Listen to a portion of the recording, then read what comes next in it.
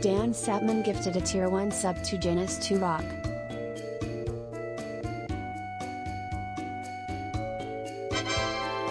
Dan Sapman gifted a tier 1 sub to Kara_the_cyberfox. Dan Sapman gifted a tier 1 sub to Civilwolf59661.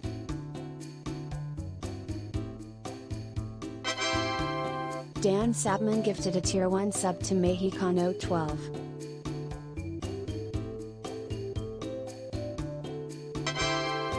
Dan Sapman gifted a tier 1 sub to Evregion.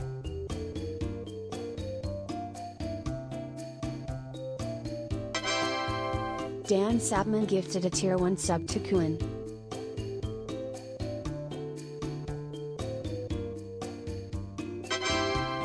Dan Sapman gifted a tier 1 sub to Unknown_V2.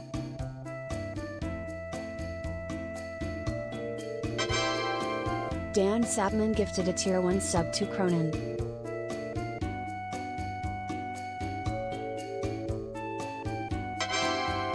Dan Sapman gifted a tier 1 sub to Coyote Ested.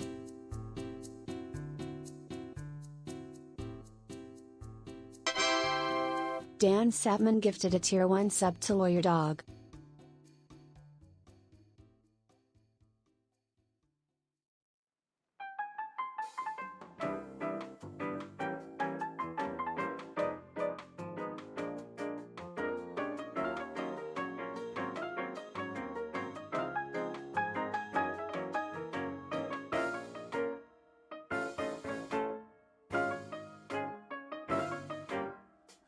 Yo, what up?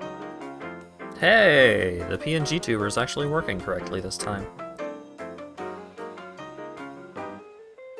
Sorry for no card game today. I am a little under the weather, but that's okay. I got a mug of not hot tea. It was hot. It is not anymore.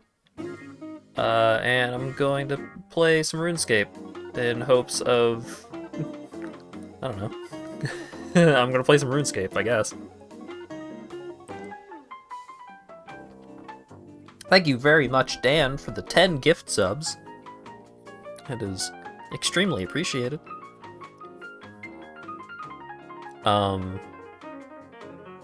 Right, so let's go ahead and switch over and switch the music over and remember to turn on Spotify. Where is it? There it is. I gotta pause the music for a moment so that, there we go. So I don't remember what I was doing last time I played. I think I was training thieving, because I've got my stethoscope and my lockpick and my loot bag.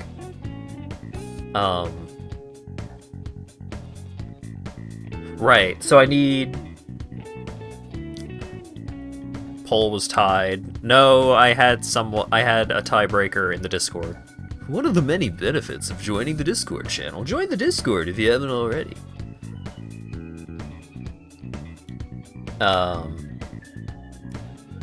So my overarching goal for RuneScape, for quite a bit of playtime at this point, has been I need to time travel to summer to go in the hole. I'm already at 99 dungeoneering.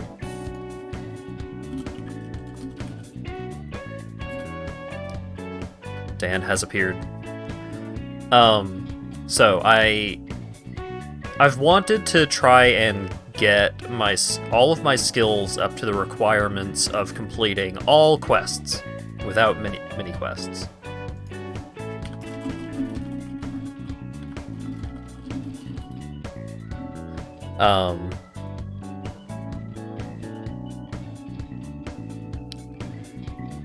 So for being able to complete every quest, there's a couple of skills that I do not have at the requirements for all quests without mini quests. I need 85 strength. I have 81. I need 82 smithing. I only have 80. I cannot read the things that Dan is telling me right now because I'm cross-referencing with a window. I need 85 smithing. I currently have 84. I'm good on cooking, good on prayer, good on crafting. I need 82 fire making.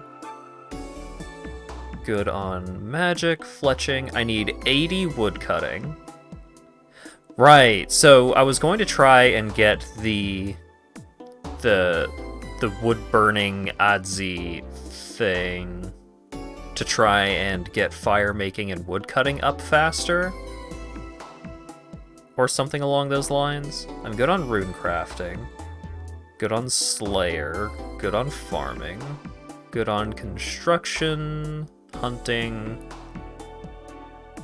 Yeah, so I need 10 more levels of archaeology.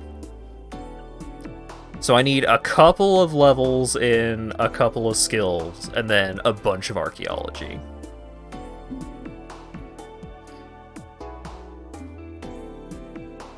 Try the Civil War mini-quest. Infernal puzzle box upgrades are cool to have. Makes adrenaline not drain outside of combat.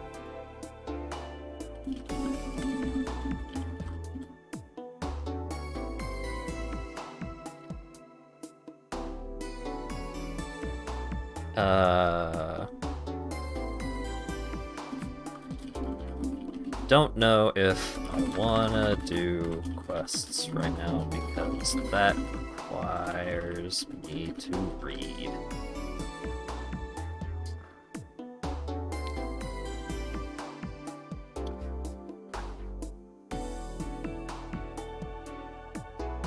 Civil War questline, I assume Kicken is talking about the Civil War questline, gets you the dive ability, which is a worse version of bladed dive, which is the best mobility ability in the game. Interesting. Falador Artisan Guild is a good place to chill and smith.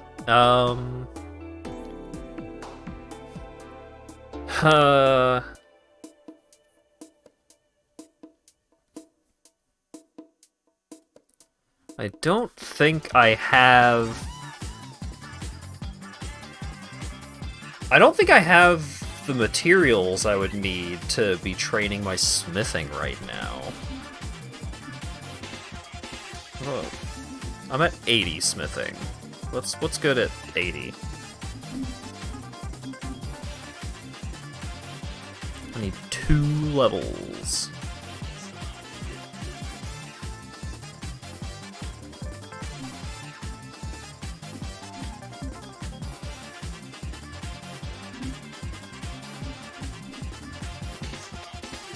Bunch of forging plate bodies. I need banite.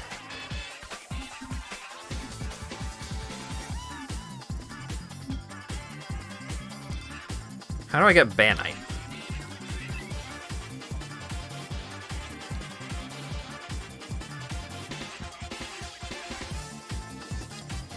Obtained by mining banite rocks. That makes sense.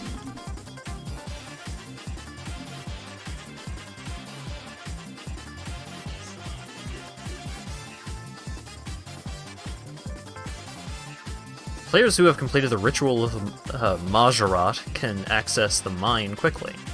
I have not.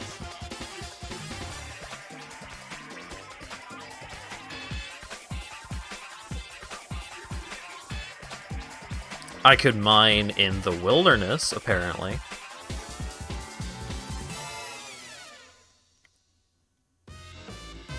The Jatizo Dungeon Elite Mine requires the Elite Fremenic achievements.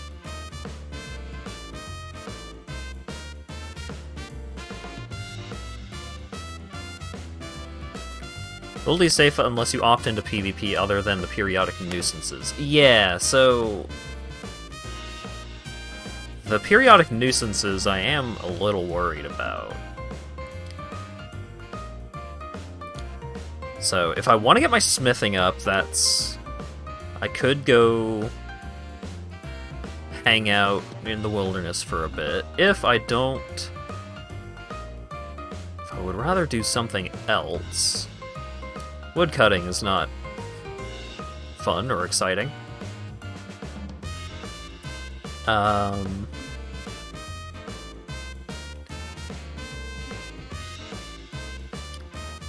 Thieving requires a lot of running back and forth between just a handful of safes.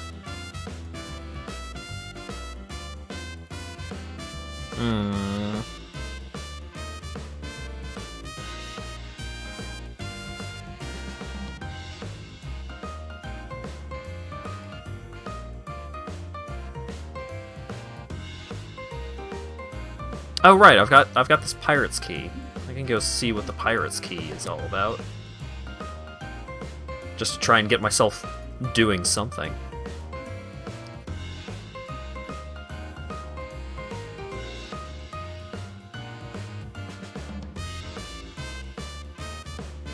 Because that also takes me over to the portal, which is something that I need to check in on anyways.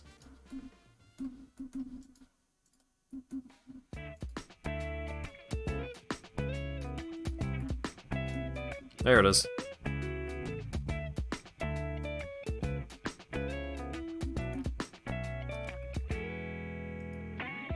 I'm going to use a key.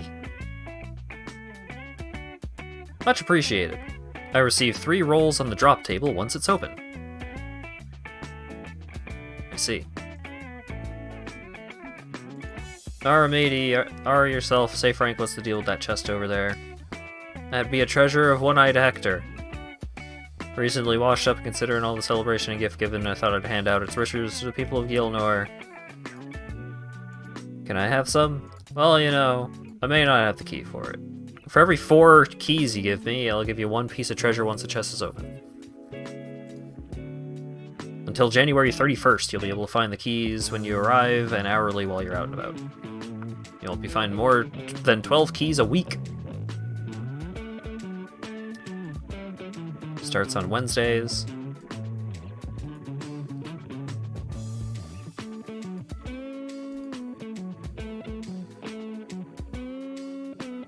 If I come while the chest is open, wait another 4 weeks. Oh, okay. Cool.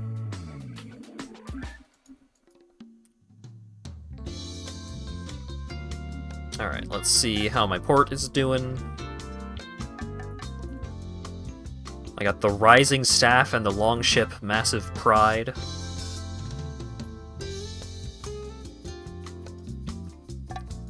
Got some bamboo. Got some slate. Right. I needed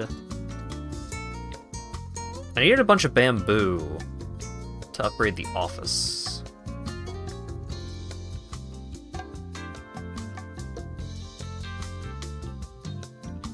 That sounds like a euphemism. You may be correct.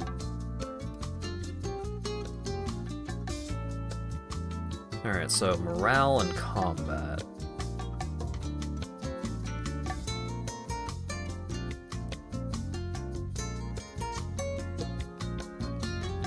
Put you 2 in. Swap out the reinforced ram for the enchanted figurehead.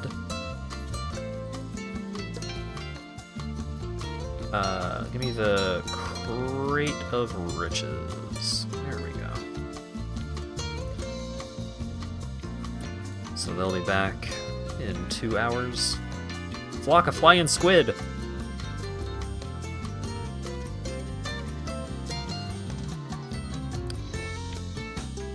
No special voyages available at the moment.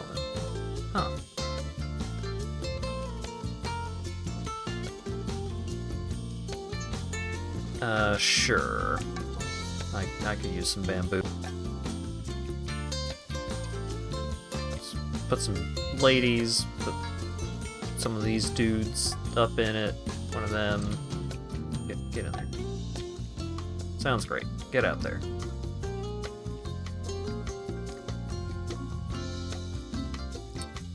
Let's talk to Meg. Can't believe how amazing that was. Nothing went wrong. I got some cool treasure. Nice. Let's help Meg. I noticed several restless ghosts wandering around. Wanted to help. Decided I would become an exorcist, setting these spirits free. How do I do that?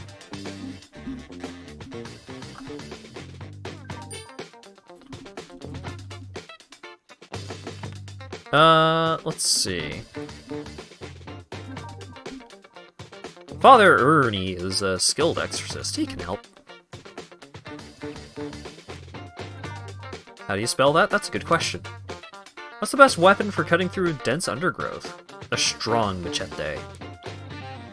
There's a cup that never runs out of water. Wonder if I could use that to my advantage.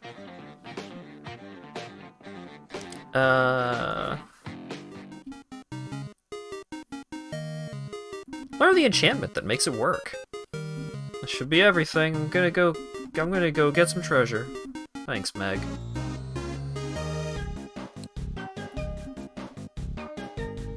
Let's do a minigame while we're here. How are things going?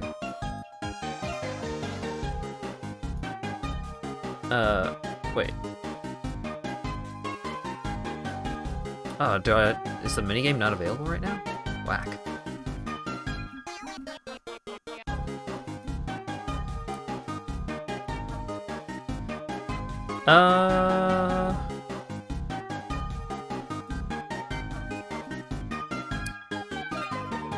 Oh right, I've got my dailies. Hunter. Summoning. Fletching. Fletching's fine. Summoning's also fine. Hunter, do I want to do Hunter right now? Kinda don't. I'm skipping the Hunter. But let's go do Summoning.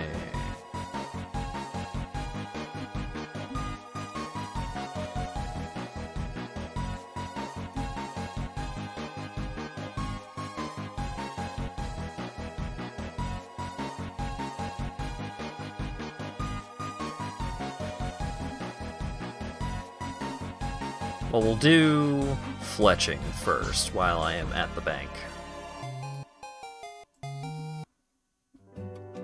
Alright, what's in the chest? Huge cooking lamp! And 66k? Wow.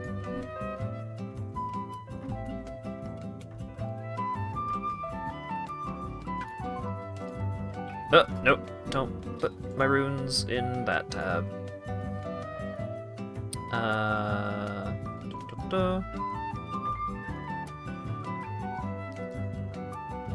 Oh, my freaking lockpick got put into a pile.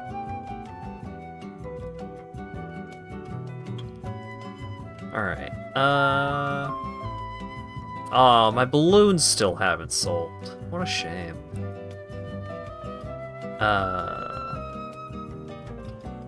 Fletching. Got some bone bolts, coral bolts.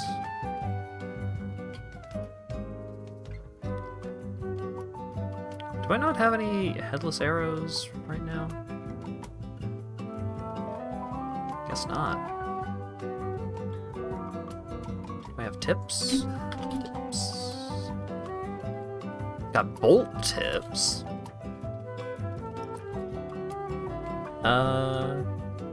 Where's my wood?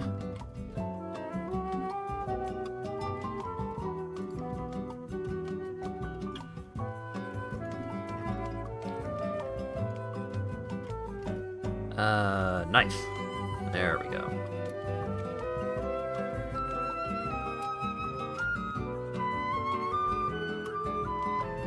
Oh, that counts for the daily challenge? That's all I had to do? Wow.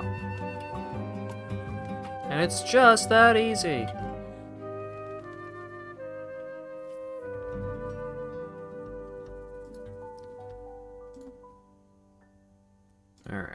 let's put these away.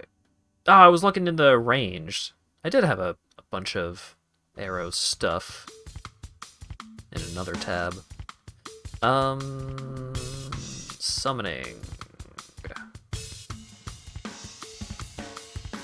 I think it's green charms and bananas.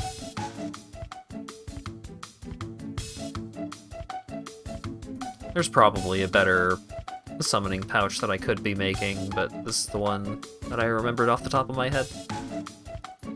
Fruit bat pouch.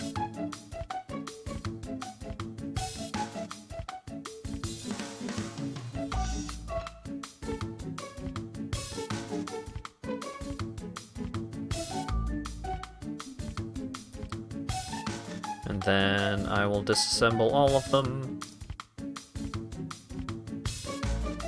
I do need to do more invention stuff.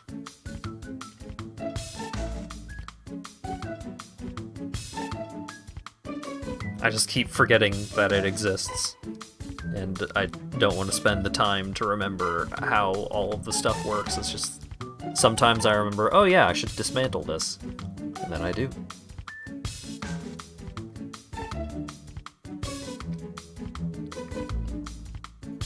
I have the Slayer Ring recipe,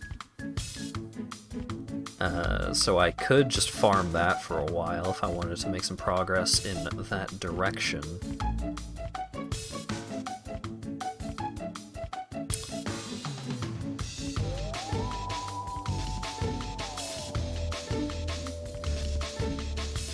Okay, so that's all my dailies. What do I get? Ooh. Dungeoneering tokens. I almost had 500,000 Dungeoneering tokens. Pretty cool. Ooh, I got to open some boxes. What do we got?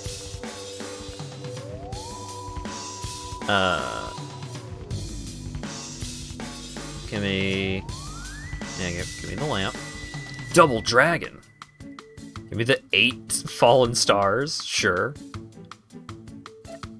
Random sized magic lamp, or 2 to 7 times the normal prizes of a treasure hunter chest. That seems pretty good. 7 lamps. 6 large fallen stars. Aw, just a regular chest? Bummer. Ooh, 5 combat training dummies. This is pretty good.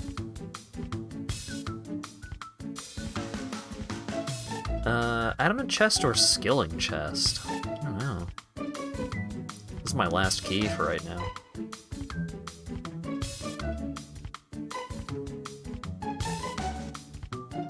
Give me a skilling chest. Wow, I got a skilling chest out of the skilling chest. Great.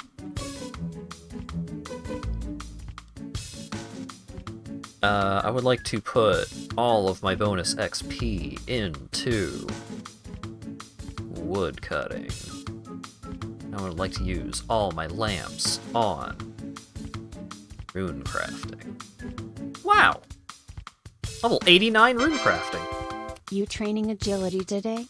My fishing is level 76. This trinket is a 0.0007% drop. Words spoken by the absolutely deranged. Thank you for the resub, Lana Coyote.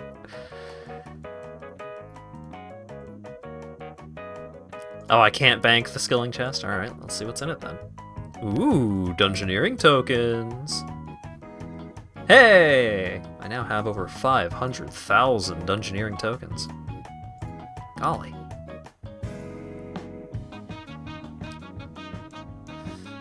I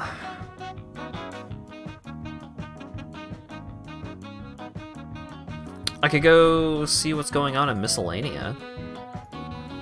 They're probably not super happy with me because I haven't checked in with them in weeks. Last collected 7 weeks ago. Yeah, that sounds about right. Hey, I know my approval rating's 49%, but I would still like to take 4 million gold worth of stuff. Let's put it in the bank. How's the quarantine status of the doghouse? I mean, I don't... Well, your dog has left the house to walk his dog a couple of times, but we have mostly been keeping to ourselves. Both because of the illnesses outside and the illnesses inside, but I do want to try and walk over to the CVS tomorrow if I am not extremely dead. Because I took a beer from Lago's mini fridge, so I would like to buy him some beers and get some cold meds for Lawyer Dog.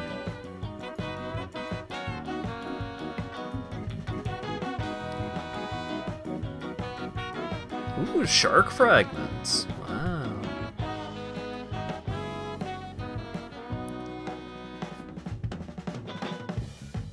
So,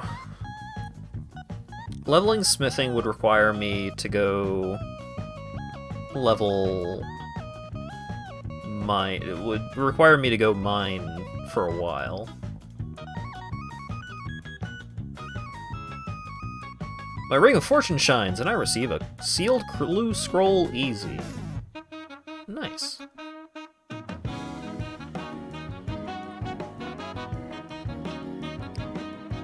Right, so 4 strength, 2 mining, 1 thieving, 2 fire making, 4 wood cutting, and 10 archaeology. Which isn't a lot to do, really. But trying to decide on which of those many things to do fills me with indecision.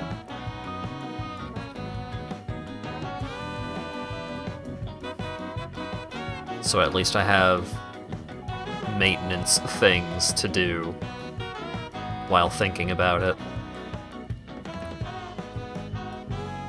So smithing, I would go mine some banite and then upgrade my mining box, my ore box. And then I would just go mine a bunch more and smelt a bunch more. Yeah, this could be a rock clicking stream. I forget, are there ways to upgrade the ore box other than just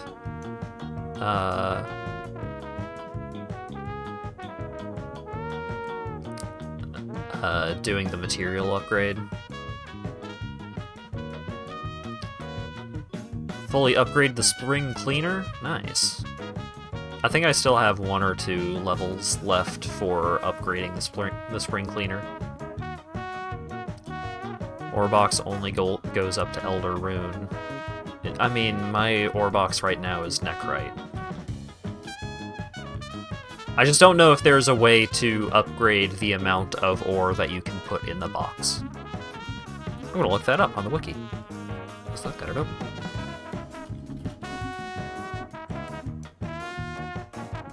Also, I should probably change it so that... Da-da-da.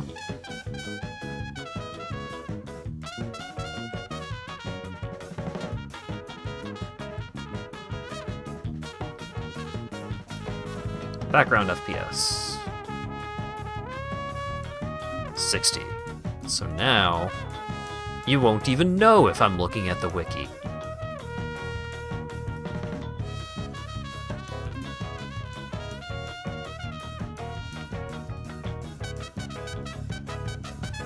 Alternatives to wear a Grace of the Elves and feed it porters. Oh, like the things that automatically sends stuff to the bank.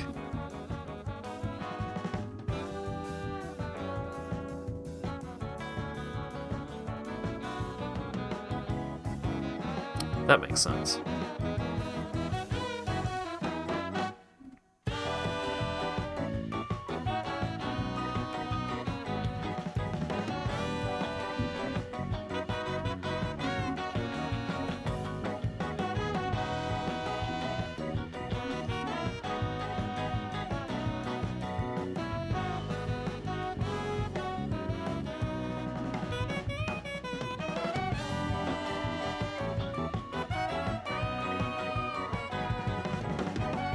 did a lot of divination, so you just made your own. Yeah, I think I have the stuff to make a bunch of porters if I so desired.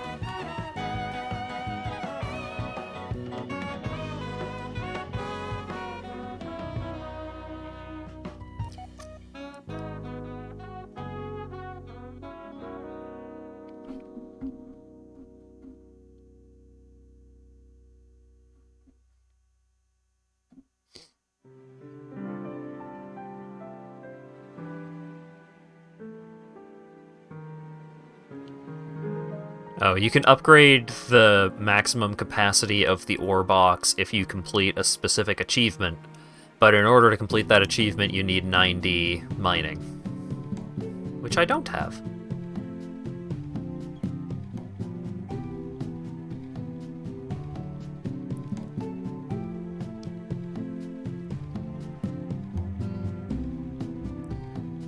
I also need 85 mining to be able to hold 120 banite ore.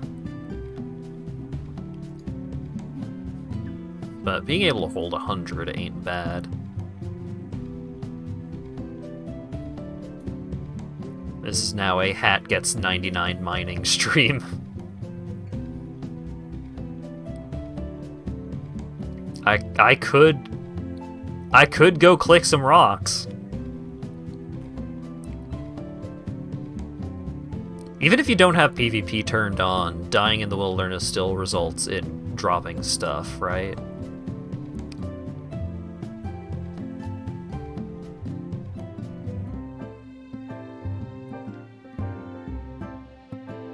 That is scary.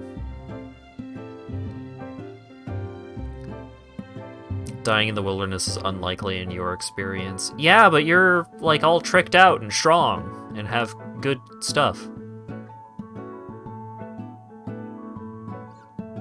Oh, the captioner did not catch half of that. You are stronger than I am.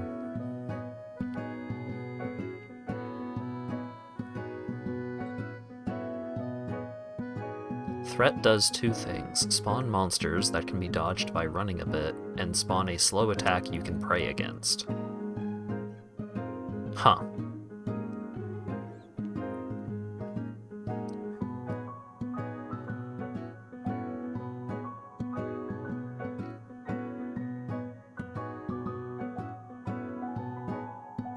Best bet is to just grind Runite.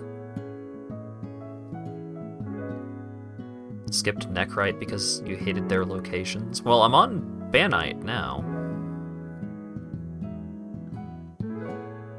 Nechrite did not bother me.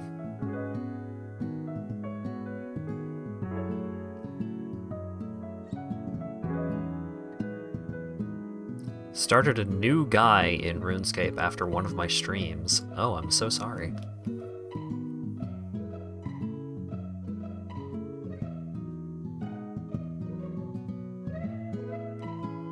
This is not my RuneScape, still so lost. Yeah, RuneScape 3 did change some stuff.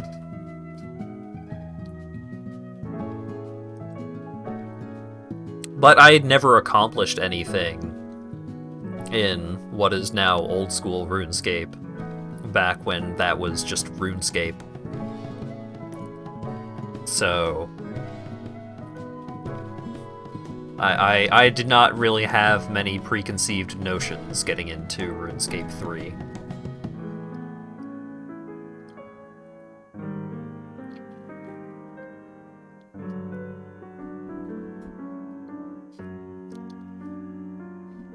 That world announcement? Oh, King Black Dragon. Yeah,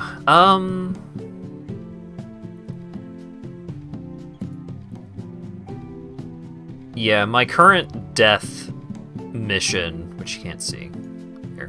My current death mission is to kill 5 Queen Black Dragons. I have not killed a Queen Black Dragon. I am bad at bossing.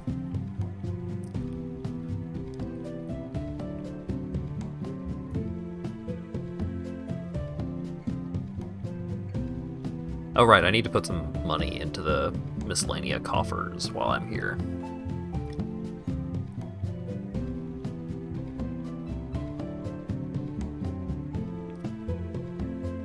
So if I were to go mine, or like try to mine Banite, then what would the recommendation be for, like, gear? I don't know what stuff is kept if I were to die.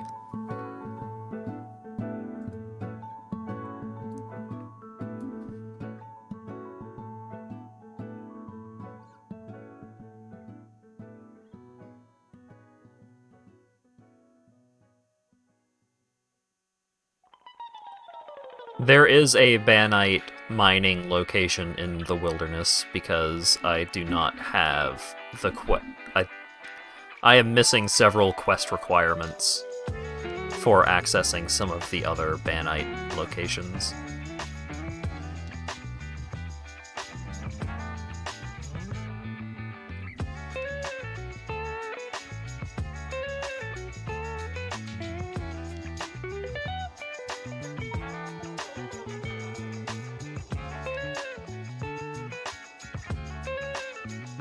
There's no requirements for that area.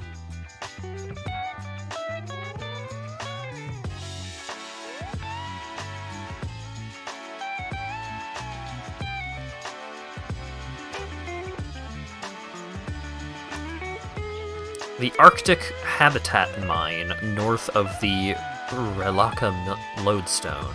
Okay, so where's that?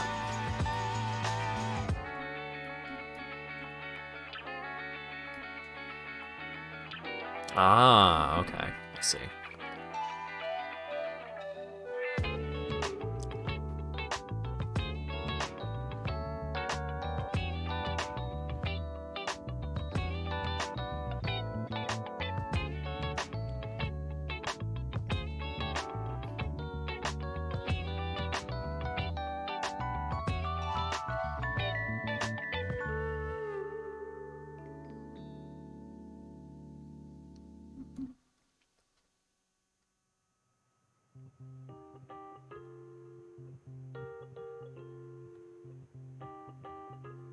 Fremenic Province Lodestone and then just run north?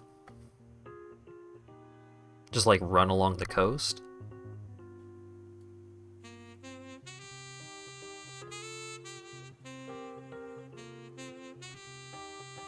Oh, okay. That's fine. I'm almost done getting my approval rating back up.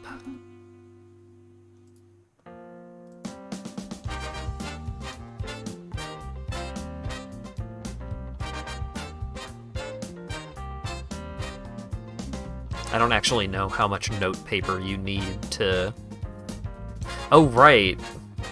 Mining is going to be slightly slower with this event ongoing because one of my inventory slots is always going to be taken up by Christmas paper.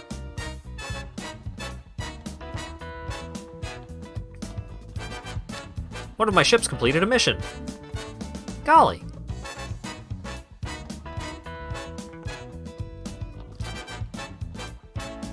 I can add paper to my currency pouch? What?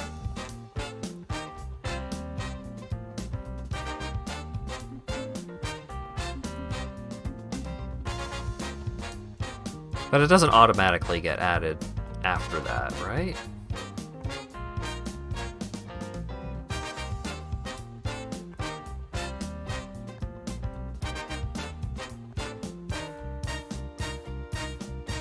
It does? What?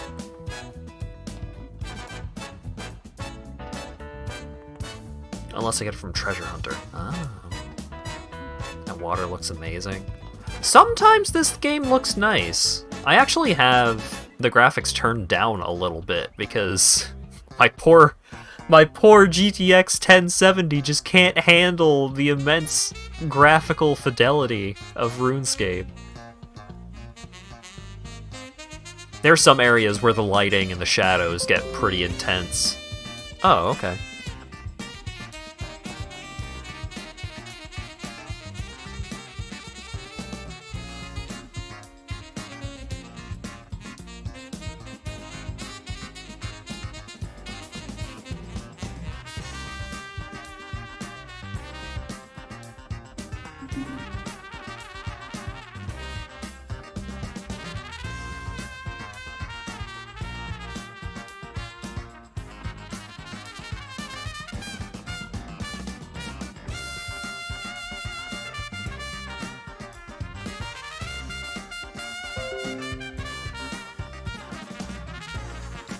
Am I back? Am I back for realsies? Am I living?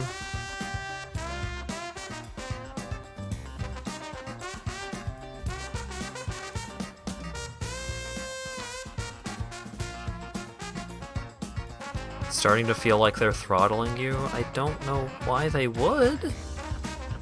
I haven't been downloading a shitload of anything. Oh god.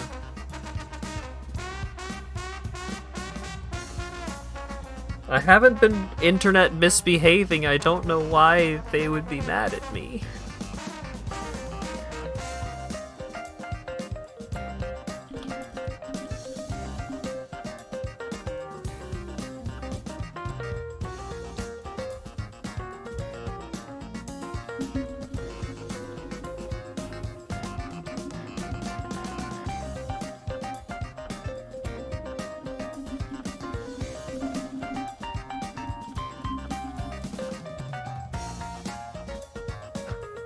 That would be too powerful if I could stream reliably. Yeah, maybe.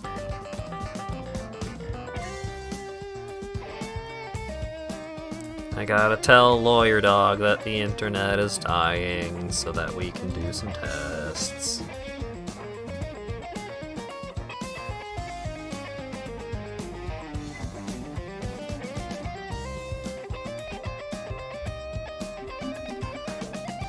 Alright. Google.com speed test. Run the speed test, please.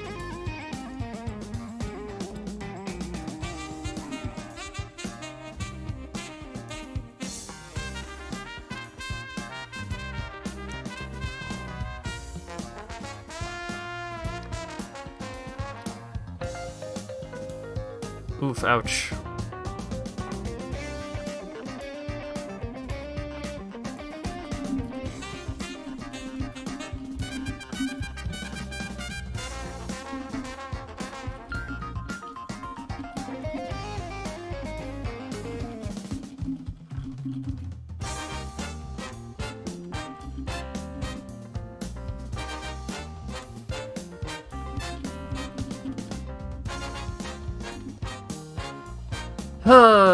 Yeah, gotta love Comcast. Gotta love internet problems. It's my favorite. Also, I don't think I'm ever going to log into Runescape here. I think I don't think my connection is going to make it through here.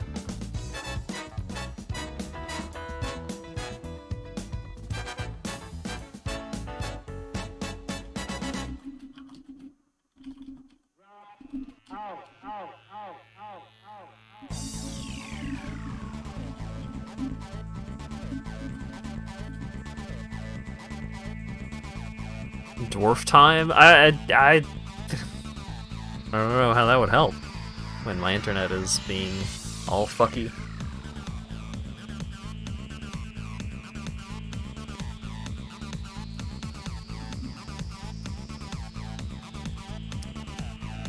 Because that's going to be a problem with the stream, not just with playing the game.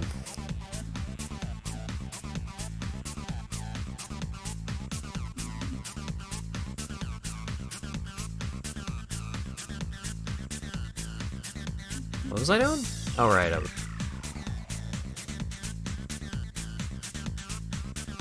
I was gonna go give Miscellaneous some money.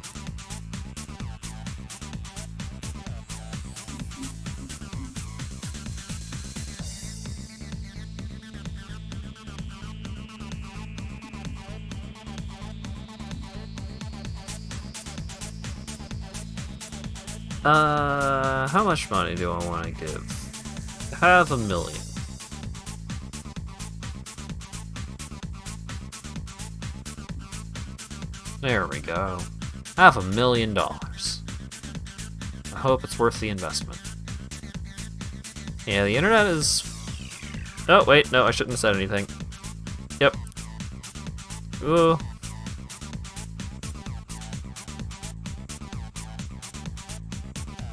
Oh, internet.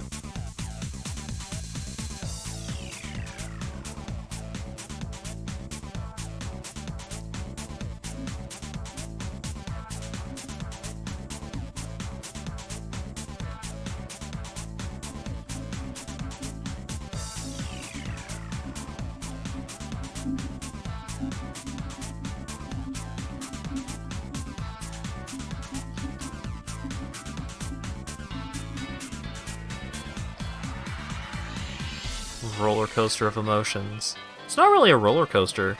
It's a pretty shitty roller coaster if it's all downhill.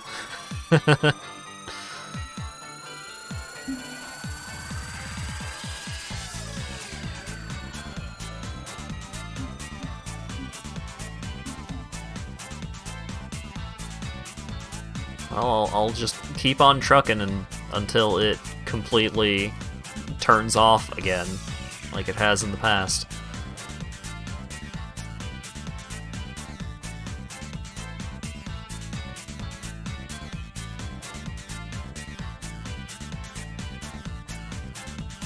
A downhill street full of stop signs?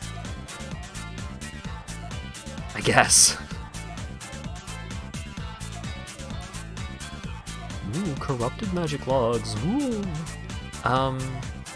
What was I gonna do? Right, I was gonna go mining.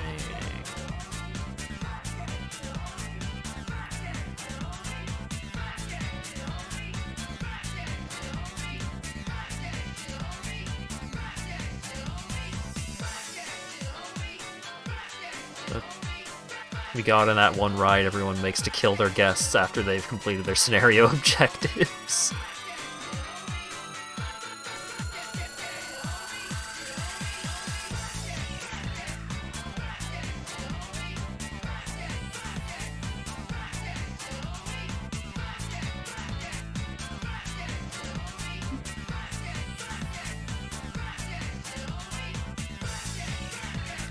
It's not Mr. Bones' Wild Ride, because Mr. Bones' Wild Ride, the whole point is that it goes forever.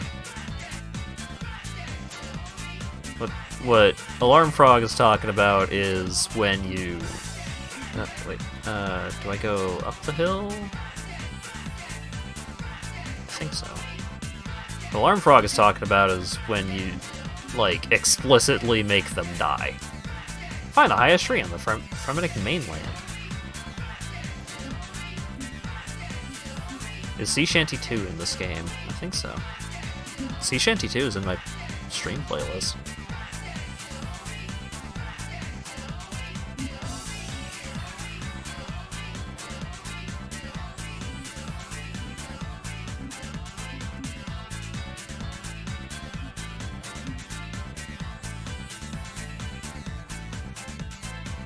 Game doesn't have Sea Shanty 2. Why bother? I think it does. How do I check my songs again?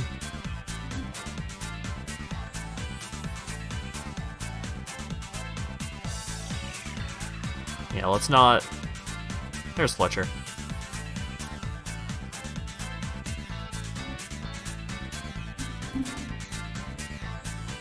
Cool bear.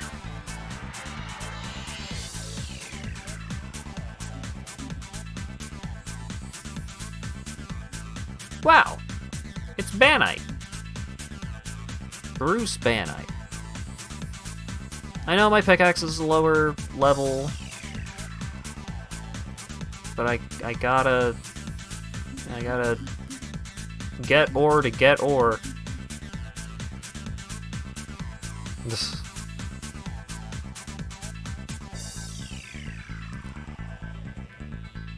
I don't even remember how to check what songs you have.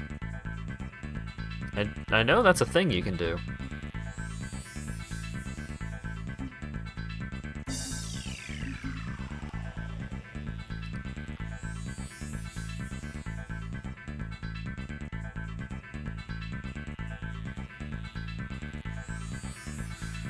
You get the message with your crystal pickaxe? Really? Does it actually impact your mining capabilities?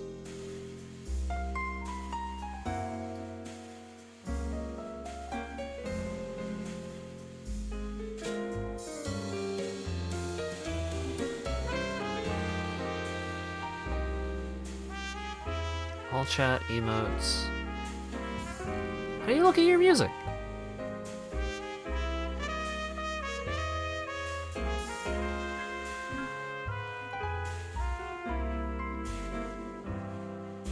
Music player, there it is.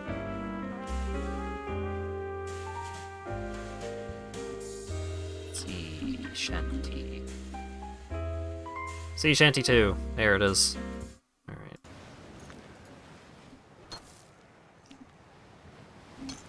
Oh wait, I have music muted.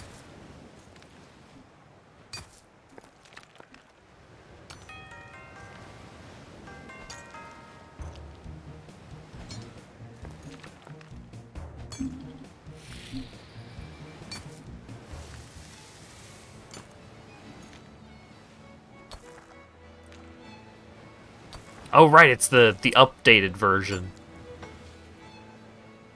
The high fidelity sea shanty.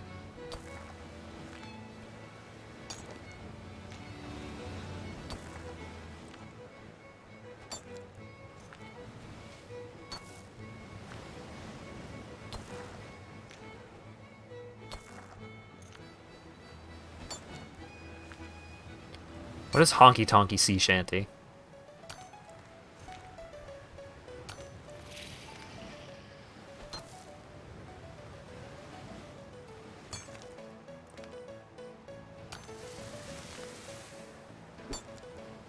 It doesn't have the same crust, but it's a little more accurate.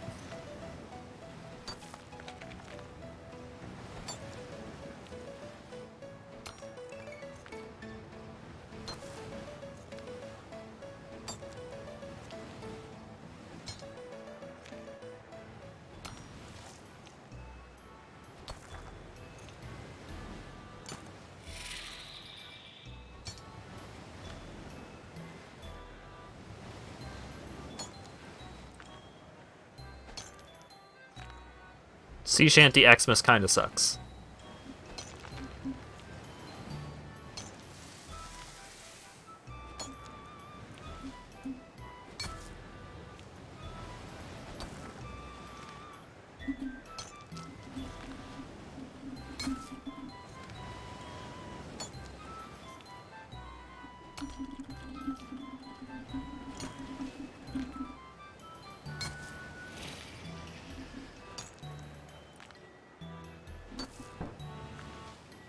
I found a strange rock.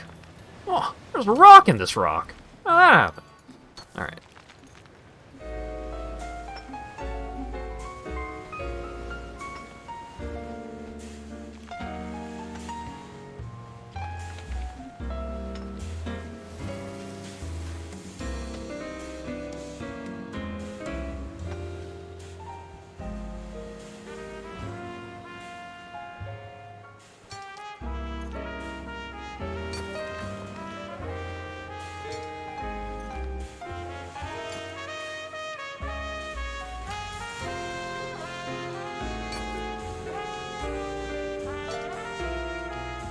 I have to click the rock and look for new ones when it depletes.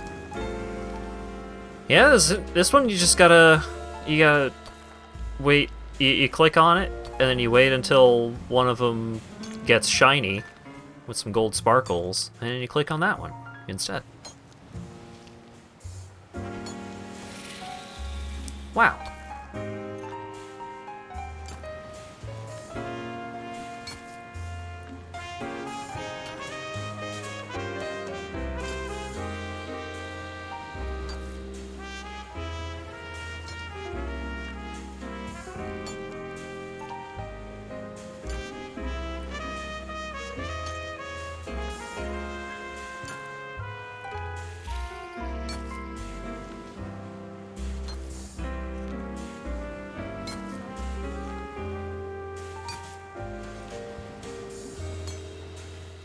Is everybody loving this hot gameplay? Sorry I kinda zoned out for a moment there. I'm still reeling from internet fuckery. The HatVod store is currently not available. Whack. Click.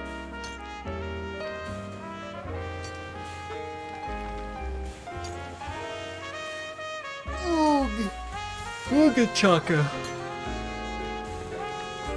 I can't stop this feeling.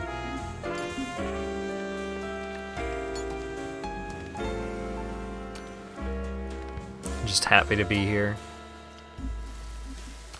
It's not the hypest stream, but I do get to say that I streamed today.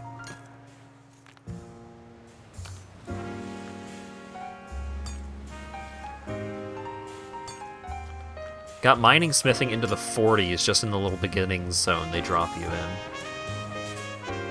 Oh yeah, the new starter zone is what's the fucking name of it? They start you in Berthorpe now, which used to be a members area. And you just go over there and hang out.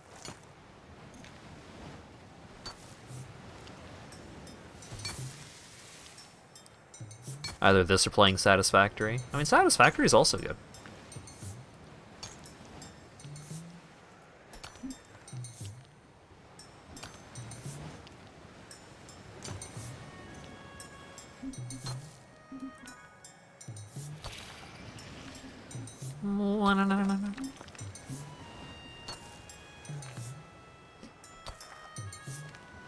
At first you had a goal.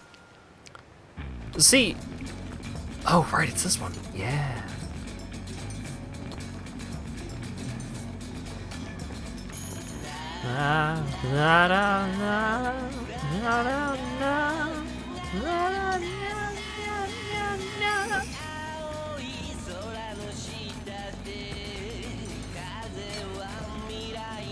This reminds me that I need to watch the new Trigun. I hear it's really well animated, if nothing else.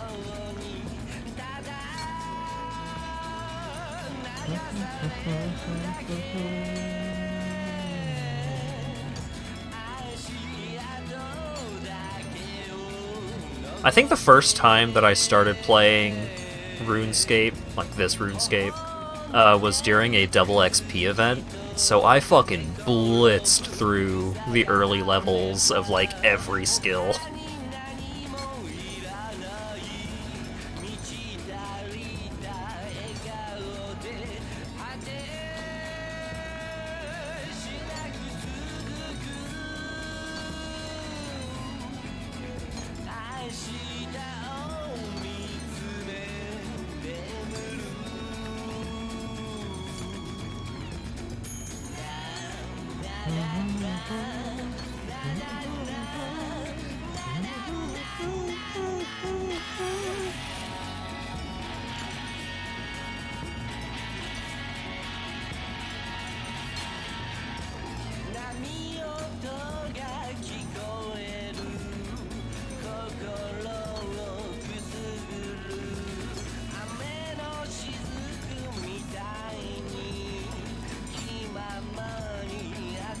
To have a classic account back when everything was sprites. Right, like even before what I knew to be RuneScape.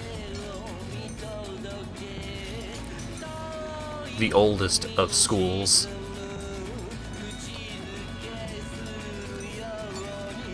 Did a quest and found out there are now bows that don't consume ammunition. Yeah, you get charge bows now.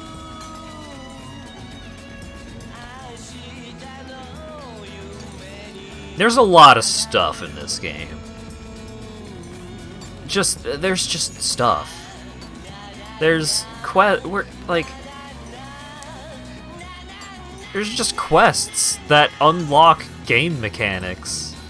And game doesn't go out of your way to tell you about them. It's just like, did you not find the quest that gives you the key ring? That's a shame. The keyring is really helpful. Okay. Alright.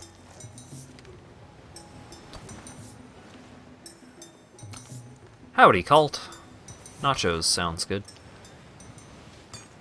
There's Ava's devices. Yeah, Ava's devices are in RuneScape 3 as well. It doesn't... Ava's stuff...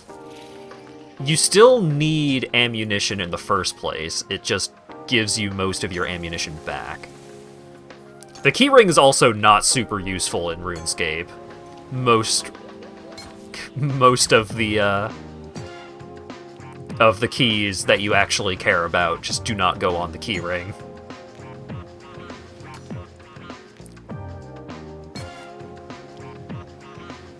One Small Favor is one of the longest quests in the game, and it's so annoying. Yes, but it's intentionally long and annoying.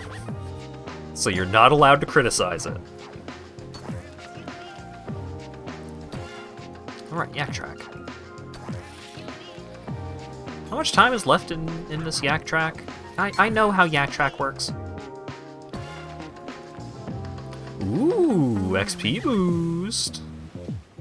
And a coin. I've still got like 20 days? Dang.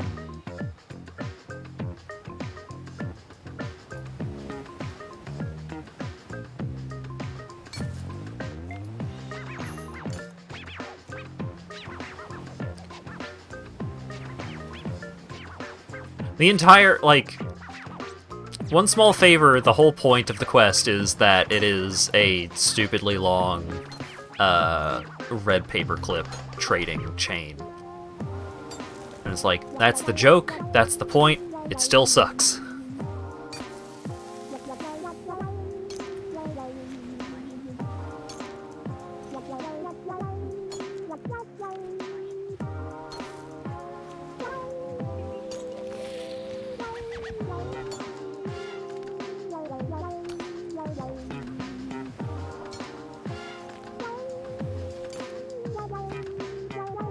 New OSRS quest. So what I've been doing for quests is I've been working my way through the timeline order. Like, the game will tell you, or the game, like, arranges, you can set the quest list to arrange the quests in, like, the order of the timeline that they happen. So I've just been doing that. Backpack's full. Golly. Whoop. Oh wait, I shouldn't have gone here. I should have gone to...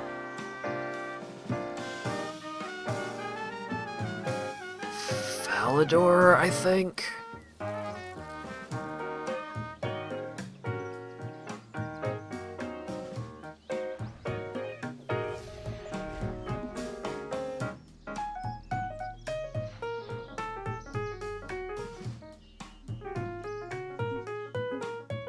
This is where the workshop is, right?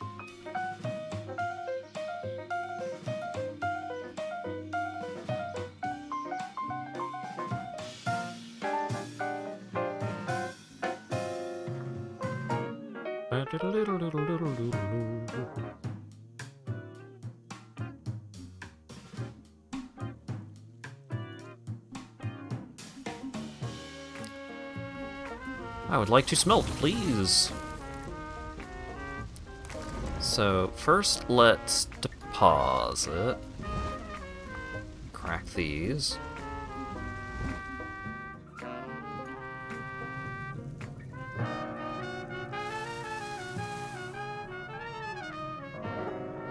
Got some protein bars.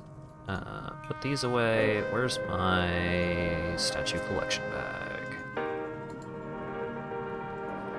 Put the rock in the bag. Put the bag back in the box. Where are my gloves?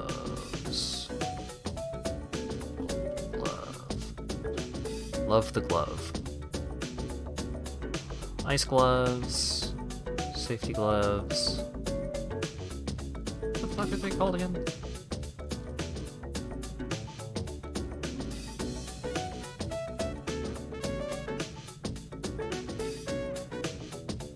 First age set, pufferfish, manta ray, explorer ring, exoskeleton legs and torso. Are they in some sandstone? Got some slave gear.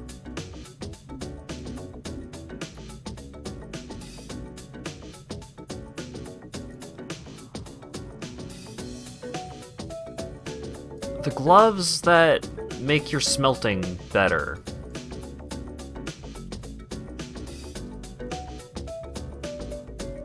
What are they called?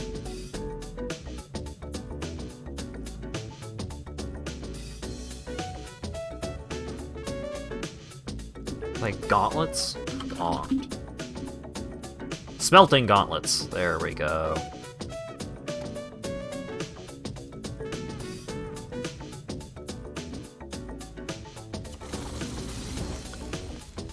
Secrets of the North, new solo boss and some rewards. Nice.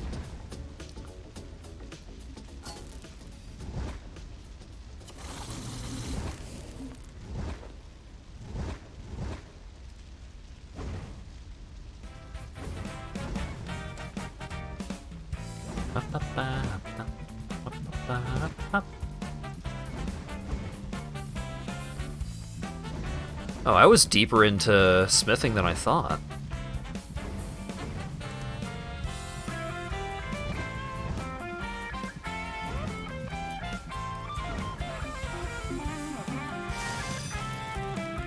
Bane burial set, the Bane pickaxe. Upgrading the pickaxe doesn't matter for its... Does upgrading the pickaxe matter for its mining capability? I do not remember.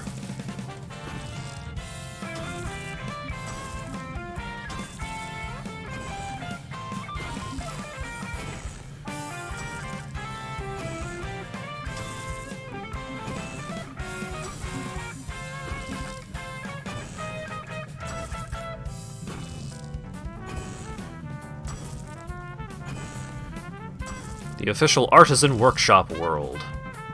Which one is that?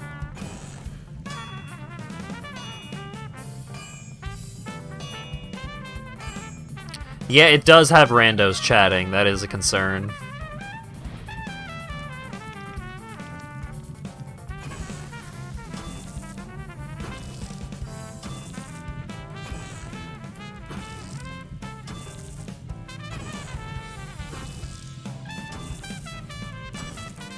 Yeah, John Twitch might care.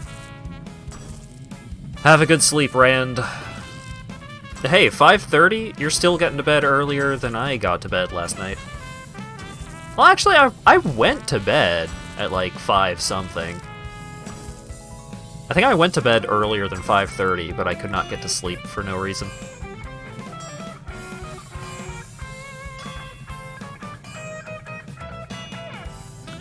Just make your chat box huge so that it covers the entire chat box. PNG tube are huge. The problem is that when someone says a thing, the message appears over their head, so it'd have to cover everything. I have to just cover the entire screen.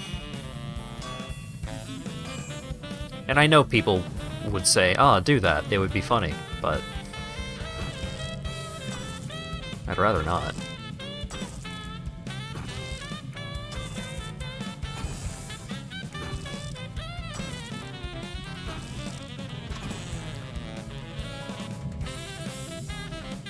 Alright, double checking for clarification. Does upgrading the Bane does upgrading the pickaxe matter?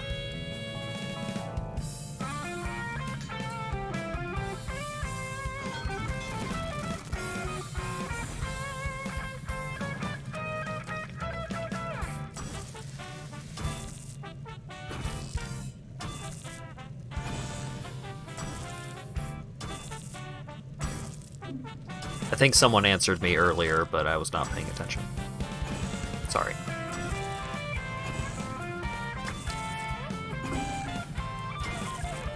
It does? Cool. spend the rest of my Bane stuff upgrading the pickaxe then.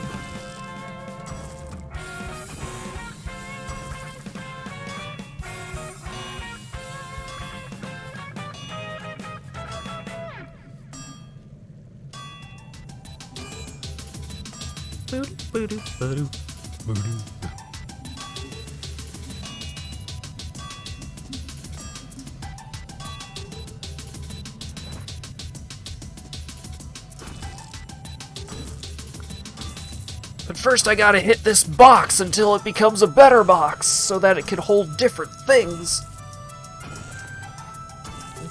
Which is exciting.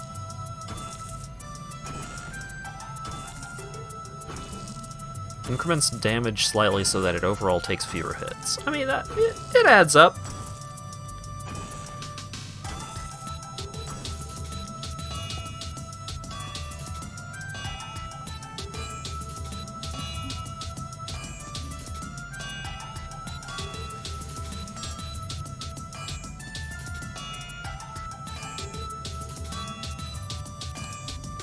Love when I check a channel and get deja vu because I see a link has been posted and then I scroll up like one screen height and see the exact same link posted by someone else.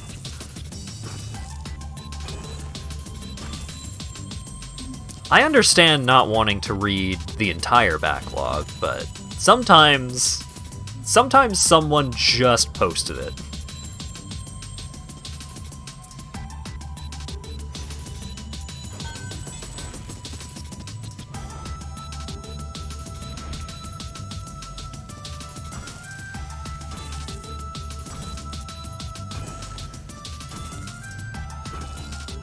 And eventually I'm gonna run out of quest requirements to fulfill, or I'm going to run out of brain. Alright. Let's take another run at that one. Eventually I am going to run out of skill requirements to complete every quest in the game, and then I'm going to have to actually go and complete every quest in the game, and I don't know if I'm ready for that.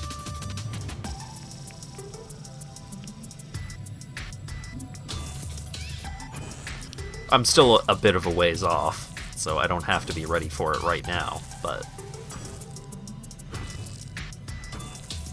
it approaches.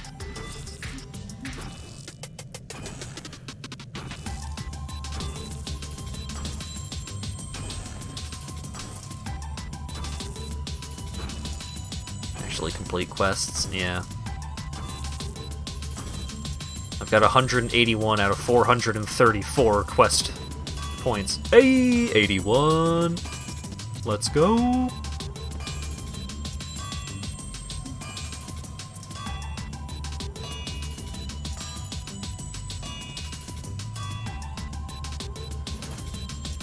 I could do the settled thing of 81 mining.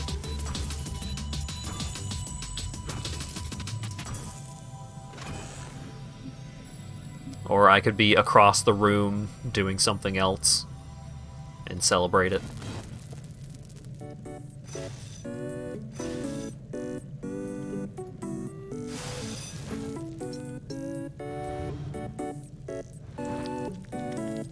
Still need to do the vampire quests. Yeah. I've been thinking about like going to do the vampire quests so that I could get access to the Sun Spear, so that I could use the Sun Spear to level combat and prayer? Does it also level fire making, or does it also level prayer? I don't remember.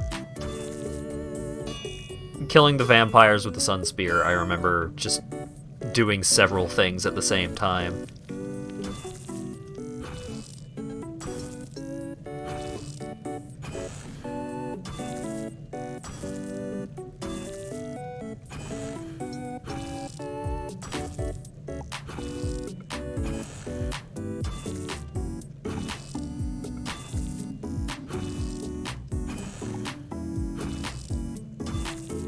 I have the wiki open. I could just look this up.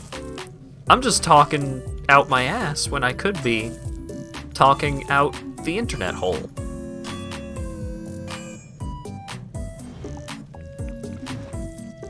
The Sun's beer? Pretty spicy. Sun's beer.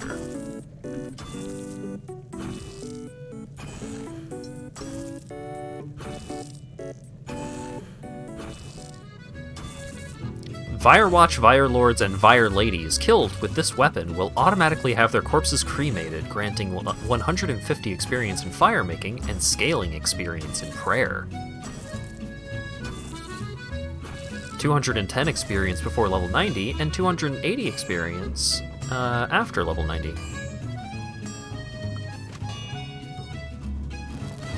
You get firemaking XP. Yeah, because you're burning their body. Oh, I need more Bane bars. Alright, well. Add to tool belt.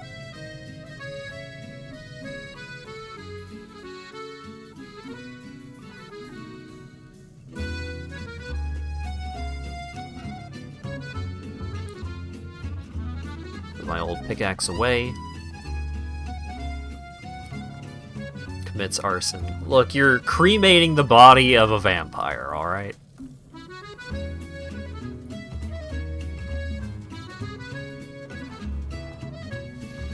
Or are you just, like, laughing at the concept of fire-making XP in general?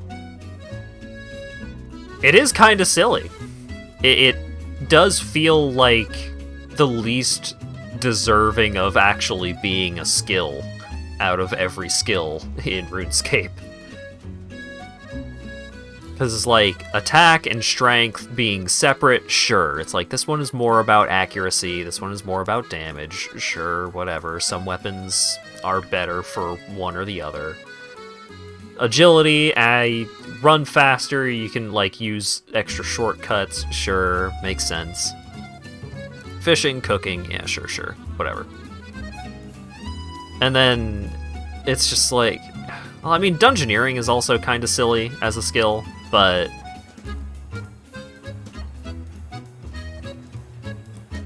fucking fire making. How good are you setting things on fire? Can you cook with their smoldering corpse? I don't think so. I think it would taste bad. Get all ashy.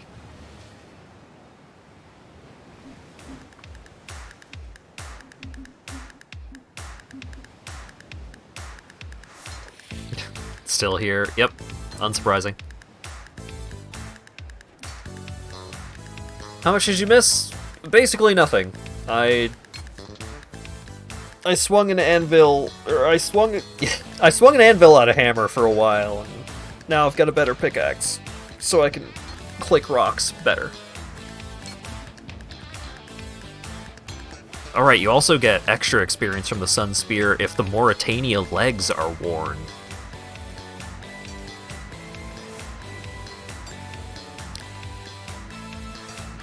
Fires killed this way have a 20% chance of dropping loot similar to shiny columbarium keys, which can be increased by wearing a columbarium ring, which is made by enchanting a topaz ring with a level 3 enchant spell.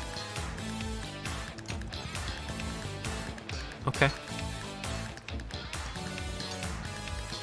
Cremating corpses this way does not count towards the kills that are required to upgrade the Evandus Flail. Good to know.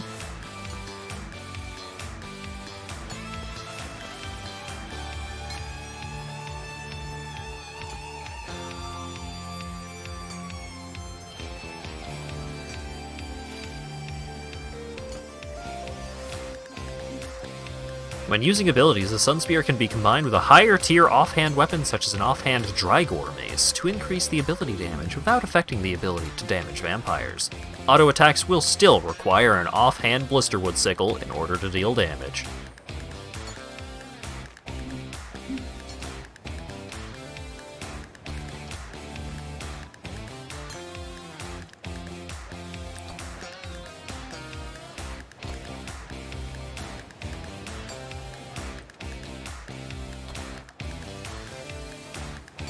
The Columbo ring. God, I wish.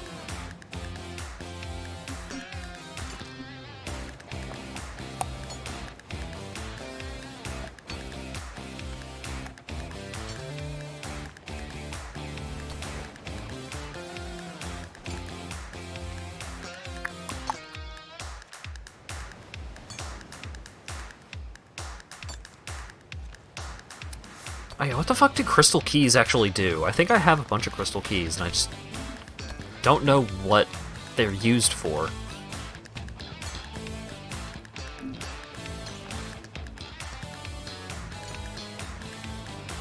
The crystal key is used to open one of two crystal chests, one located inside Ivy Sophista's house in Taverley, the other in Ioworth Hall in Prifdinus, which has a different drop table.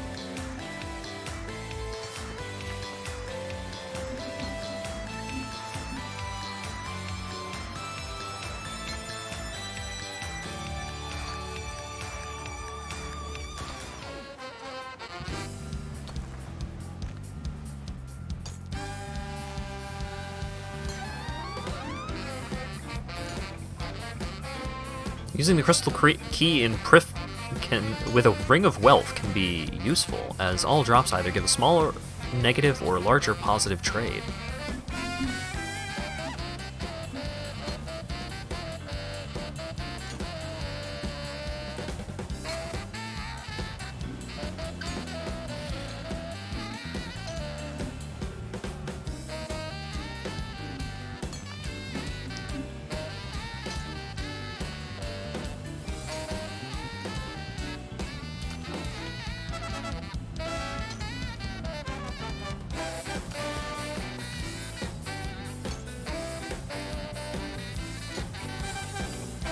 Love this song. Yeah, Guns N' Roses is really great.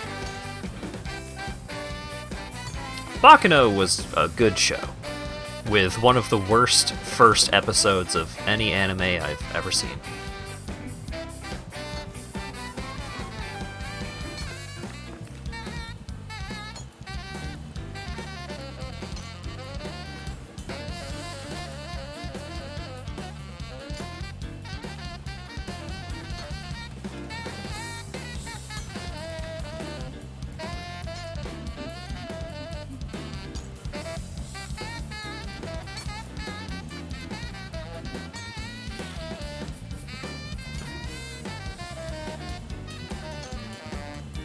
God, I love clicking rocks.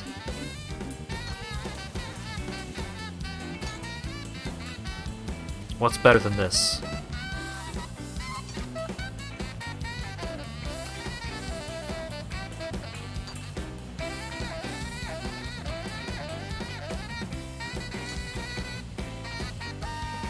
I find 30 Christmas wrapping paper plus an additional 60 from the Christmas festivities?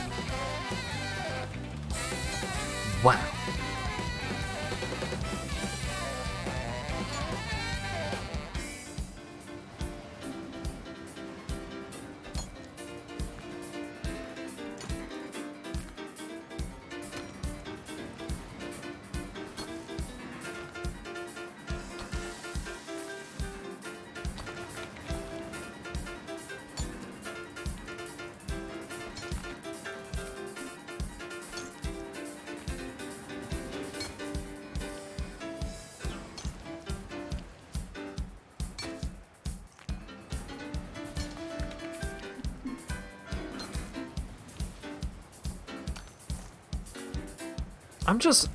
It's so easy to, like, fall into the 7 degrees of Kevin Bacon shenanigans when looking at the RuneScape wiki, because it's just like, alright, what does this key do? Okay, well, you can use the key to open the chest. Alright, so what can I get out of the chest? Oh, you can get all these different things, but if you have 99 farming, you have a chance of getting this other thing. And I'm like, well, what the fuck's the other thing?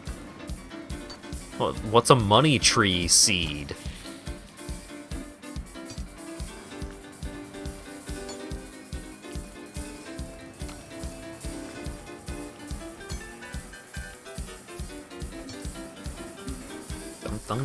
What is a money tree seed?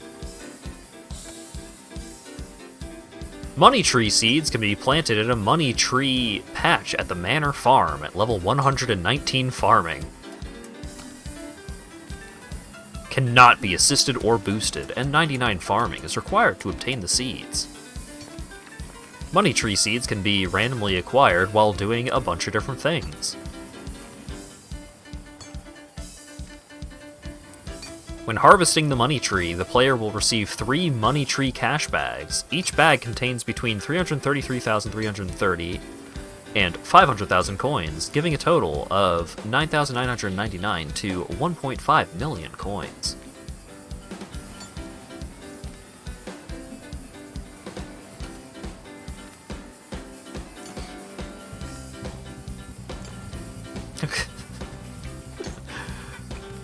The trivia section for the Money Tree seed states that Money Tree is likely a reference to the old saying, money does not grow on trees. I get it. What the fuck? This game has too much stuff in it.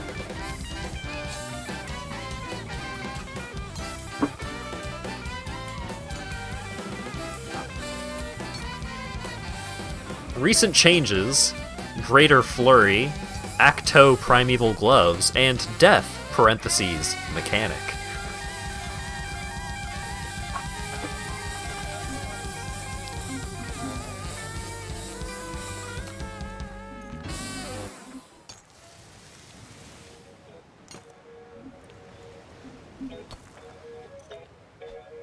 Alright, so it's probably not going to take too much longer to hit that 82 smithing.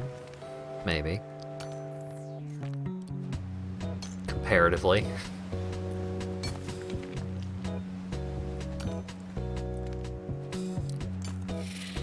I wish there was an easier way to track archaeology stuff. Archaeology is cool, and you can unlock so many cool things from archaeology. But sometimes it kind of feels like...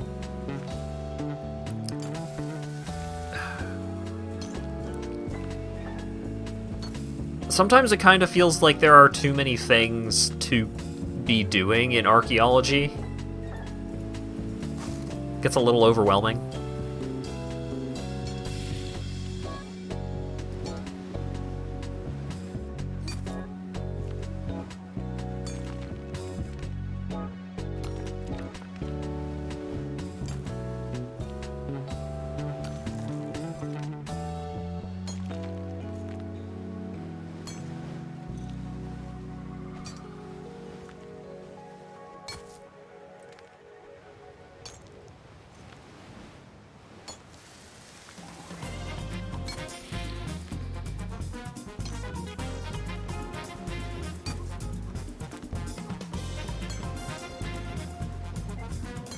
Wish archaeology had a separate deposit box for unfinished artifacts. Yeah. It would be nice to have a dedicated artifact box.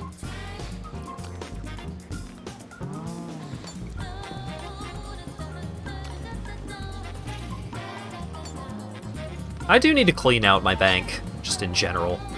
I think currently I'm taking up 1,006 out of my 1,040 available slots in my bank.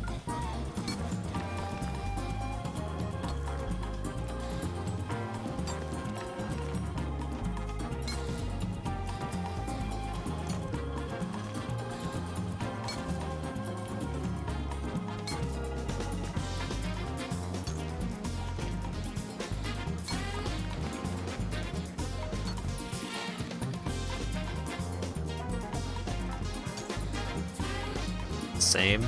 Wow.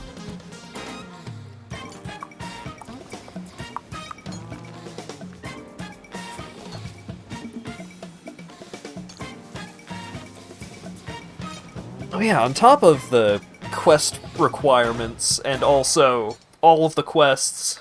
There's also plenty for me to be doing with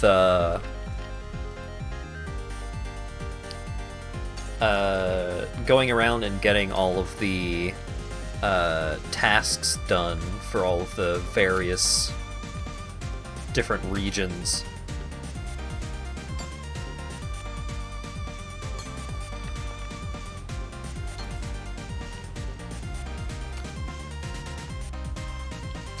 Because there's so many of the, like, oh, the Mauritania pants. Yeah, it does like 18 different things, and they're all good. Oh, are my is that actually visible on stream this time? Alright, hang on.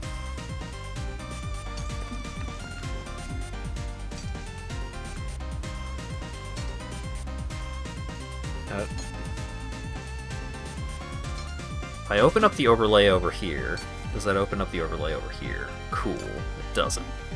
Because I also have Idle Wizard going right now, so I can... Oh, wait.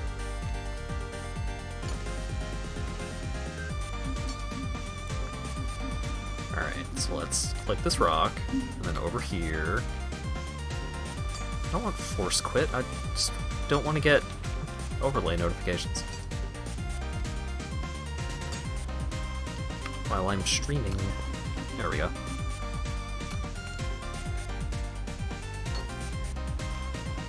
It was not Jukashi that was starting Payday 2. I don't think I have Jukashi on my friends list. He is my friend! Just to be clear.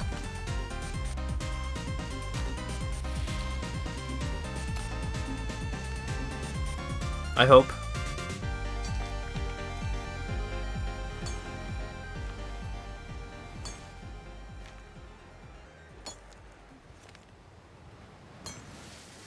Are we friends? Yes? Can't imagine that we wouldn't be.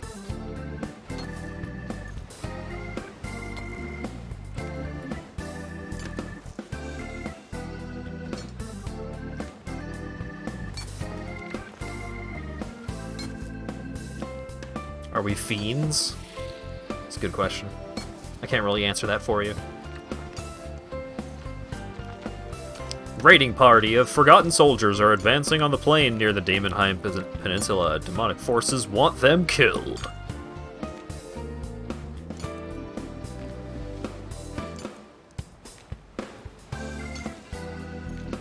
Oh yeah, what do I get at E700 in Idle Wizard? Oh, God's second abilities. Wow. We are friends, yet I won't place. Oh, your bear can't fit. Tragic.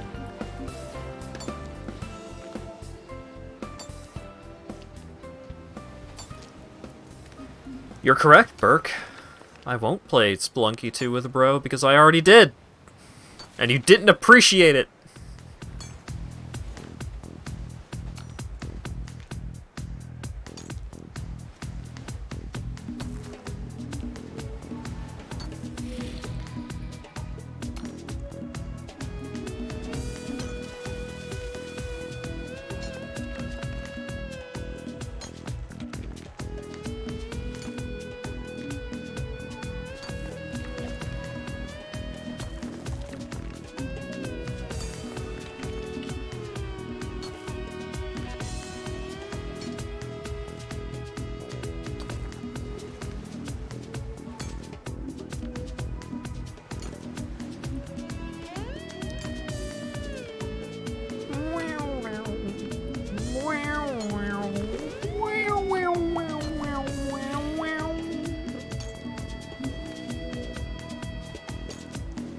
Do I have Idle Wizard in a window capture?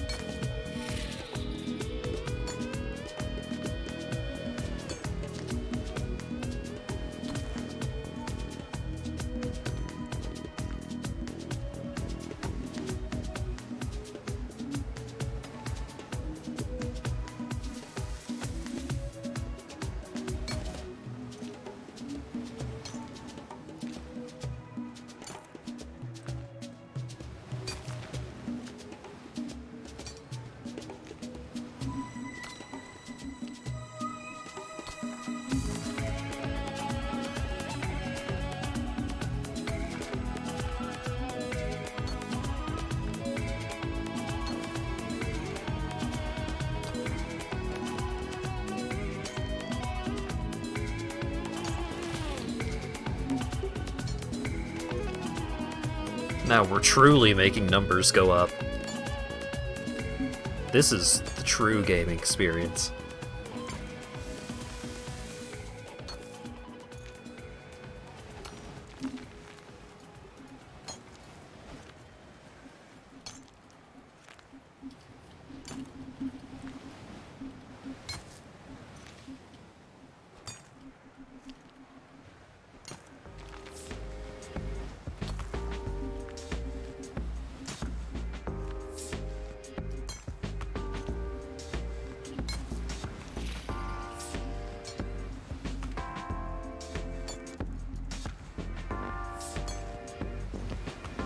Commend me for weaning myself off idle skilling. I'm mad at yourself for continuing. Yeah, I've got better games to be playing, man.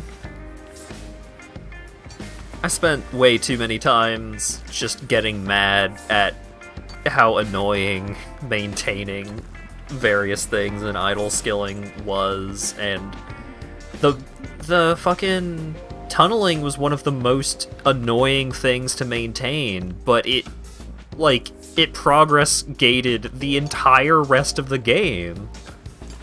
So I was just like, oh, I just couldn't keep it. I just couldn't keep going.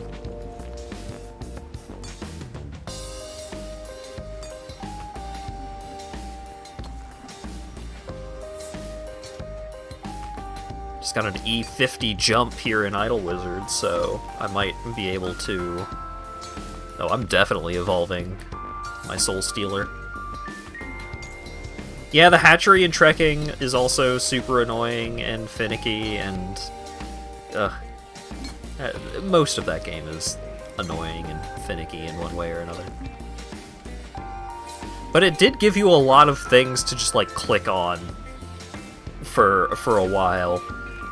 And while it just reaches a point where everything that you are expected to click on regularly is just annoying.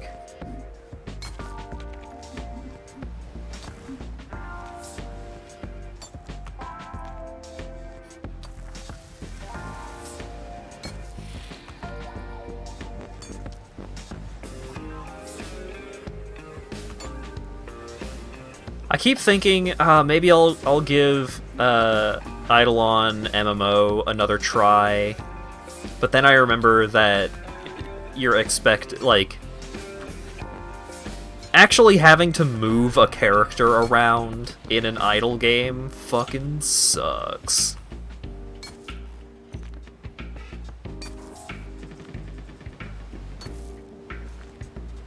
Because it's like, if I have to move a character around, I am playing a real video game.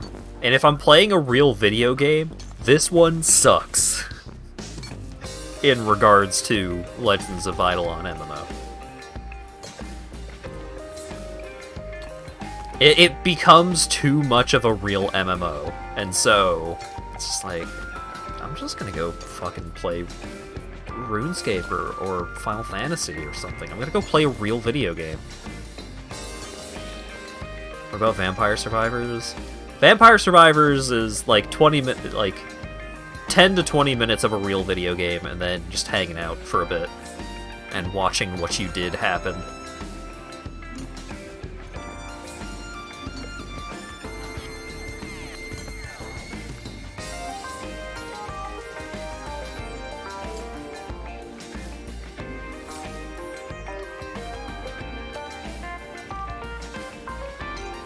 Time to evolve the Psychic Cacophony.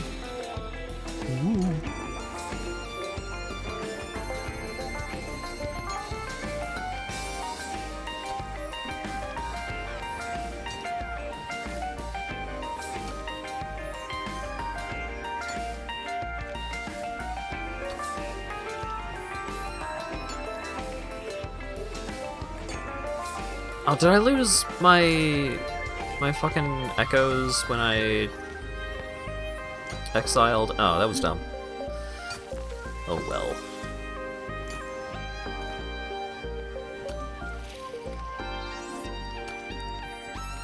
Idle Wizard, like, there's still very annoying stuff here in Idle Wizard. Like, Void Mimetics is kind of a trap, because most of the benefit that you get out of the void traps are not as good as the benefits you get out of catalyst mimetics or mana source mimetics, but like you still want to engage with it enough to reach a level 25 void trap, so that way you can get one of the legacy upgrades. But it takes a lot of the fuck are they called? It takes a lot of the resource. The fuck are they called? Medic splinters. It takes a bunch of medic splinters to get that void trap to level 25. So it takes a while. It's like I gotta take my medicine and deal with the void mimetics, and then you can start putting your splinters towards catalysts and mana sources, which are actually good. Still a little over 5 days left for the Christmas event. I still don't know what I'm gonna spend all my snowflakes on. How good are you at staring at rocks? I'm pretty bad at staring at rocks. I'm constantly looking at something else. But my character is pretty great at staring at rocks. They're almost at 81 rock clicking capabilities.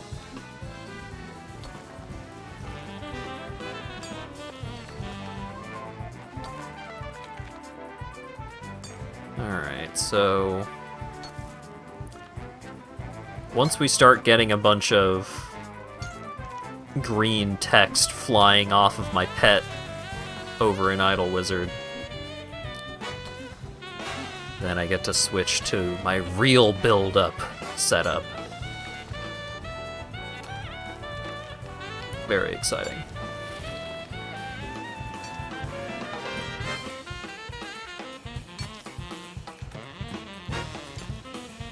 Ooh.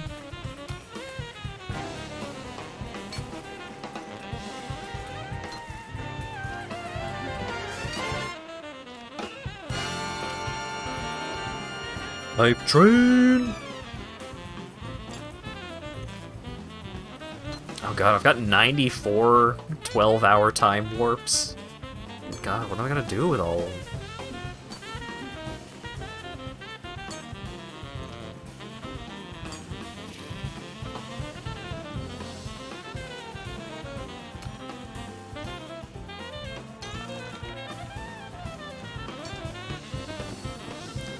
$82 mining!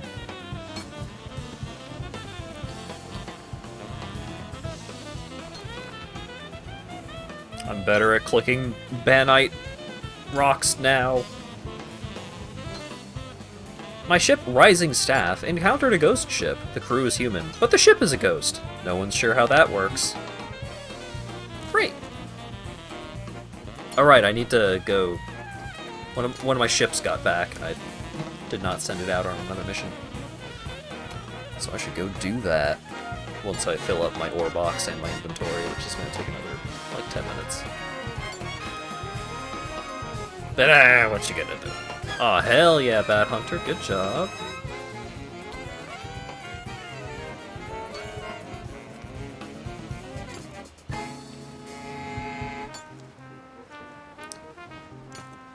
Let's get some rare goodies. Some location keys. I should... I'm a fool. I should equip the enchanting membrane while I'm doing experiments. Ooh, I can get splinters now. Let's go. Yeah. Give me the splinters. Let's go. Give me the dust. Now, do I want to save up my dust to actually get the enchanting membrane up? I kind of do, because I already got, like, all of my most important pieces of gear to enchant 30 or enchant 15 for the void mana stuff. You can do most of the voyages remotely? Oh, yeah.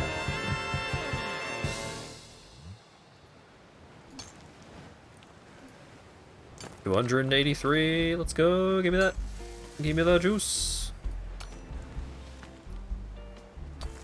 And now I gotta re-equip my bat stick.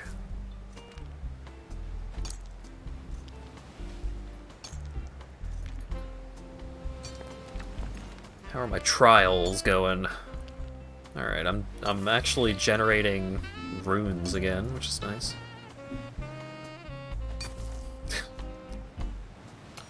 Wow, Cult. I can't believe you could mishear things like that.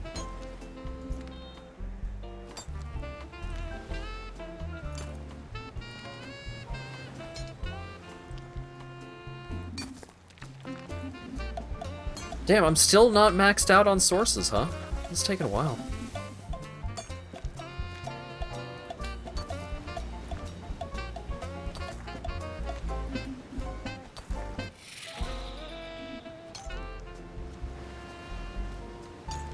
Sorry for being a hooligan. Nah, no worries. Huh. All of my sick chivos.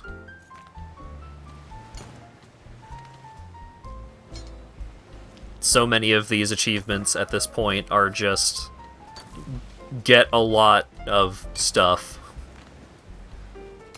So few of them remaining are like going out of my way to do or accomplish something. All of the... I still got a bunch of triumphs to do, but triumphs suck to do. I haven't done Mana Source, I haven't done No Pet, I haven't done Apprentice Only, I haven't done any of the Class Only. I haven't done any of the spell, like, specific spell type only triumphs. But I got all the secret achievements, I got all the pet achievements. The only class achievements left for me to get are the tier 3 classes, which I have not unlocked yet. Because you need E1100 fucking mysteries to unlock them.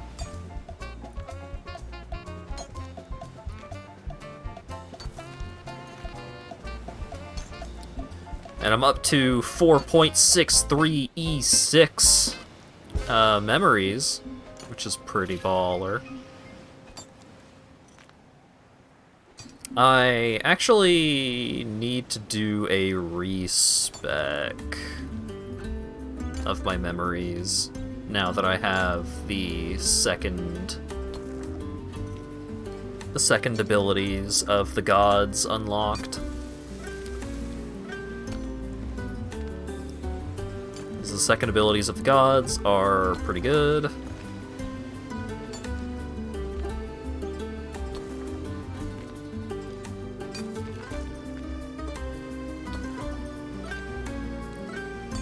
There is a memory upgrade that increases the secondary ability bonus for the gods by a lot. Doesn't it also... Yeah, it only caps out at level 10, so I might be, like, maxing out Schism Spanning Eons and just taking out a bunch of points from some of the generalized profit memory upgrades. Obscure Talents will also be pretty good for me once I get to high amounts of attribute points.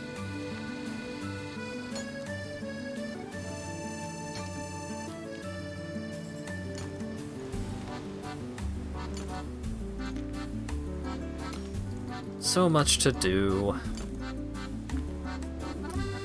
Theoretically, I should be doing memory respecs way more often, just in general, but I hate doing them because I gotta fucking cross-reference my spreadsheet. And I don't wanna.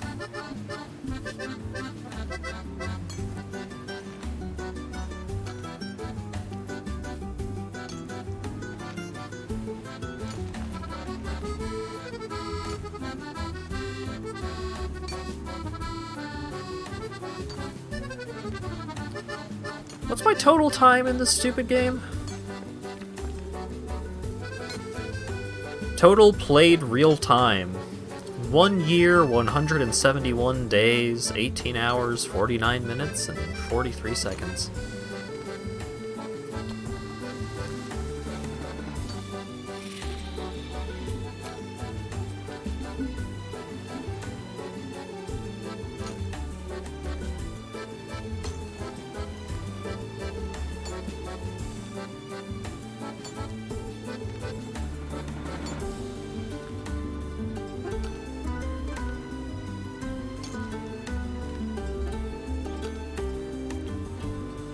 Wowie zowie.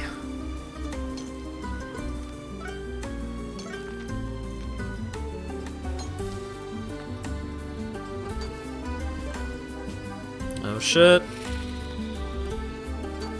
Inventory's almost full.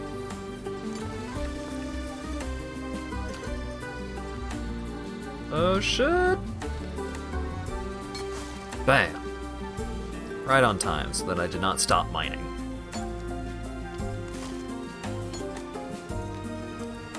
Alright, so now 2 more ore in the ore box. And then I just gotta fill up my inventory, and then it's time for smithing.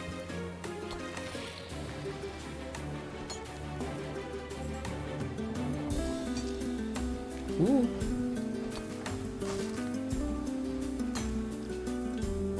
One more ore. Everybody got excited. Oh my goodness. Wow.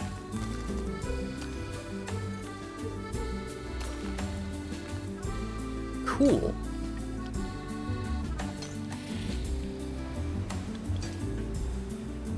So now I just need to fill up my inventory.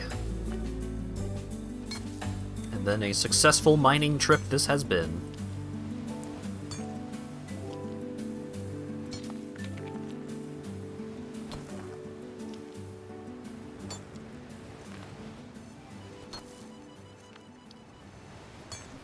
Ooh, metamorphic geode. Golly.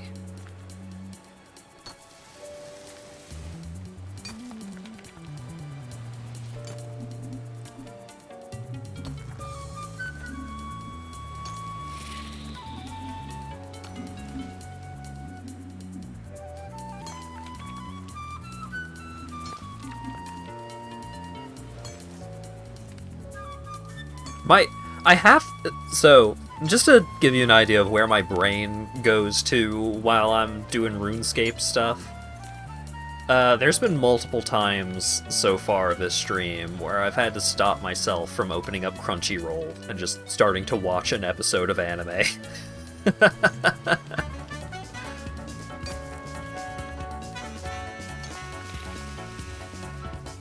There's multiple animes I gotta catch up on now.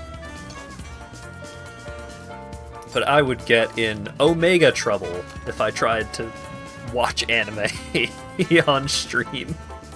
I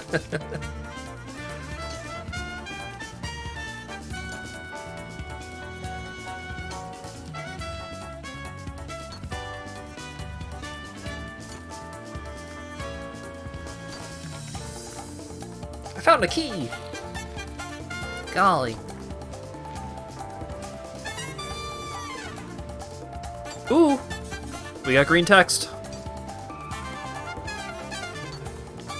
So now I can switch my spell and gear sets. Yeah, I haven't finished JoJo Part 6.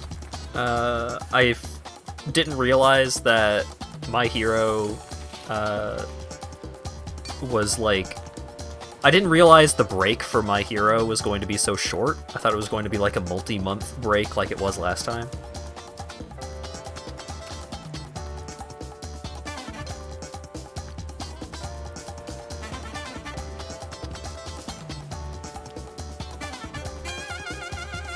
There's Trigun Stampede to watch. I still need to finish Blood Blockade Battlefront and Beyond.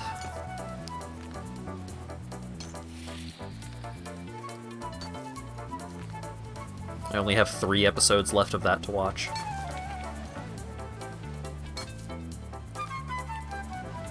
I just want an entire show about Chain. That's what I really want out of BBB at this point.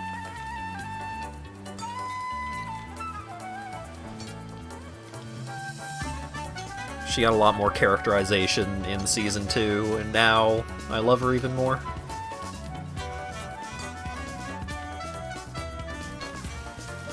The other characters are alright, too, I guess. I do like Simone, I mean Fry, I mean Deku, I mean Leo. I was trying to make a joke and then I actually forgot his name. I like the main character of BBB, but it's also just one of those shows where it's like there's a lot of the main cast is too interesting for how small scale, for like how small the show is. It's like 12 or 13 episodes per season. But all of the characters are too cool to be contained within that. Like, they just need more time. They need more show to be cool in. Not to say that I think the show suffers from being relatively compact.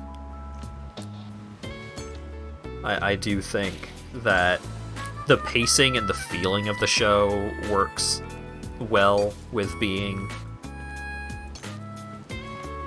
more compact, I guess.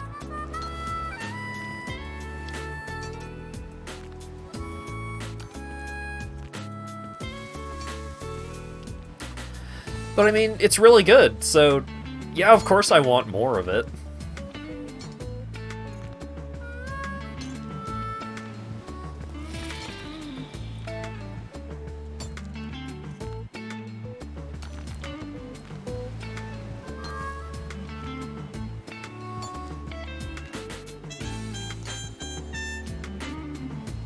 Because BBB is Studio Bones, right?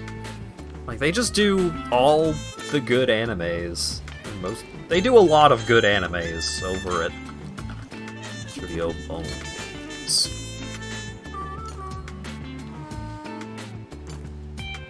Right, they also did Space Dandy?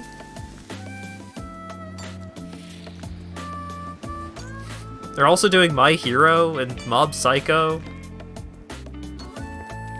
I also need to watch Season 3 of Mob Psycho. I mean, it's not like the exact same people working on all these different shows. But they got a lot of good people at that studio. I want more BBB.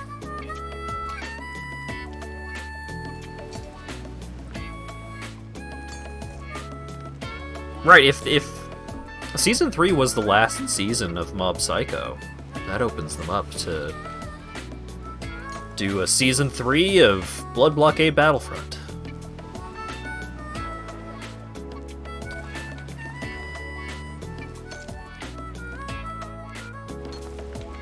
Which, because the author of BBB is the same author as Trigun,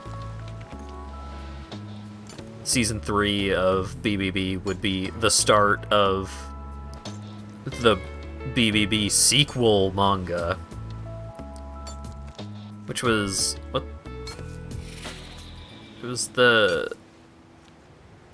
It was Blood Blockade Battlefront back to back.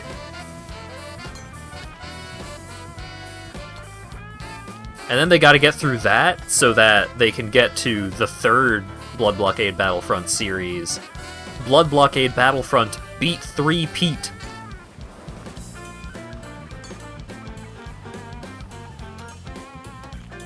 I have a feeling even if they did start working on the anime again, it would take a while for them to get to beat 3-peat, because that started, like, late October of last year. And to me it always feels weird when they, like...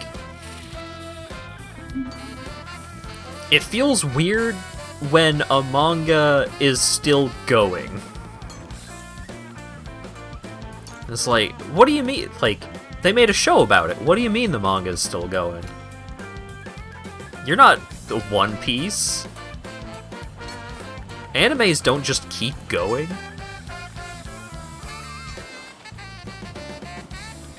Mangas don't just keep going unless you're One Piece, or apparently Hajime no Ippo. Oh shit! We're Dunsky. Time to smelt. Bones also did FMA Brotherhood? What?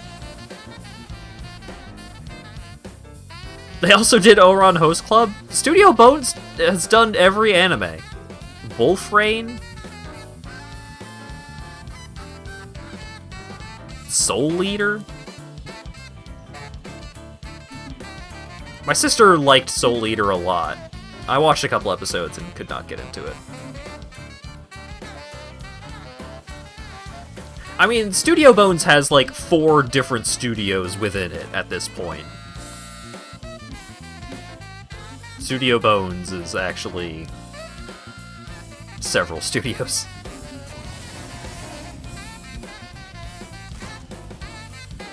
Oh shit, what do I got? I got some blue dust, let's go.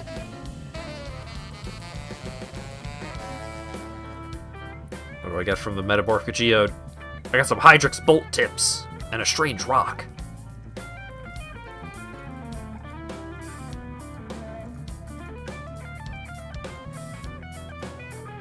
Wow.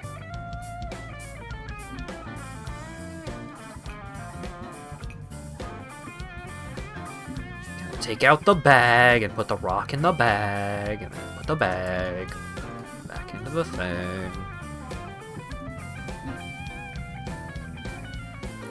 Does Soul Eater have a cat girl in it?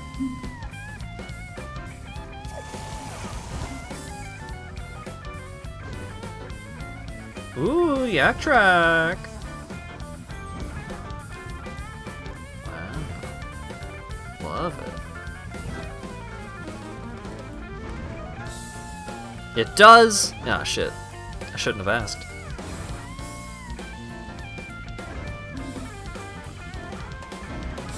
It has a witch that turns into a cat.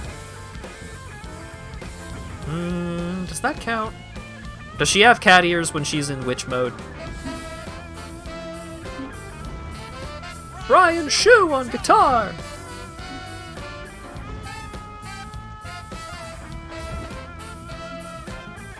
The cat turns into a witch. Ah, I see. One of those.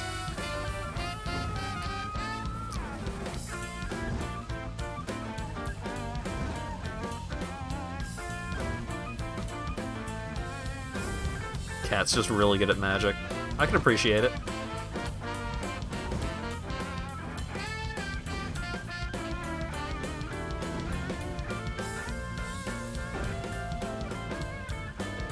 Favorite side character is coming up in My Hero. I'm super glad that the first part of the current season of My Hero is over. And it's not that I didn't like the first half of the season, but I would not have wanted any more of that. For right now.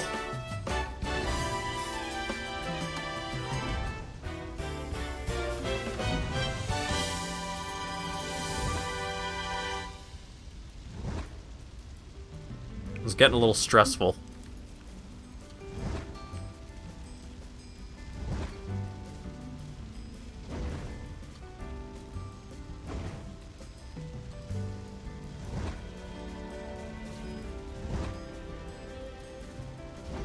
All right, Carol and Tuesday. I should maybe actually watch Carol and Tuesday. Because all I've seen from Carol and Tuesday is the Mermaid Sisters. Which is a really good part of that show. The Mermaid Sisters own.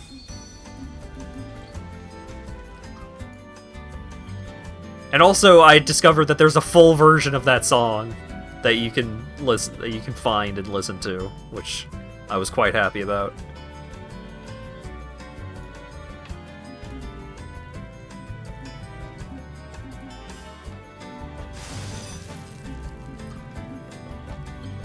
Yeah, that's what I'm talking about, Burke. That is the thing that I know of for Carol and Tuesday. Alright, I need to take my pickaxe off of my tool belt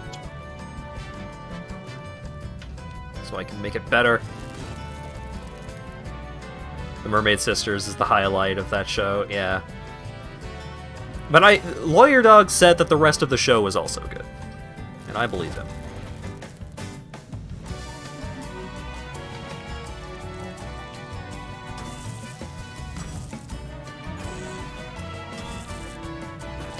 The rest is good, worth watching, but it's not amazing. Yeah, that's fair. What the fuck is Skate the Infinity? Oh wait, people told me to watch Skate the Infinity. And that's also a Studio Bones work.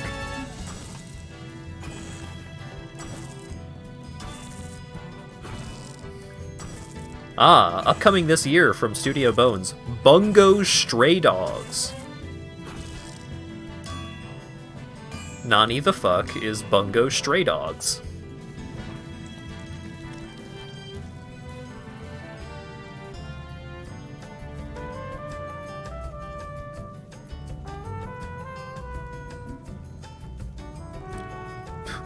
A new season of Bungo?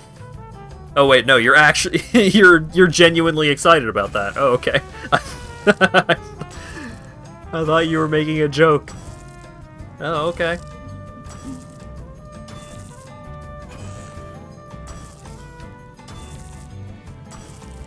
It's pronounced Bungo. I guess that would make more sense.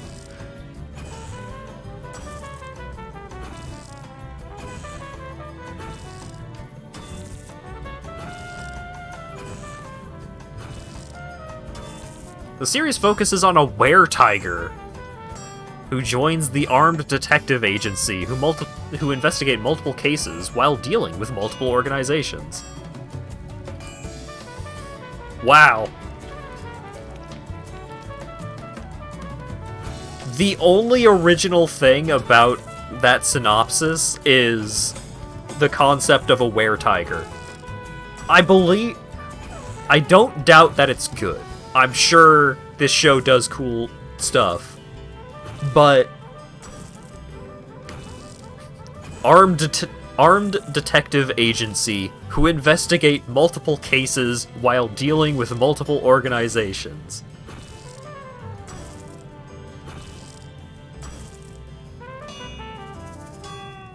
Spoiler for the first episode.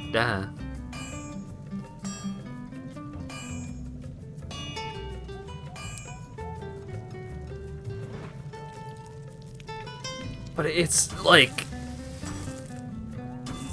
the absolute vaguest shit I've ever read in my life.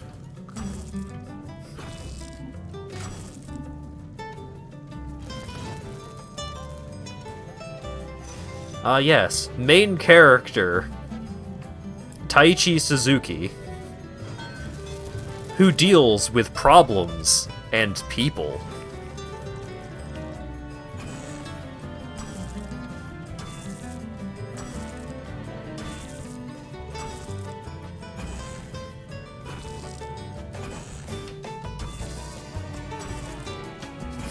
Just, yes. John Smith, who joins the agency and has to track down criminals and reads notes written on hand.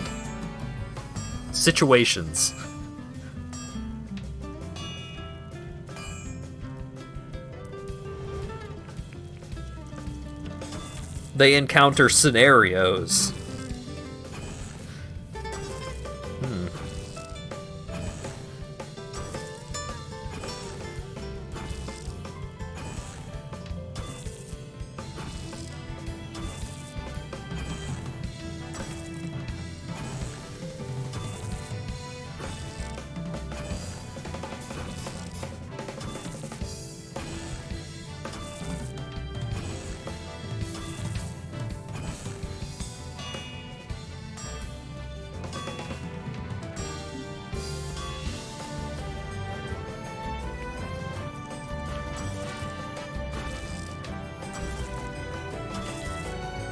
What studio is working on JoJo again?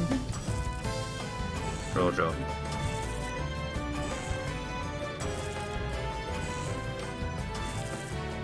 Anime.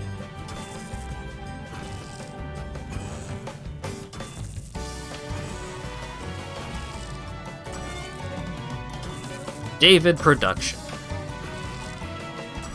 There are currently 3 seasons of Bungo. Right. I mean, the thing that I was reading said that season 4 of Bungo is coming out this year, so it would track that there are 3 seasons currently available.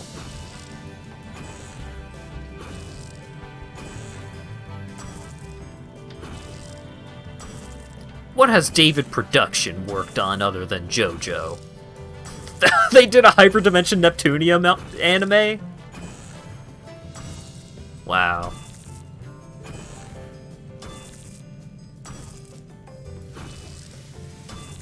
Yeah, Cells at Work.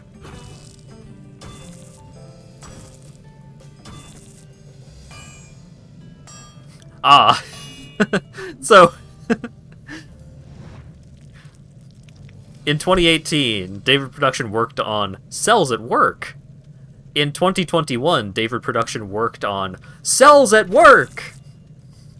With 2 exclamation marks this time.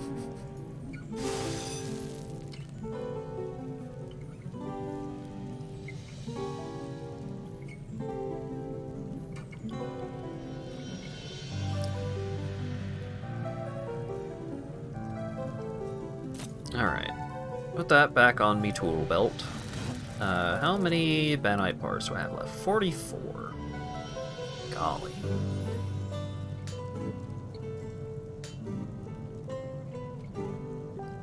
Time to make some plate body.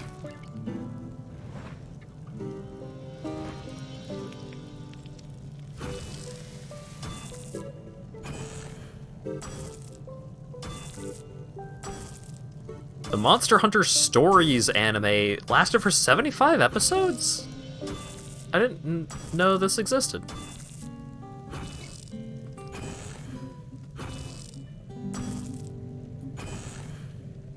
Huh.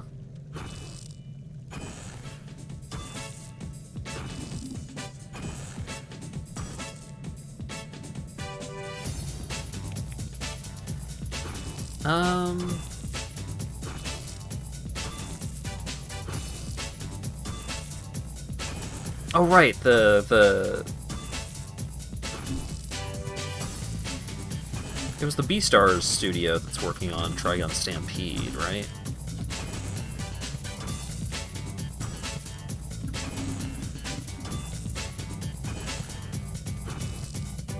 Studio Orange.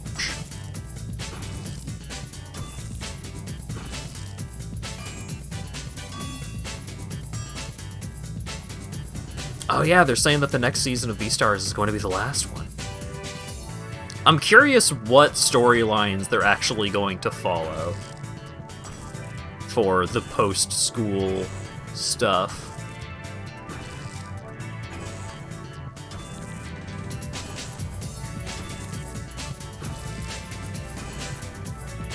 Is that because it was a kids anime and it went on forever with next to zero budget? Yeah, that sounds about right, why I would not hear about an anime.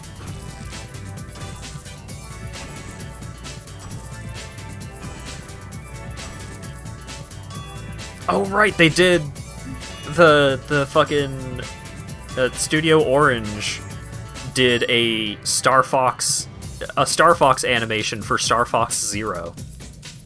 because that game had some, like, actual marketing and stuff behind it. Game did not turn out amazing. I thought it was okay, but I was forcibly given Lawyer Dog's copy because I thought it was okay.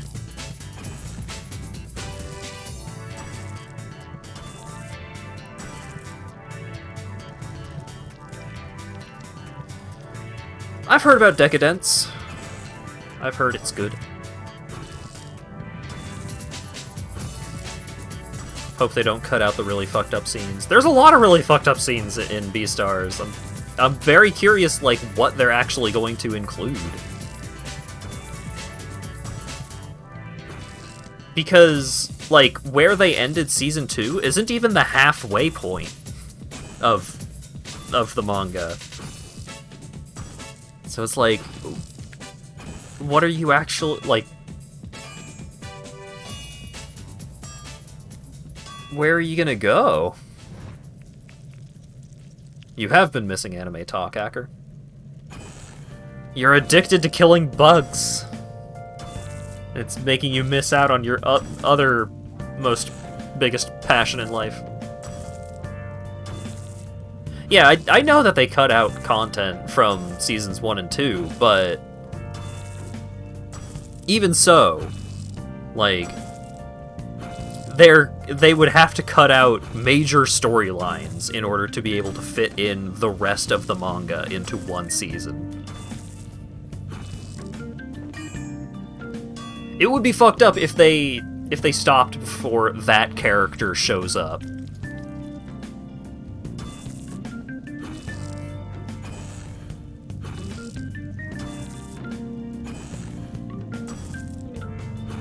Because that character is like most of the major storyline post-school. I have not checked out the new Trigun, no.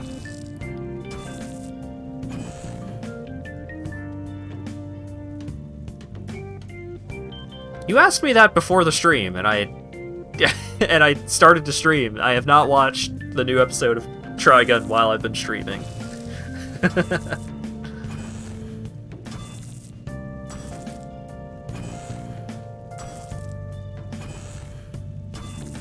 I've been tempted.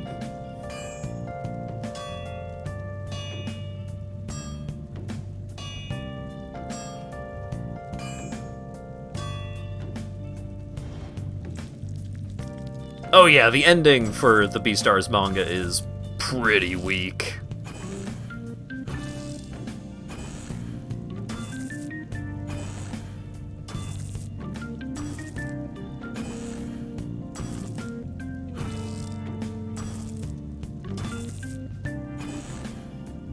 I enjoyed it for the most part up until, like, the ending, like, the actual ending.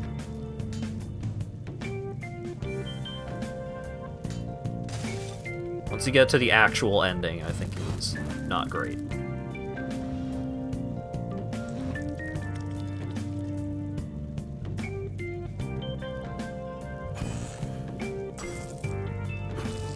Yeah, no, there's a lot of nonsense. And there's a couple of, like, plot devices that can just be cut out entirely because they don't matter. Like, they just straight up do not matter.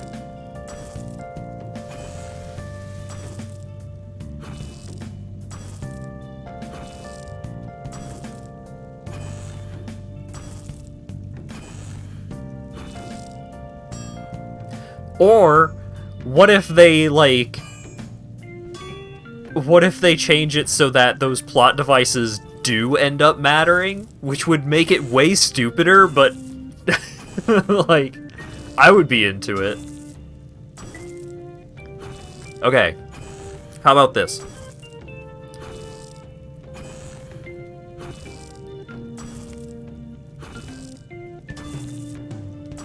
Spoiler... Okay. Spoiler for a thing that happens in the Beastars manga that ends up not mattering at all. Alright? So, for the next for the next minute. So, Lugosi gets a stand, and it's like a combination of him and a rabbit, and he learns about developing a stand from a very short rabbit with huge titties, and the short rabbit kinda matters. The stand does not matter.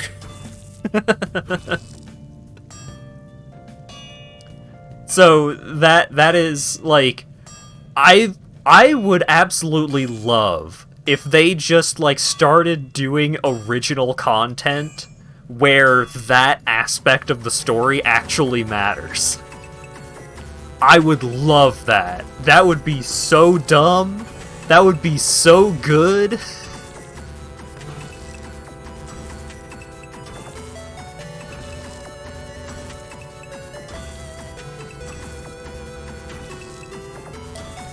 I feel like it's more likely that there are a couple of dumb things like that that just end up not mattering.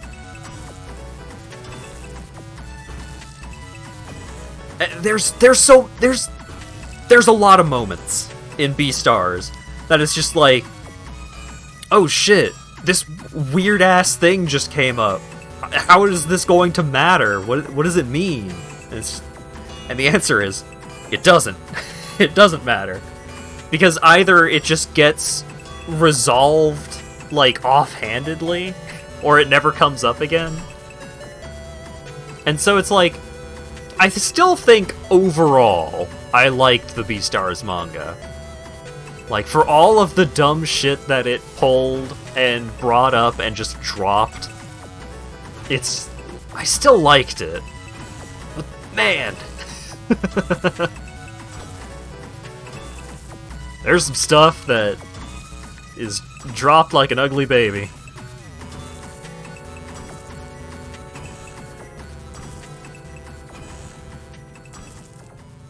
Congratulations, Fletcher.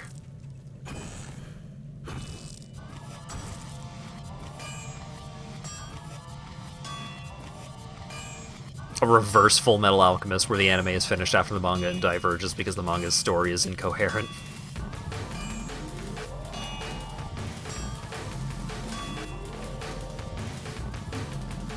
Yeah, I'm curious. I'm curious what the final season of Beastars is going to be like.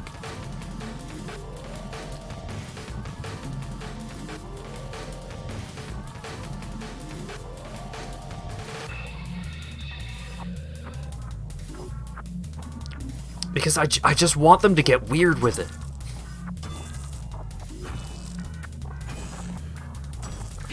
Because they can't, they can't. There's not enough room to actually, like, fit all of the stuff that is left in Beastars in a single season. Unless it's like a 48 episode season, and even then, I don't know. Because again, they're not even at the halfway point where they are now.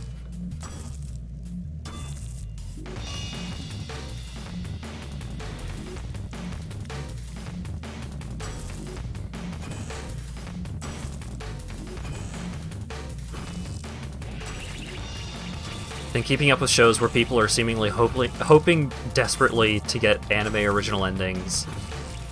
Yeah, it's...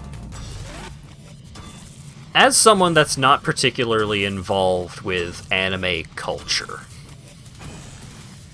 the anime fandom, one might say, it's so weird to see, like, the kind of shit that people who watch anime a lot are getting up to.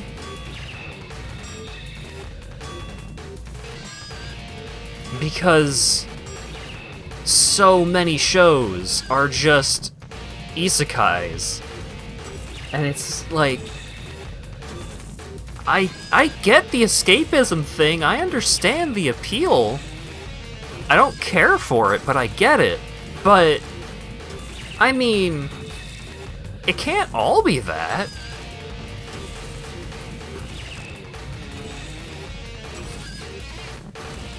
You can't make every anime an isekai.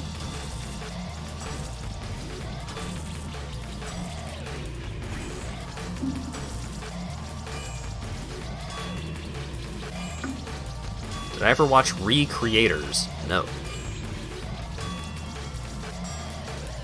Ding ding.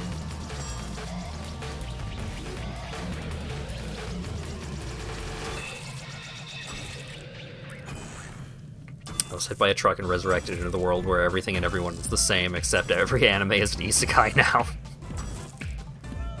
I love isekai. I can't think of an isekai that I have watched. I can't think of one.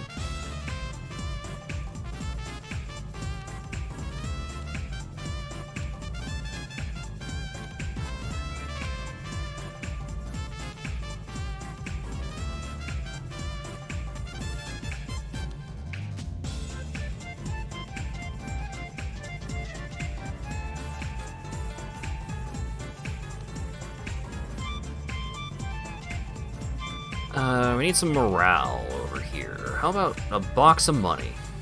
You like a box of money? How do you feel about a box of money? Have a box of money. So you get up in there? Sure, good enough. The song has Mad Rat Dead energy, but it's Sonic. Yeah, just get on out there. Did I hear that Dungeon Meshi is getting an anime? I sure did. And I hope it's good.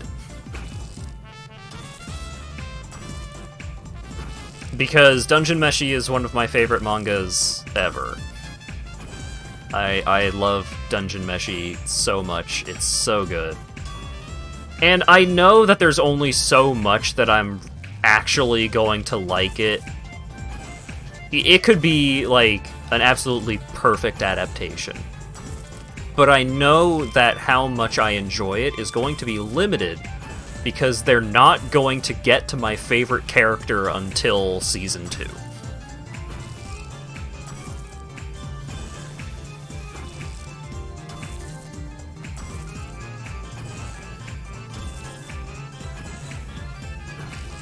Yeah,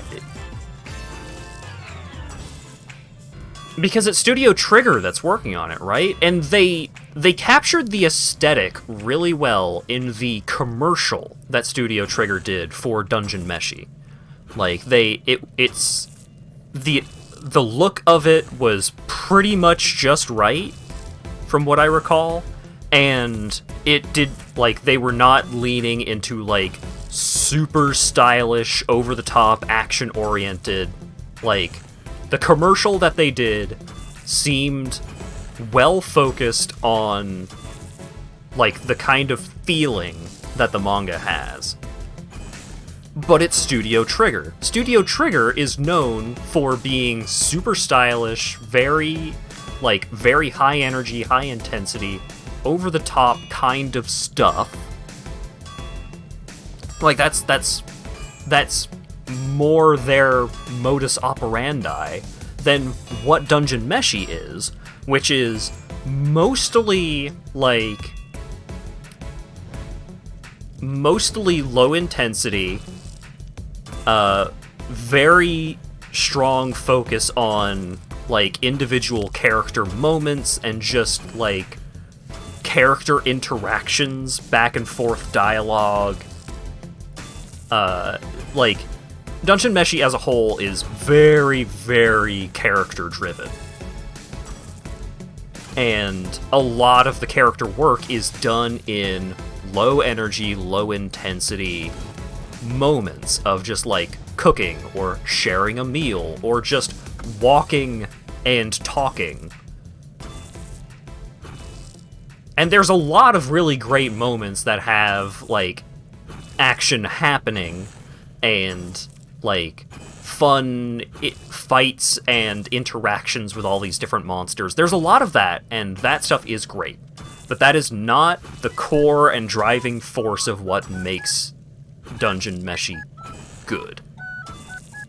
So, if they embrace what gives it its identity and what makes it so appealing and so good, I think they could do it. And I'm sure there's a lot of exceedingly talented people working at Studio Trigger. I'm sure they're capable of it. It's just, is the director going to keep things on track? Rein it in.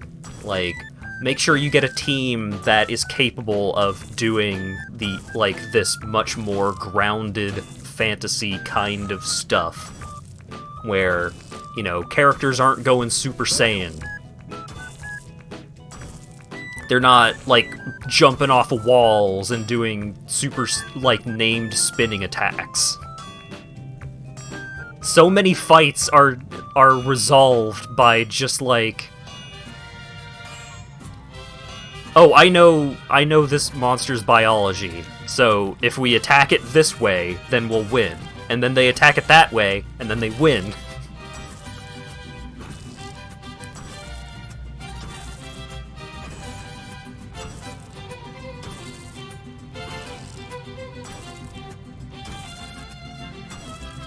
Yeah, I do want to watch Edge Runners as well.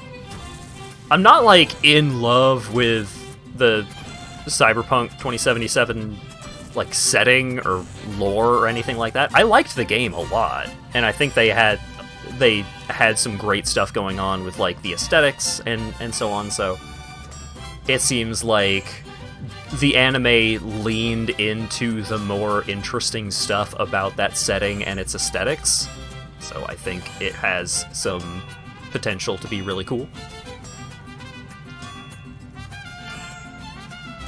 Laios is in space as we speak. Yeah. I mean, it's not... There is some stuff in Dungeon Meshi that is, like, not grounded. There is stuff that starts leaning into, like, more of the high fantasy stuff going on. So it's not to say that Studio Trigger is not going to have some opportunities to, like, lean into some of their stylish tendencies with it, but a lot of that stuff does not start coming up until pretty late. Are they going to, like, are they actually going to adapt the whole manga? Because it's getting close to being done now. Are they going to adapt the whole thing? Are they going to have the patience to wait until it's time?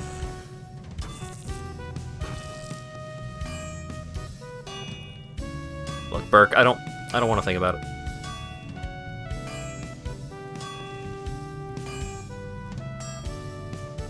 When you phrase it that way, I don't want to talk about it. But yeah, I love Dungeon Meshi a lot. I hope that the anime is good. I also love... So, here's the thing. When it comes to the new Trigun, I don't love the Trigun manga. I love the original Trigun anime. That's what I care about. I tried reading through the manga, and it's like... Night Owl's style is really hard to parse when it comes to action scenes. Super stylish, like, very unique look to his art. But I don't think that the Trigun manga does action scenes very well.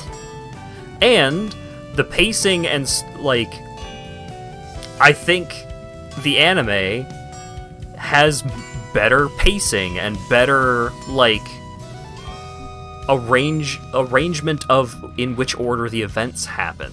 I think the anime just makes more sense and flows more naturally. So, like, a different adaptation of the source material could be good. Because the original Trigun anime did heavily adapt the original the source material. So, it could be good. And I've heard a lot of great things about how Trigun Stampede looks really, really good. So, I'm curious. I hope it's good. I'm gonna watch it, but it's a very high bar for them to try and reach, because the original Trigun is one of my favorite animes of all time. I fucking love Trigun. So, it could end up that I don't like it because it's not the original Trigun. But I'm gonna try and go into it with an open mind. I'm definitely... I want to like it. Right? So we'll see how it shakes out.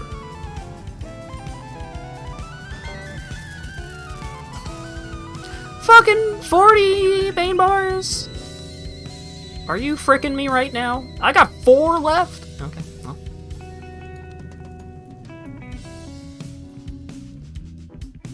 Back to the rocks, I guess.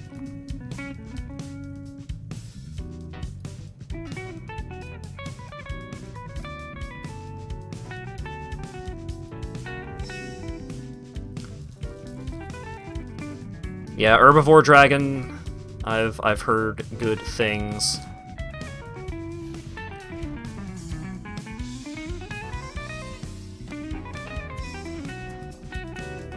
All right, what was it? David Production, or was it Bones that did Dragon Pilot? It was one of those two.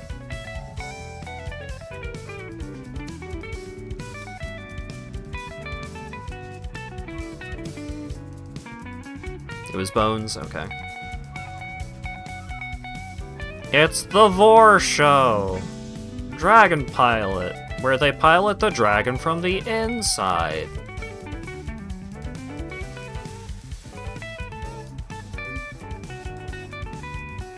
I generally find Vor to be unpleasant, so I did not consider for one moment of watching that show. But I'm glad that people that like that kind of thing got it. Later, Will. Thanks for hanging out.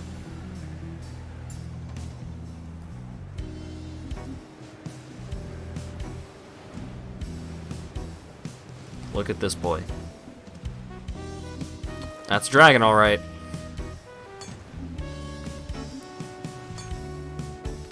All right, there is one isekai that I have considered watching, and I'm not entirely sure if it's an isekai, but it's like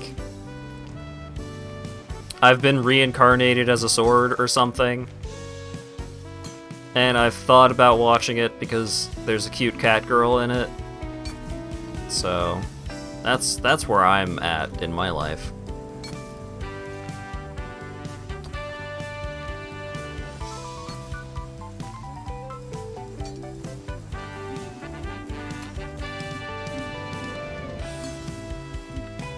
Couldn't get there before. Yeah.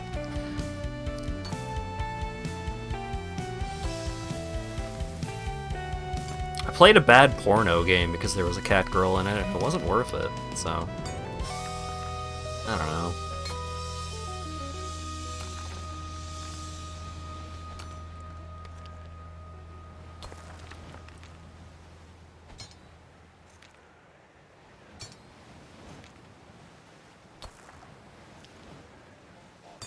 SMH at the game, not at me. You can shake your head at me. I'm not offended. I know, I am aware of the sins that I have committed.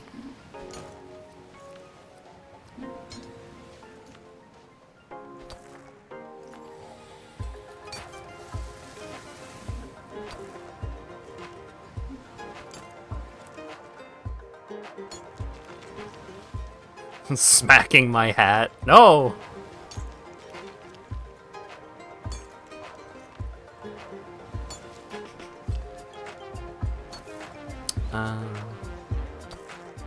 If you SMH at me, I have to SMH at you.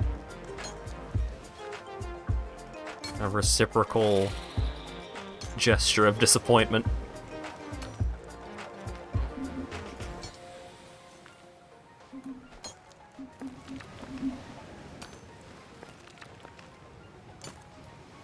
Xenoblade Chronicles 3 has a cat girl in it, and it's good. Final Fantasy XIV has cat girls in it, and it's good. So, there is good content that I have consumed because of there being the cat girls present in the content, so... I shouldn't have used the word consumed.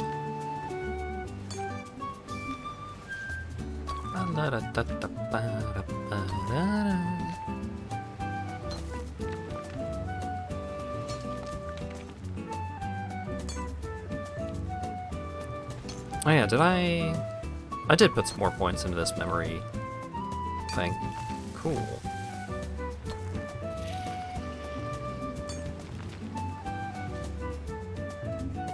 Or at least I think I did. I don't think I had the 2000 cap before. Doesn't this mean you're obligated to be a FF14er? I do play Final Fantasy XIV. It's good. I play it on and off. I still haven't beaten the second expansion, Stormbringers. That's the one with Japan up in it, right?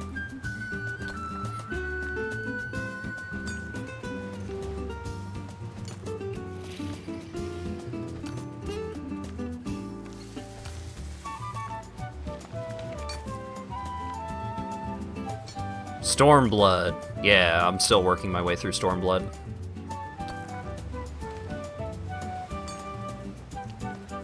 I play it every now and then. I currently have re-enabled my subscription, and I've been playing a little bit, and it's fun. I like it. Good old Janeska Longrod, the very short cat girl dragoon.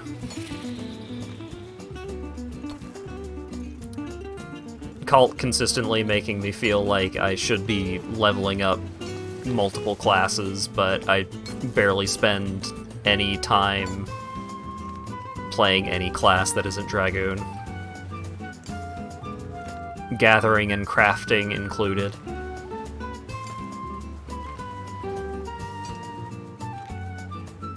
Just don't have time for an uppercase MMO. Yeah, that's fair.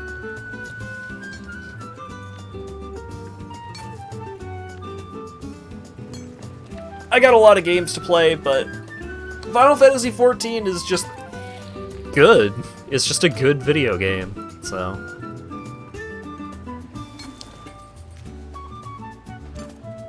I just treat it like a game. I tend not to treat it like any kind of obligation or anything, but that's partially because my subscription fees are tax deductible, so.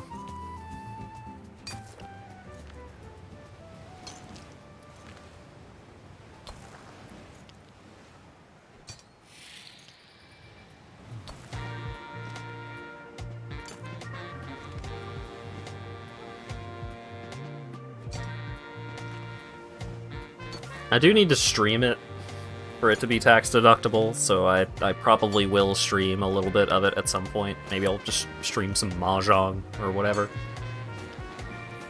Haven't even played in a week and a half because you haven't been in the mood. Yeah, I think I've played for like less than 10 hours since I started playing again, but I'm currently splitting my video gaming time between like Xenoblade and Final Fantasy XIV and porn games, which is never worth the time, but I keep doing it. I don't know why. I just keep thinking one of these has to be good.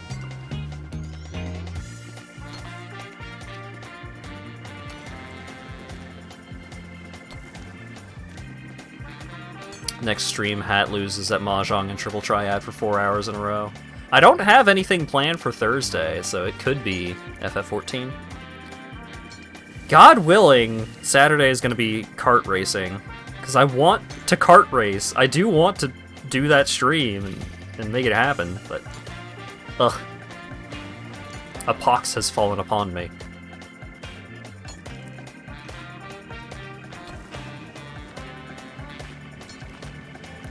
I should have a day where I rapid fire stream games I bought for 30 minutes for 5 hours to fulfill tax obligations. I could. Super Lesbian Animal RPG. I do want to play that. I do want to check it out. I am sad that it's an RPG Maker game. Because I don't like RPG Maker games for the most part.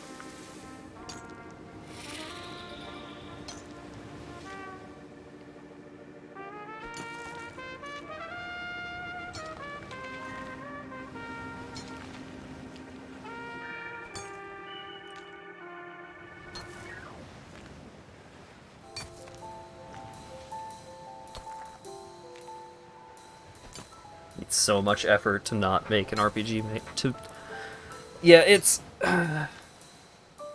RPG Maker.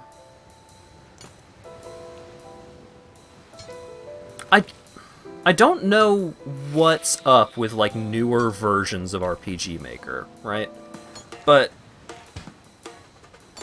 it takes a lot of work to make an RPG Maker game not feel like an RPG Maker game. And generally I feel like the correct solution is to just have as little combat as possible, because RPG Maker combat is garbage. Oh, it's just a turn-based RPG. Yeah, it's just a turn-based RPG.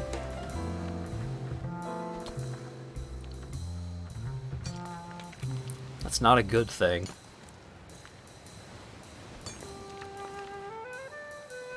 Even the Final Fantasy games have the ATB gauge stuff going on.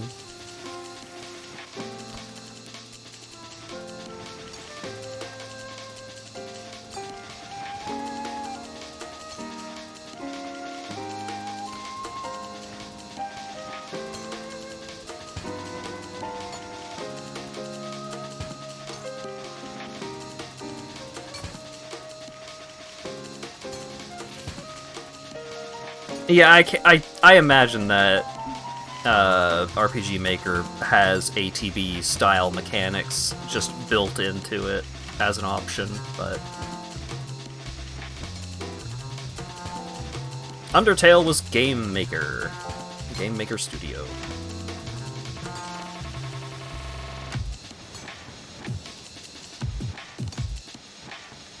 Or at least I'm pretty sure it was. Thought Amori was... Oh, is Amori also an RPG Maker?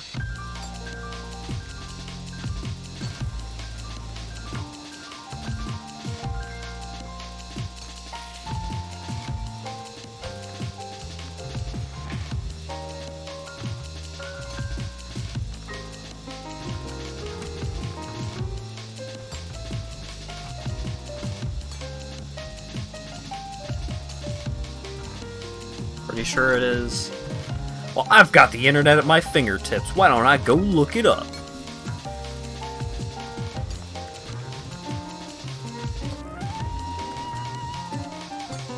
Omori.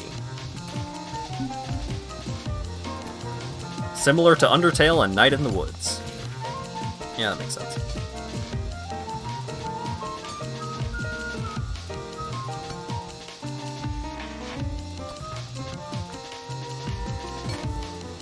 Steam page does not say, I don't think. At least not as far as I can see.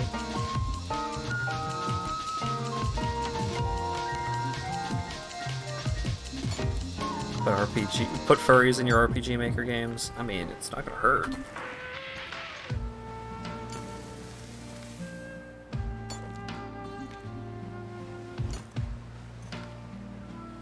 According to Google, it is RPG Maker. I see.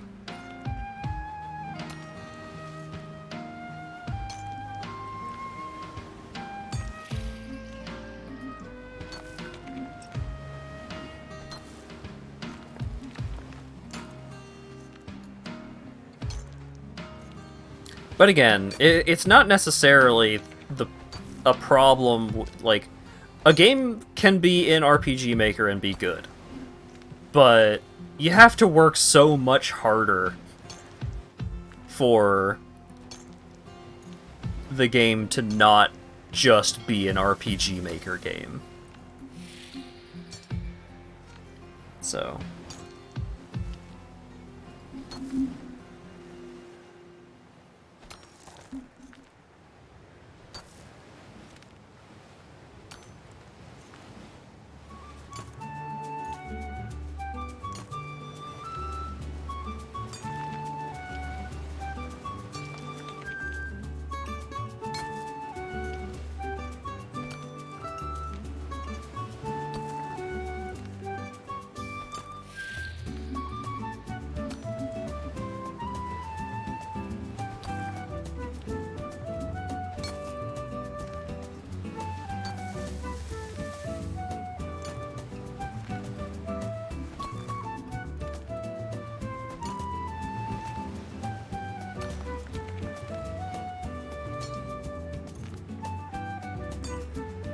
Have too much you want to say, but don't think you mentioned the game of...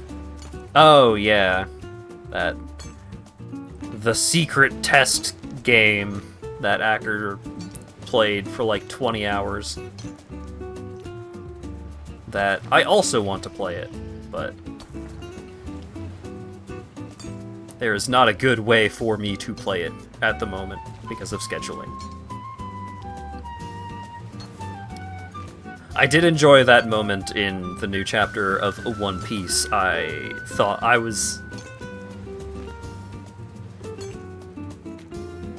that was a great way for that to happen.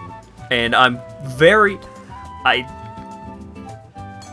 some folks in one of the Discord channels was talking about how they wanted it to go down, and I agree. I want that fight to be a complete curb stomp. I want it to just not even be close. I want the subsequent fight for that event to be straight up embarrassing.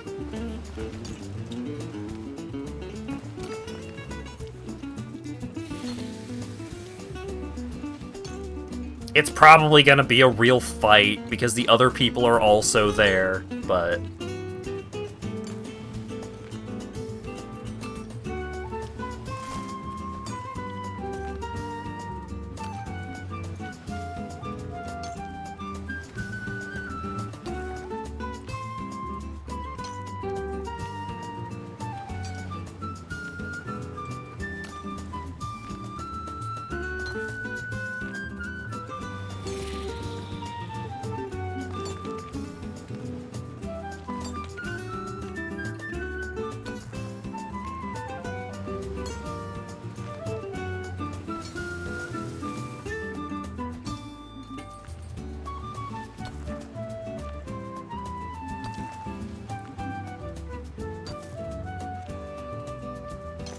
It's getting towards the middle of the month. That does mean that the next chapter of Dungeon Meshi is probably going to be coming out soon, which is quite exciting.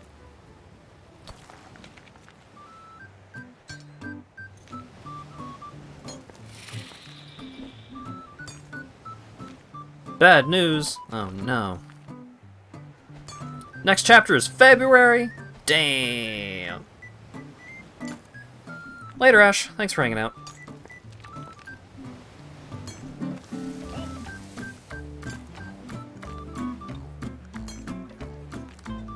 Considering the events that are currently ongoing in Dungeon Meshi, I am inclined to be understanding if they want to spend a little more time working on the next chapter or two.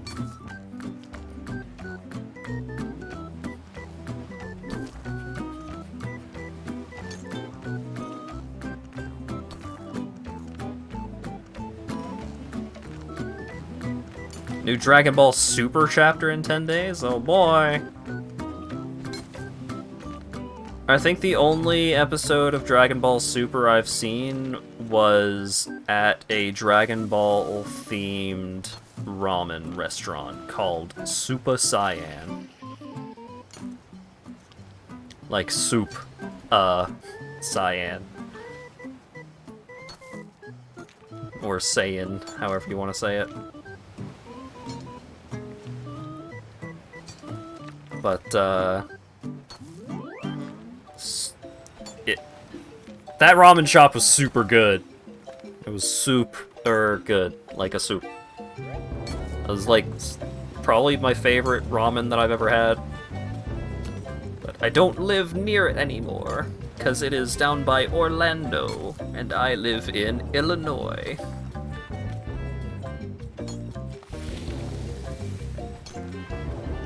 Dragon Ball Supper. I've seen clips of, like, Goku fighting Jiren, but everyone that I have talked to in regards to, like, should I watch... I liked Dragon Ball Z when I was younger. Should I watch Dragon Ball Super? Every single one of them has been like, no. No, it's not good.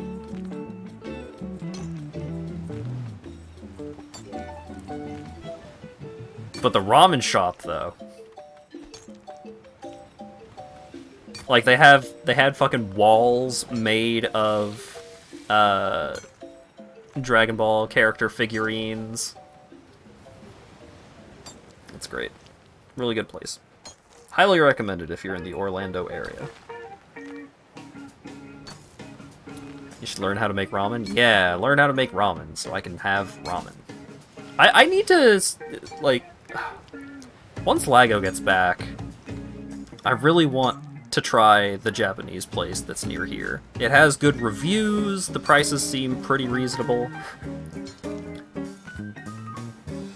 It's mostly a sushi restaurant, but they do have, like, ramen options, and they also have gyoza, and it's just like, I want to go over there, I want to get some gyoza, I want to get some ramen. I don't even care about the sushi.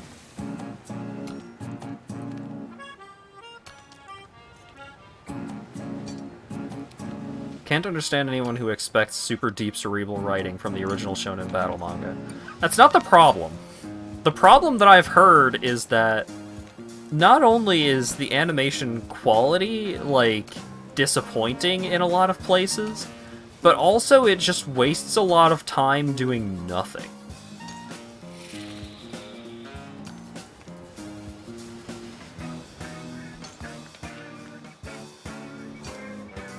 That is what I have heard about the Dragon Ball Super anime.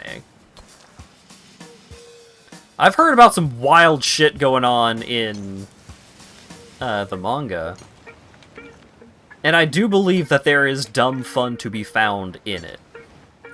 In, like, the manga and the anime.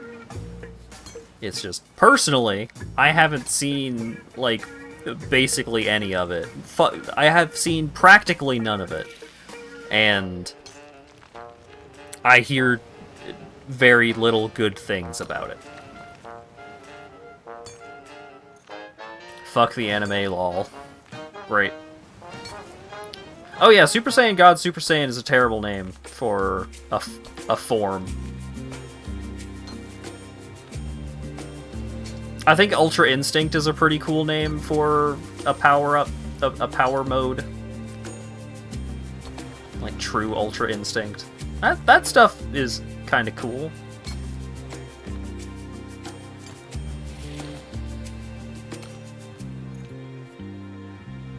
But trying to make everything into a Super Saiyan, a little silly. Super Saiyan God, Super Saiyan Kaioken times 20. Yeah, just stack your buffs, dude.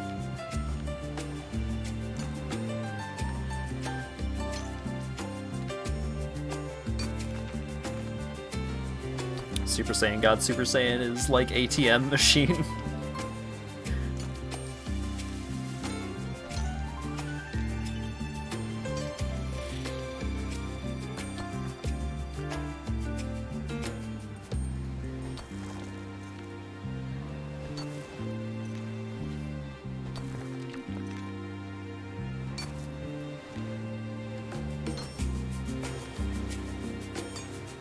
Now that Broly is canon, he's just very angry.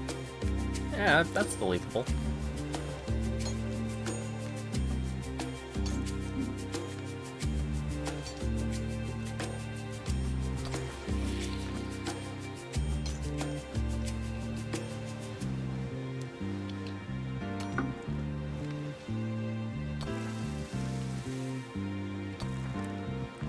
One of the biggest downsides to Dragon Ball Super for me, just one of the biggest things keeping me from really diving in and getting into it, is I don't think Beerus is hot.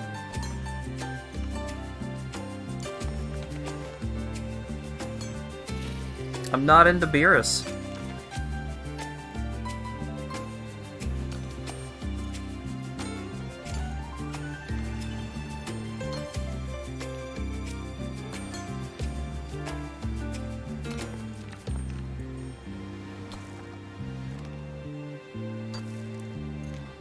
At first, it was like, oh, lanky cat man. All right, I can appreciate it. And just over time,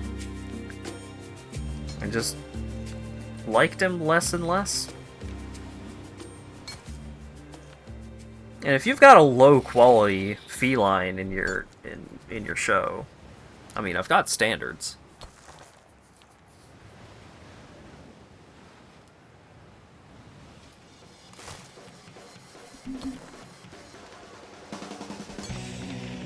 Ooh, yak track progress. Let's go. Training dummy. Lamp. Love lamp. No, the training dummy went into my inventory. No, my space. How could you do this to me?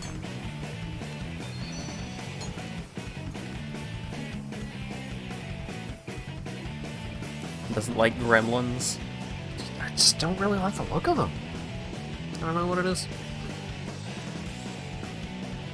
I know I lost viewers once I said that Beerus was not my jam. And people leaving in disgust. I would disrespect the weird purple cat.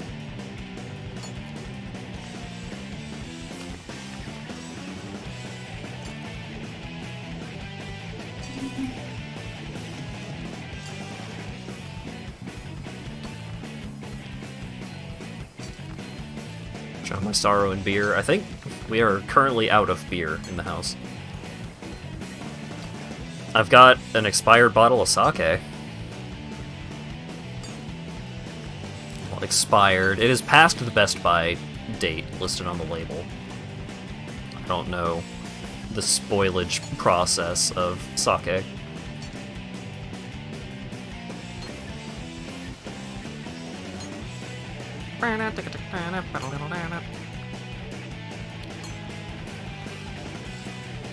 Do I even drink beer? Yeah, I'll have a beer sometimes. I don't often. Usually I want beer with specific foods. Like, I enjoy beer with red beans and rice and taco soup. I think beer goes well with those, but I'm not gonna sit down and have a beer with, like, chicken nuggets or hummus. And there's, a lot of foods I would prefer Coke over a beer, but there are some foods that I do like having a beer with. I just don't drink alcoholic beverages often. Sometimes you've had a thought of to try any kind of alcohol again, but then you remember, why would alcohol suddenly taste good just because you're an adult now? It's not really a just because you're an adult now, you're suddenly gonna like alcohol.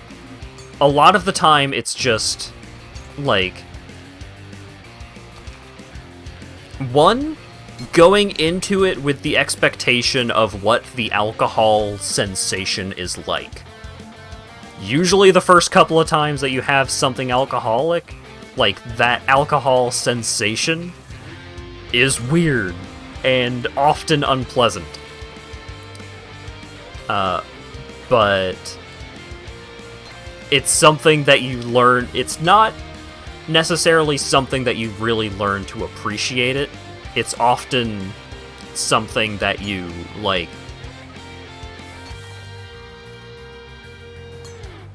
it's saying like, oh, you just learn to deal with it doesn't really make it sound any more appealing. That's kind of what it is. It's kind of like you learn to deal with it. It's kind of, if you're having a good alcoholic beverage, it just works. But a big problem is often just like your first couple of tries, the alcohol feeling is usually overwhelming, and then it's just like, ew, gross. Why would anyone want that? And so you've got that aspect of it, and then there's the other aspect of I found that in my experience, the way that I learned to appreciate like beer and mixed alcoholic beverages was I had to start with the good stuff, and then you can work your way down into the more mediocre stuff. When I first started drinking beer, which was around, like, I was around 17, 18-ish, I couldn't handle Heineken. Heineken was too bad. And then I would have good craft beer. I would have high quality, like, good drinks. And then, over time, once I had gotten accustomed to the weirdness that is alcoholic beverages, I started having more tolerance for the lower quality stuff. I'm still a beer snob. I still, like, I will straight up, like, just, I cannot drink, like, Budweiser, Bud Light, Molson Canadian, like, all the super cheap, like, ugh. The swill. I still can't handle, like, the super cheap stuff. And, yeah, having it paired with certain foods can make all the difference in the world. Like, beer often goes really well with bar food. Burgers, fried chicken, like chicken tenders, like a meaty sandwich. That kind of stuff. Also, like, stuff that's super salty in general. Beer also can go really well with ramen. It can go really well with, like, tempura, fried stuff. Yeah, fatty foods are what you're looking for. Craft beer, the company that makes mac and cheese. Yeah, it's... like, a certain amount of it is just being an acquired taste, and then another aspect of it is pairing it with the right foods. Pretzels. Beer is really good with pretzel, because you get that saltiness, and like you get some butter with it.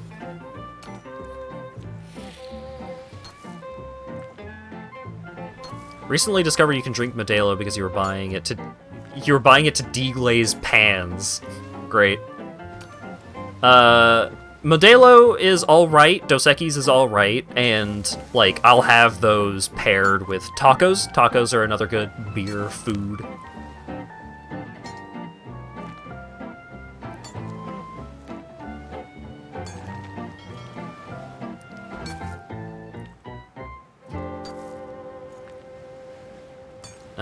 But also, like, mixed drinks. I don't like a lot of mixed drinks, but some mixed drinks are just good drinks. Like, hurricanes are really tasty. Rum punch is really tasty, just on its own.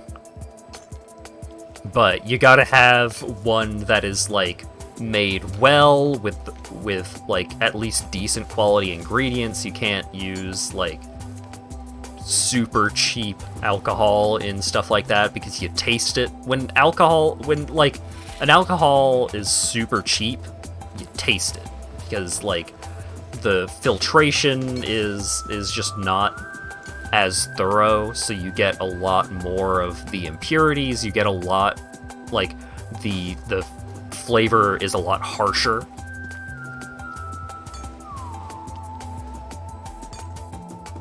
Yeah, beer can be used as a cooking ingredient, and, like, wine is often used as a cooking ingredient.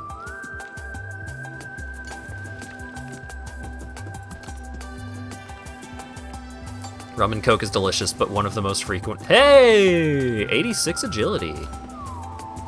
Delicious, but one of the most frequent causes of drinking too much and embarrassing yourself because alcohol and caffeine tricks you into thinking you're not as drunk as you are. Yeah. I can only call to mind like 3 times that I have at least been close to what would be referred to as drunk. I do not drink a lot, generally.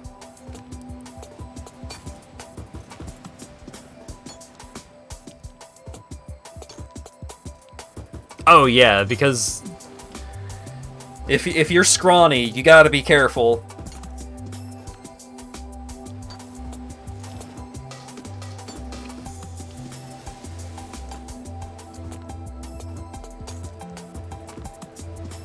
I think I'm generally not a lightweight.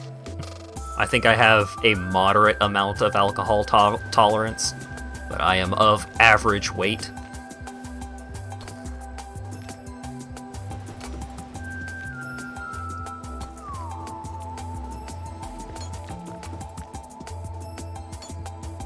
Gin and tonic. Ugh.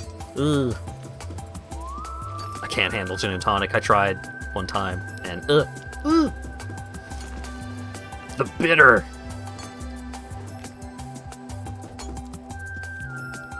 So bitter.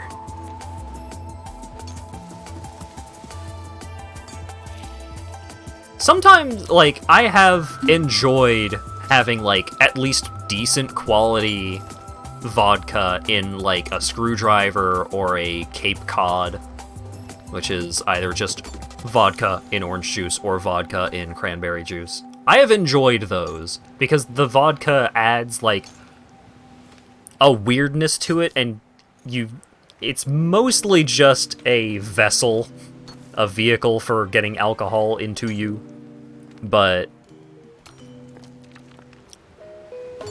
because orange juice and cranberry juice are both sharper flavors, they cover up a lot of the worst parts of just having that simple of an alcoholic beverage. And then you get some of that going. You don't have too much of it, because then you just get drunk, but you have some of that, and you get the warmth, you get a little bit of the loosey-goosey, and I enjoy that.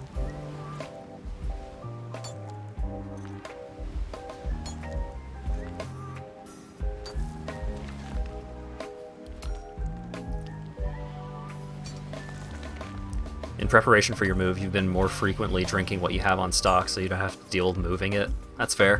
Fair point.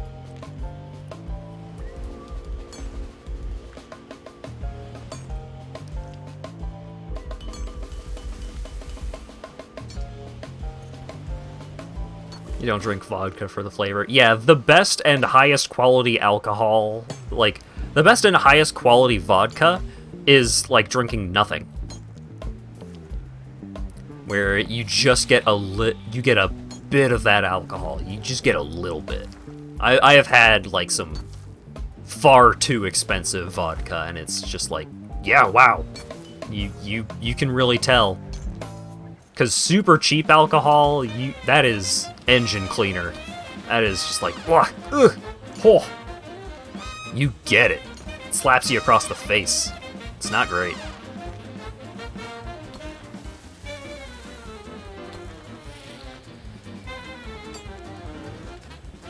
Yeah, I'm not interested in specifically trying to get Acker to drink, but I would like to, like, offer, like, here, try this beer that I know is good with this food, and see if that helps. And I mean, if you don't like it, if you don't want to finish it, I'll have the rest of it. I will finish off a beer.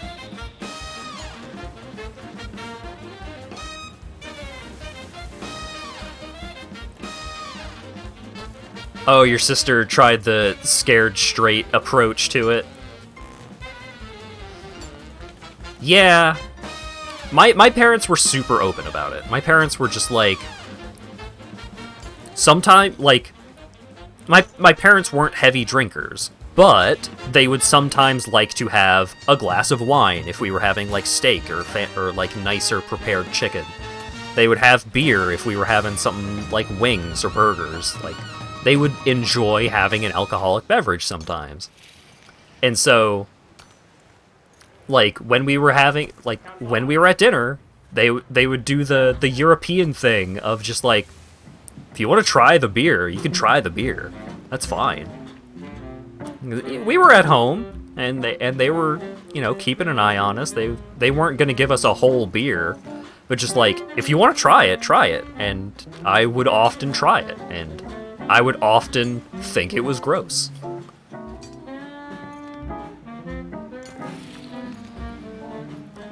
Someone in a bowling alley spilled beer in your hair. Never liked it since. That's fair.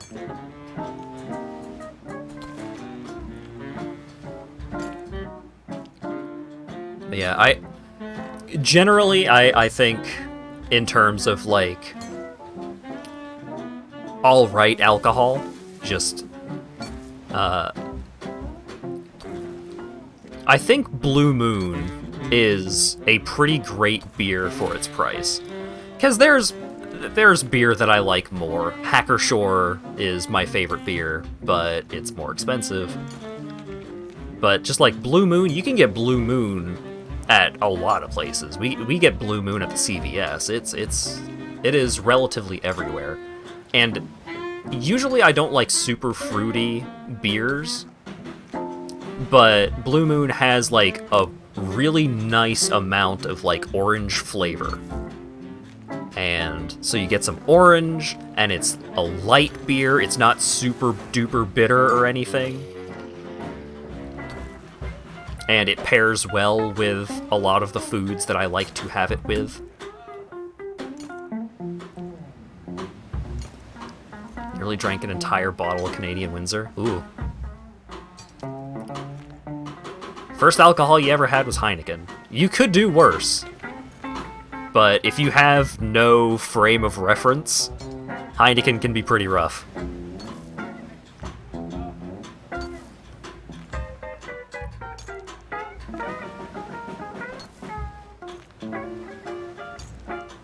But sometimes with alcohol, it's like, oh, I don't like soda, because the first soda you ever had was Faygo. Like, some people like Faygo, but if it was your first soda experience, that can be a lot. That can be an intense example of the beverage.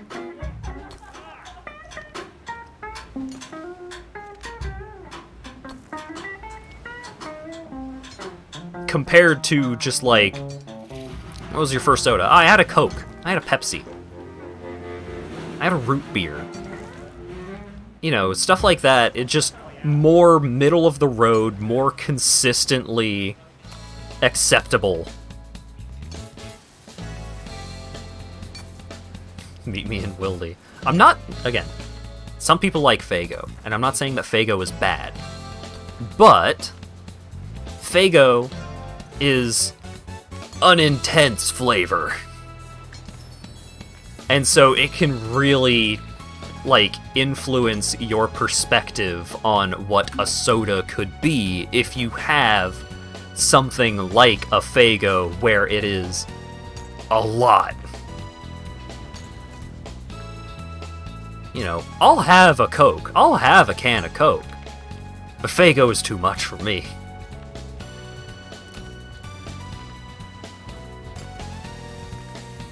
Phased out soda? Yeah, I do not have soda often. Usually what I have for my sweet drink is I just have my big old mug of tea that I drink over the course of the day, and then everything else is water, for the most part. I will have a Coke if I'm having, like, tacos. Like, I'll have a Coke or a beer if beer is around. I will have one of those if I'm having, like, certain kinds of meals. If I'm having tacos, if I'm having, like, chicken nuggets, or something along those lines. But most of the time, I just stick with the tea.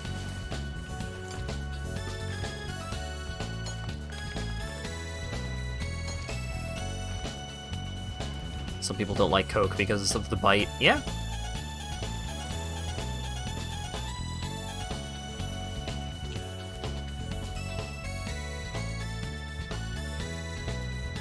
Barks is my root beer of choice. Generally, if, like, a drink is available both from the Coca-Cola company and from the Pepsi company, I will often have the one from the Coca-Cola company.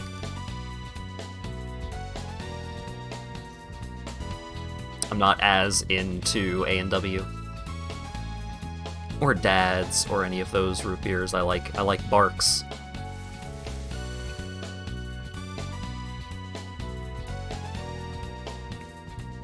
Been spoiled on root beer after trying small craft things. Yeah.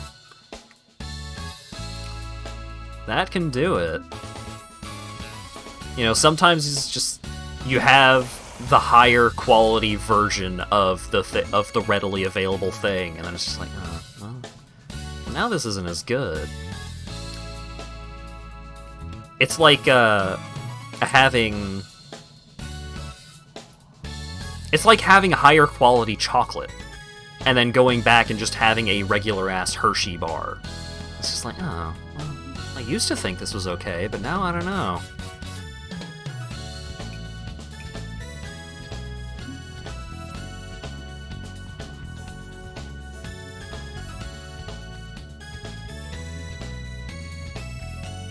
Don't like Coke products, but you like Barks. Like Pepsi products, don't like Pepsi. Huh. Huh.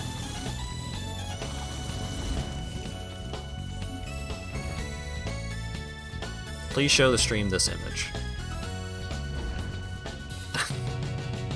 Do I have to? It's a pain in the ass showing images on OBS because it just... the easiest way to do it just doesn't work anymore. There, I showed it. Oh, God. Hang on, let me... because it used to be you could just, like, drag an image from Firefox directly onto OBS, and it'll just show up. That doesn't work as consistently anymore.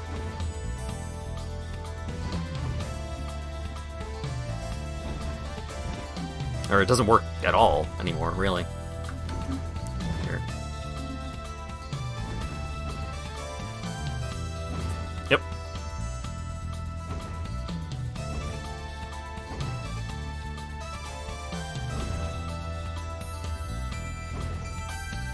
Uh-huh.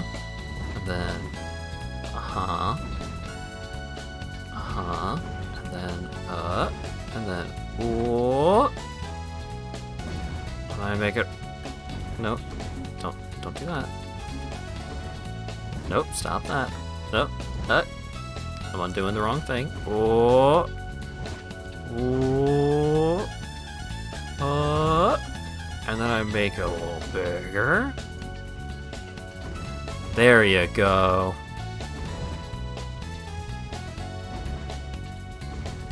Everybody have a good chuckle? Everybody like it? Great.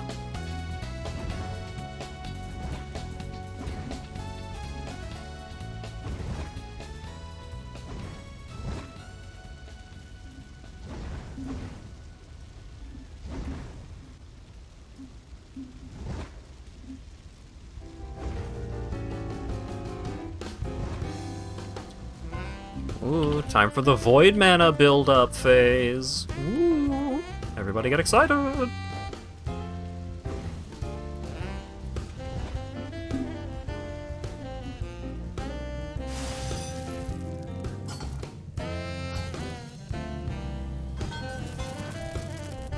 Wait, I gotta build up the heat.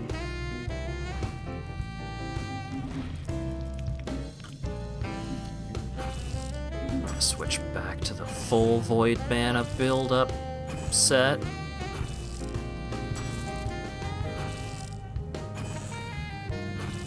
I get some splinters. I should switch to the... oh, whatever. Great.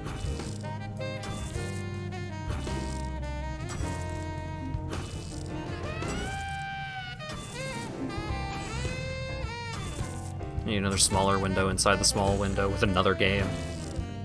Thinking about it. Let's get Vampire Survivors going.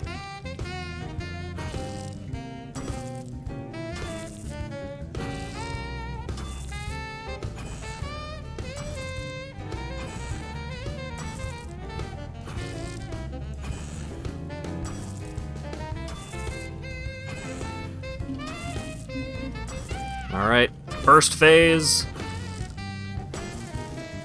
Up to E742. But we can do better than that.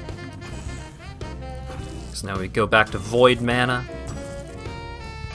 Swap to the source buying set. And then we wait for the green text to start flying again.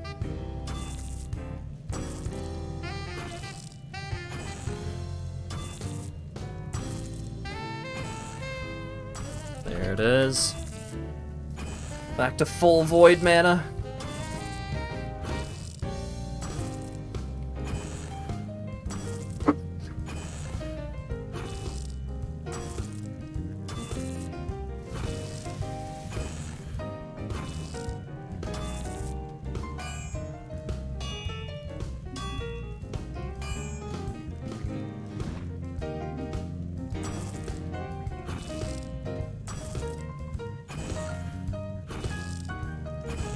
Once we get to 7E50, you're gonna see some serious shit.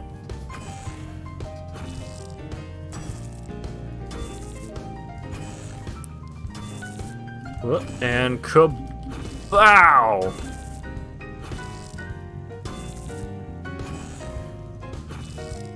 Oh, we're still at 743. See, I'm using the enchanting membrane instead of the Thunderbird. I'm just like enchanting. I'm using the Chiropteric Rod instead of the Thunderbird. Because I don't want to relearn anything.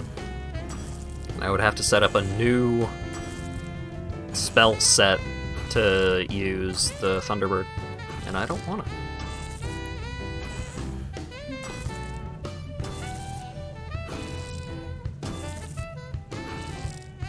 I have the enchanting membrane enchanted all to hell so that way I can use it to get more enchanting dust.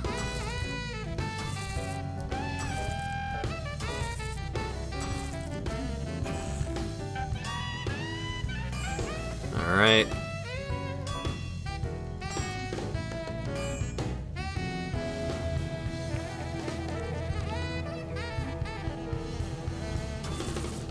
I use incantations in my Void Mana generation phase.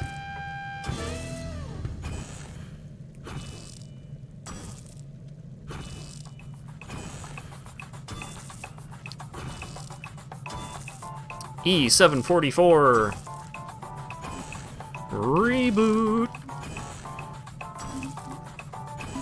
I am bird, you are bird, we are all bird.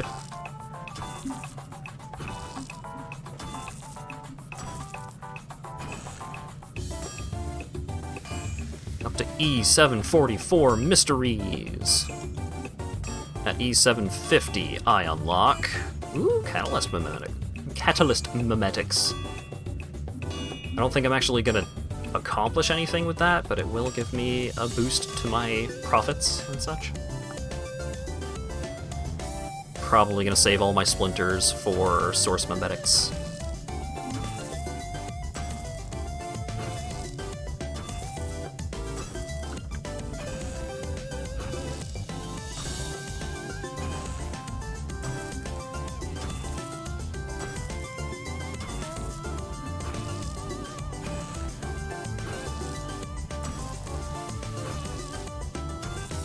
Seven.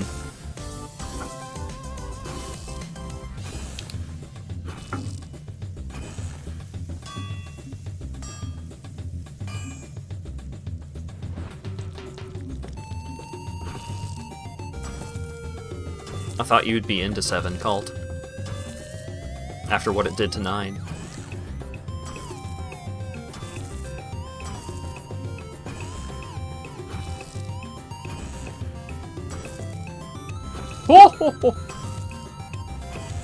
I've always been a big 7 enjoyer in regards to digits from 0 to 9. I don't think there was any particular reason for it.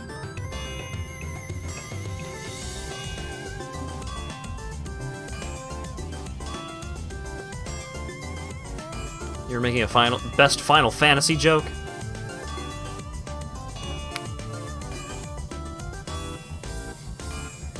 Which number between 1 and 9 is Lightning Returns? I know I need to beat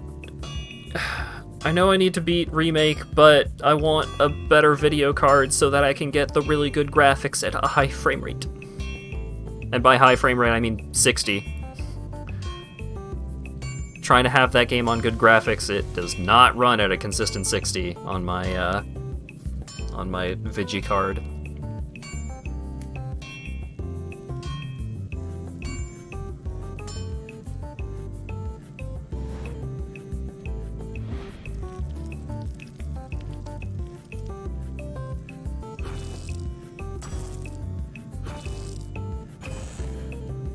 It's frustrating. It's like, I want a PS5, and a PS5 would be able to run a lot of games better.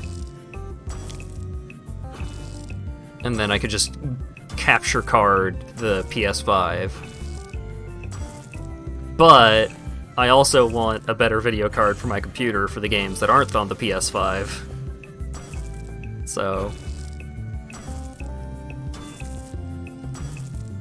that's a lot of money.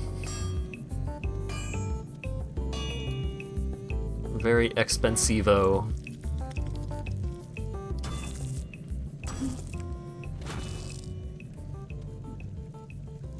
Bane plate body +4. We are halfway to level 82 smithing. Hot dog. Burial set, full helm, gauntlets, armor, boots, plate legs. Okay, so let's make a helmet. Nope.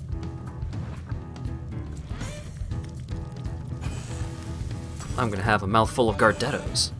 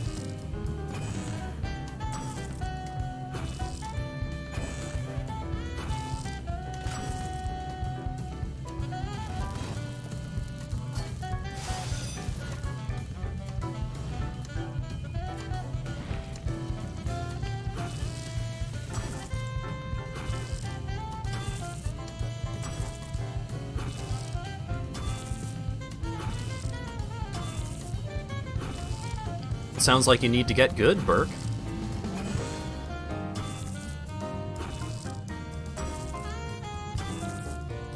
Bike and main and Ultra Kill. I still need to get the Guilty Gear DLC. And also play more Guilty Gear.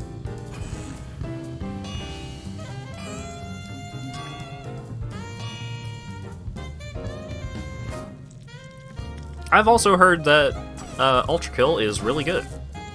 It seems like a lot. I'm not... I am no expert at the boomer shooter genre.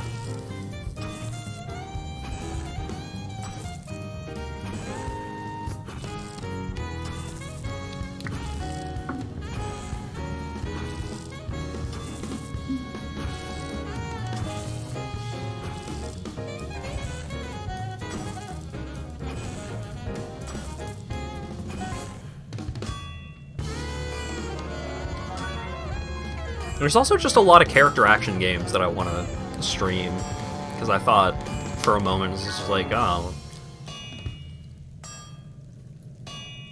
Thinking about a stylish shooter game made me think about Vanquish. This is like, I want to stream Bayonetta 1, 2, and 3, I want to stream Vanquish, I want to stream the Don't They May Cry series.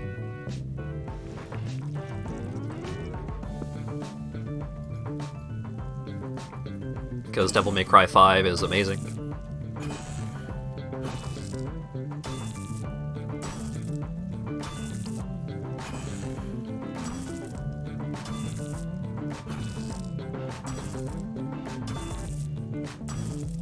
Metal Gear Rising is still my favorite character action game, but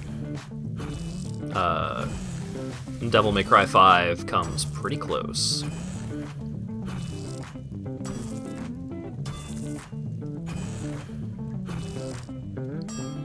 Look, if I stream DMC2, I would try to actually beat the game. But my understanding of beating Devil May Cry 2 is that you upgrade the guns, and you shoot the gun,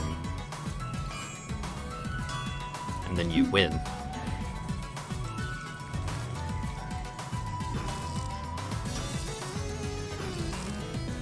Yeah, I'm gonna do a Spelunky 2 stream, but I'm not gonna tweet it out.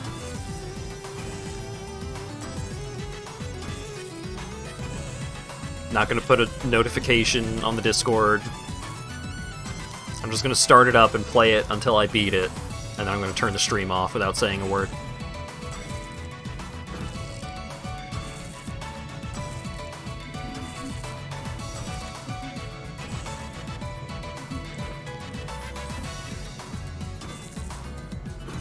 You hold down the gun button and you win. It even auto-juggles enemies for you. Yeah.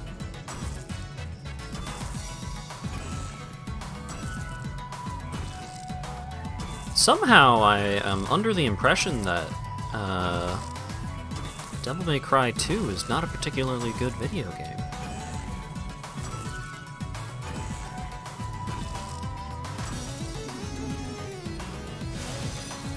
No idea where I got that impression. Next time he asks what he missed, I can just say Spelunky 2. Yeah, that should be my default answer from now on. Because how's he going to prove me wrong?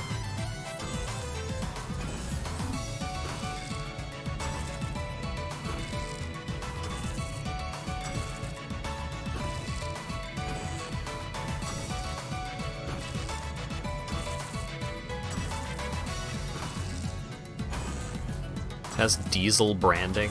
What, Devil May Cry 2? Oh, these? These are diesels. I can't go getting your face blood on my diesels. This is where it goes. On the smock instead. I hate how many lines I can remember almost word for word from Monster Factory videos. I've memorized, like, I've memorized almost every line from the PGA Tour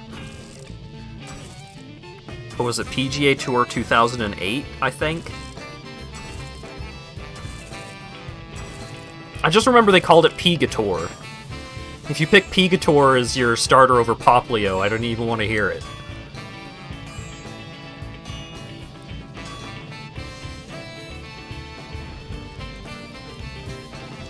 Oh yeah, I should click the pipes.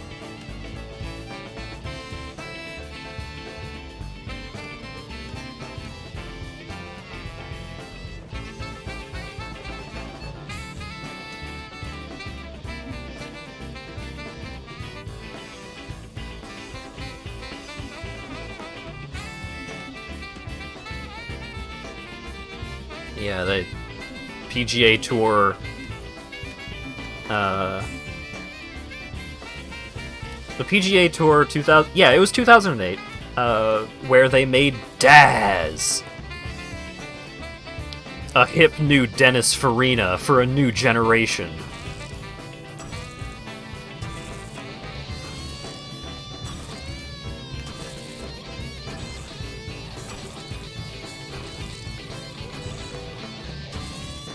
The King's Game, the beautiful game. Some people call it Mbalchas.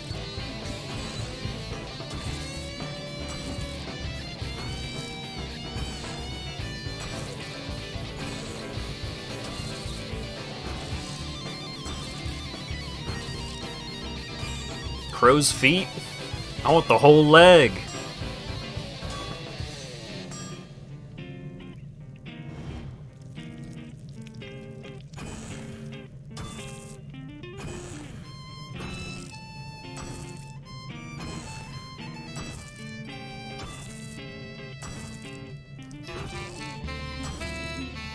Oh shit. Click the pipe.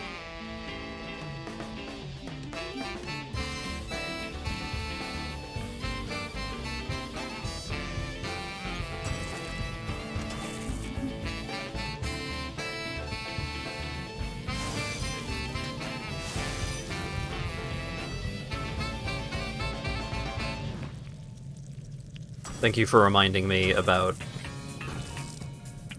Reputation, Dan. I had forgotten that some of the Reputation rewards are actually really good.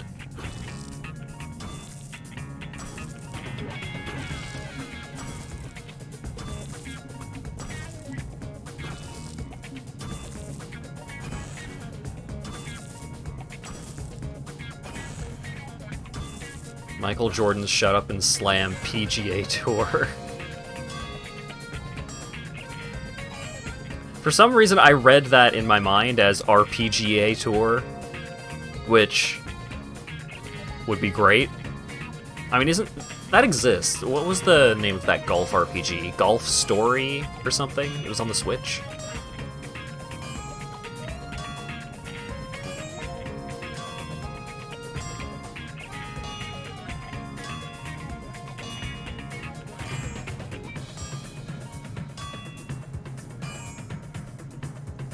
I'll tell you, my favorite golf game... Well, I really like Mario Golf Toadstool Tour. I really liked that one. But I think Everyone's Golf is a fantastic golf game. It's a shame it's not on PC. I would totally set up like an everyone's or everybody's golf. I don't remember the name of it exactly. I don't remember which one it is. But, like, it's got a crazy character customization system, and, like, you can level up at golf, and you get a golf cart that you can drive around in, and you can set it so that you can set up a fucking vortex that sucks your ball up, so you don't have to get it directly into the hole, you just get it close enough to the hole.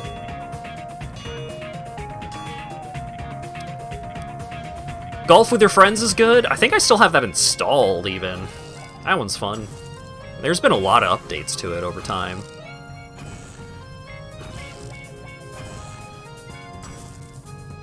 Maybe I can set up a night of that.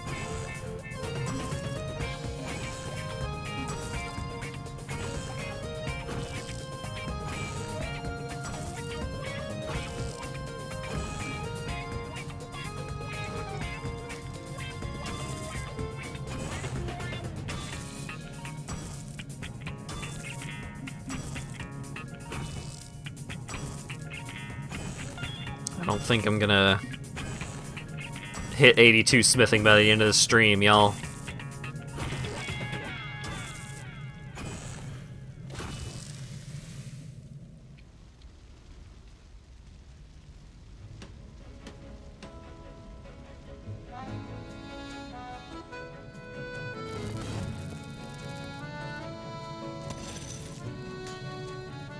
Oh, I'm just completely flat out of Bane bars.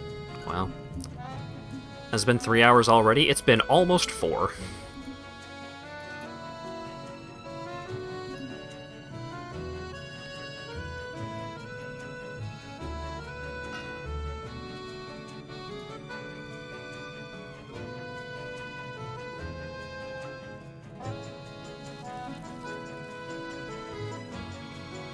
Oh, wait, hold up. I've got keys to open. Nope, not you. Keys.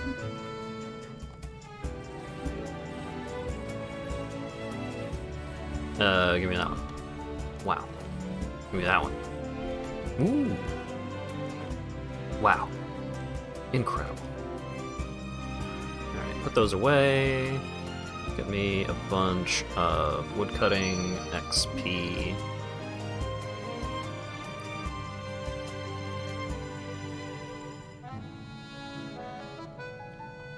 Yeah, Twitch's the has been live for X amount of time readout is not accurate because I got disconnected by internet problems earlier.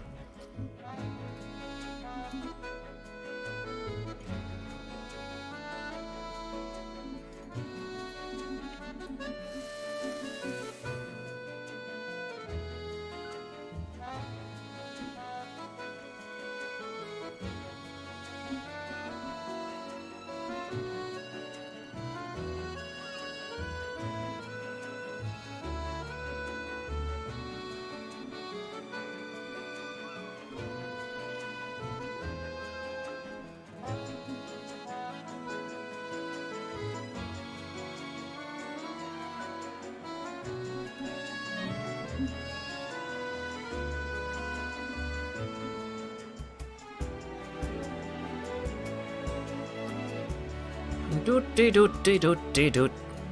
Gotta go back to the rocks so I can click on the rocks.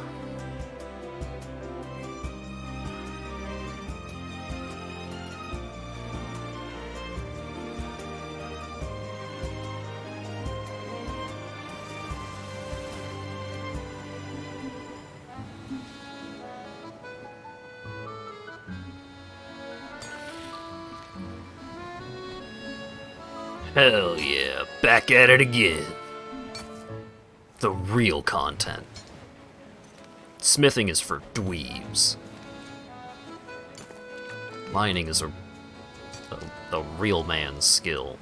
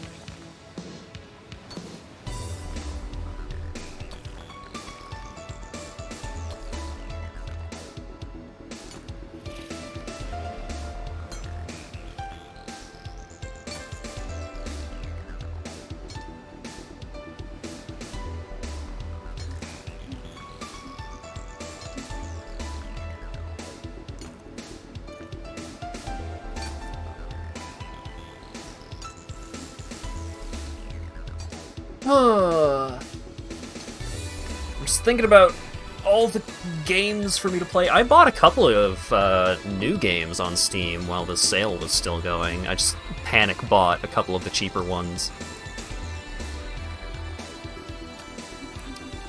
What were they again?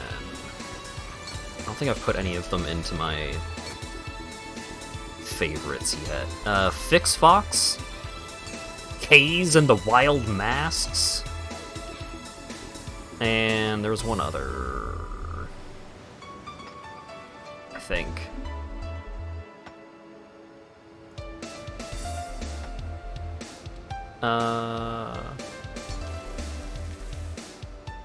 Was there one other? Maybe not.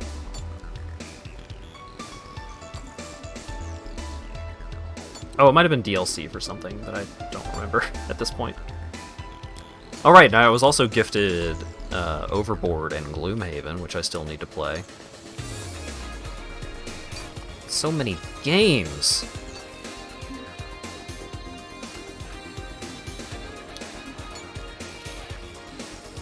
I haven't, like, already jumped onto Gloomhaven yet because I've played, like, actual physical board game Gloomhaven a lot.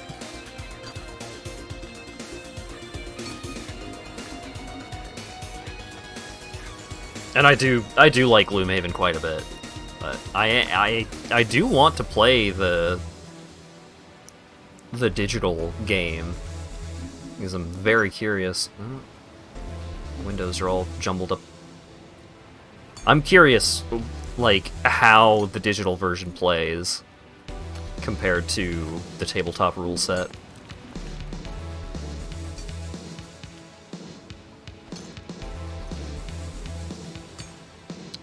I also need to do at least one stream of Persona 4 Golden and Persona 5 Royal at some point. Because Dan gifted them to me, and I'm obligated to try it out at some point on stream. I mean, I've beaten Persona 4 Golden before. I've beaten Persona 5, the base game, before. But it's been quite a while for both of them. Once you stream Persona 4, you're golden! I get it.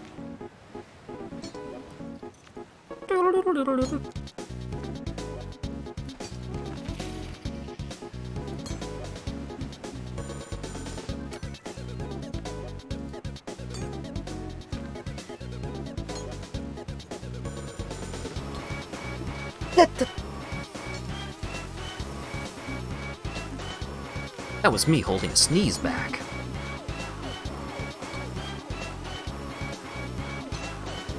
Oh,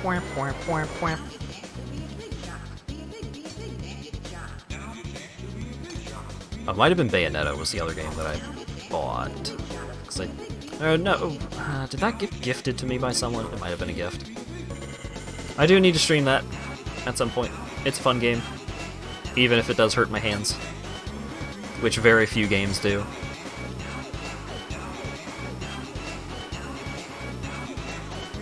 Bayonetta wants you to mash buttons a lot.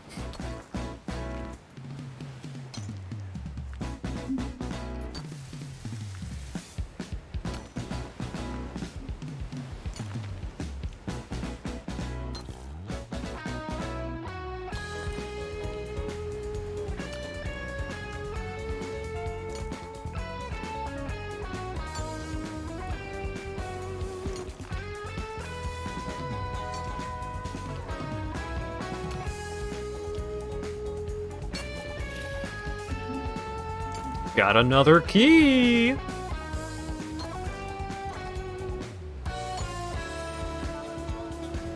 How exciting!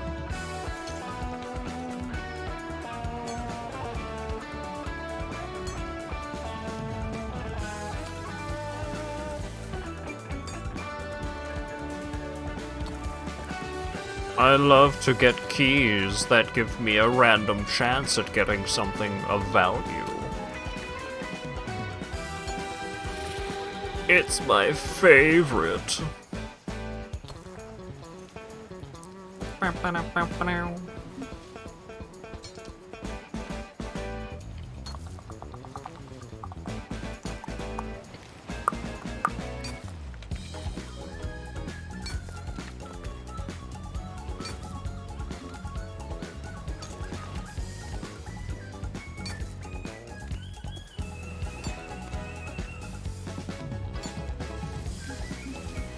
Or that is Typhlosion Turnpike. No, it's not a Pokemon song.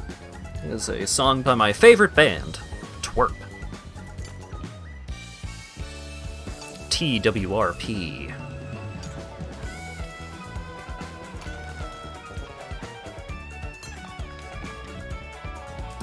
Which used to stand for Tupperware Remix Party. But for reasonable reasons, they do not use that name anymore. Because it did have the name of a brand up in it, which is probably not a good idea.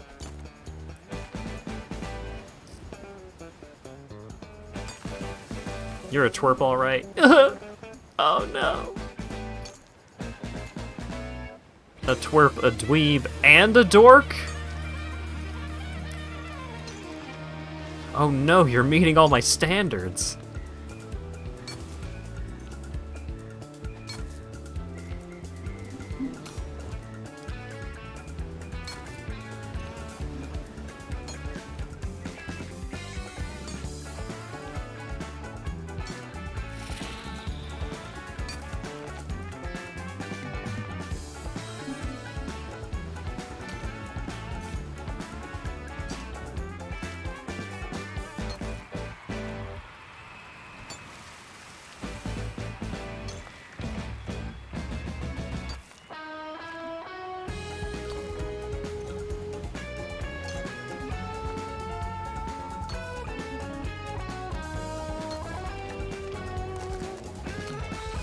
I've still got a lot of ore left to mine for this trip.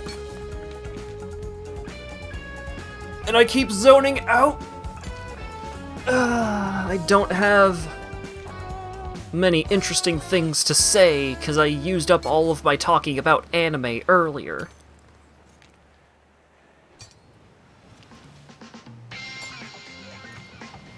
And a lot of my talking about video games is, man, I wish I were playing more video games. This song reminds me that I want to watch more Jackie Chan movies, too.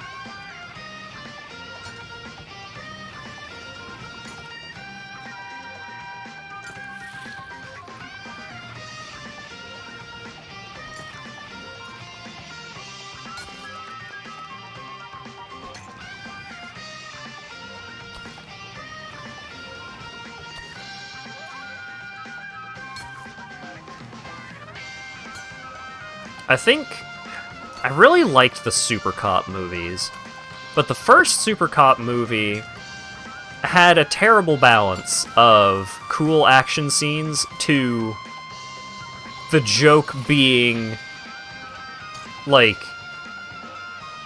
a lot of the comedy in Super Cop 1 was just, like, the joke and the punchline was being uncool to women. Just, like, so many sequences where it's, like, lying to women, or, like, being caught lying to women.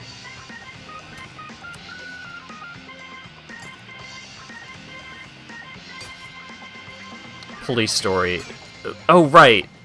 The trilogy was, like, the Police Story trilogy, and the third one was called Super Cop? I think.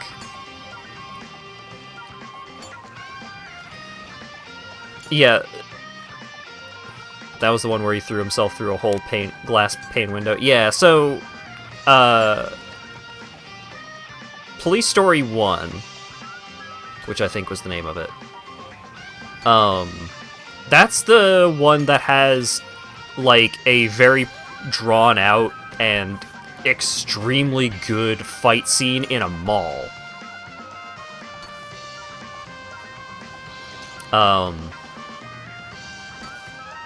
The mall fight is one of my...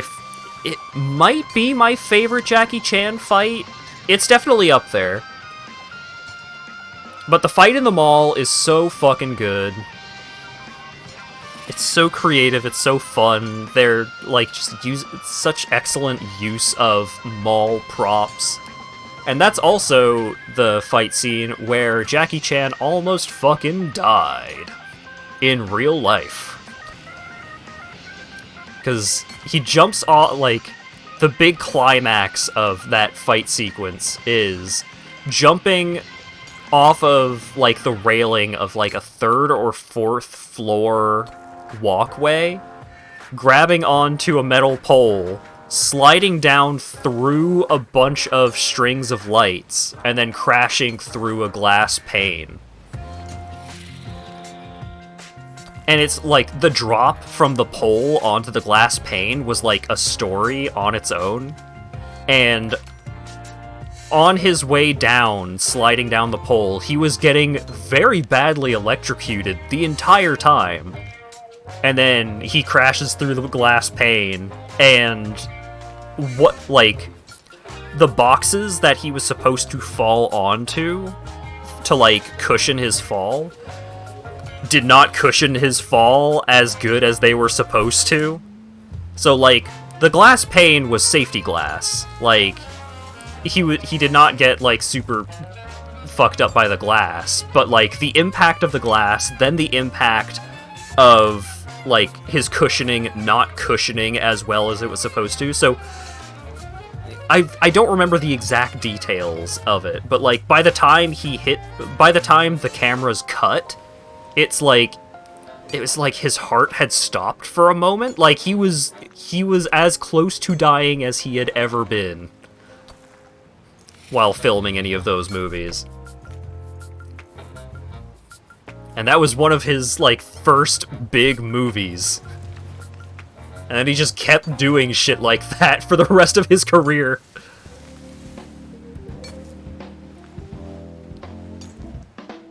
Like, I think Police Story 2 was the one where he is actually hanging off of a moving bus, like, going at road speed, and he's hanging off the bus by an umbrella. And he's, like, getting swung way out to the side when the bus would round a corner and stuff. And, so that was extremely dangerous. In Police Story 3, there's a sequence where he hangs off of a helicopter? Or, like, a rope ladder from a helicopter, or just hanging off of a helicopter or something, and he just actually did that. He just actually hung off from, I think it was a rope ladder, while the helicopter was moving, and, like, just barely dodging things as the helicopter was flying, like, close to a bunch of buildings. And it was like, if that helicopter had fucked up, then Jackie Chan would have slammed into the side of a building and died.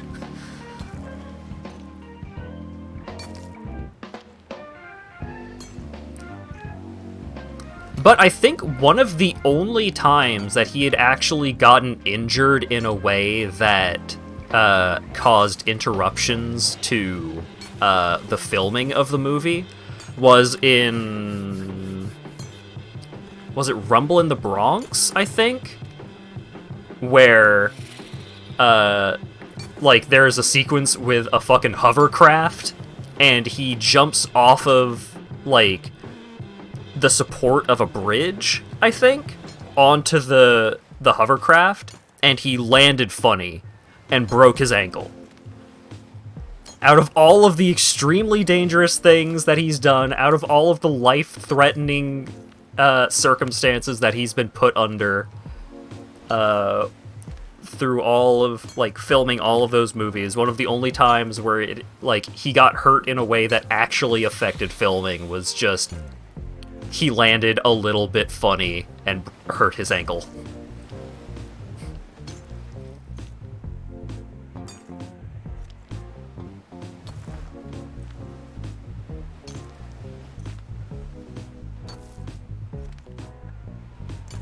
Jackie Chan is a true master of his craft. Legend of Drunken Master, also another great Jackie Chan movie. Like, the first Drunken Master I thought was not super great. It was alright. But I think one of my favorite Jackie Chan movies overall is Project A. which is a movie where he's part of the Navy, and they're, like, the overarching conflict is they're having to deal with a bunch of pirates. And I think it had a really great balance of action to comedy. Like, the action sequences were really great, the comedy was, like, landed really well. High recommend.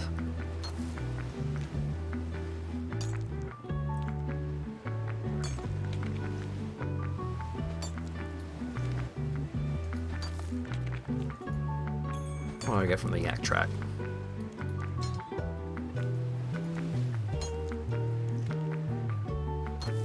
Elite Fremenic Hammer. I don't know what that is.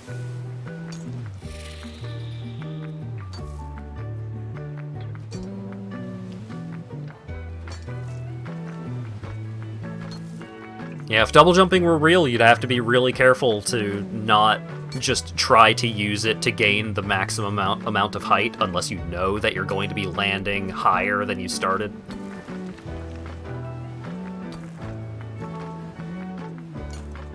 Because if you just, like, try and double jump, like, just straight up off the ground, and you get a good one going, then you could really sprain something on your landing.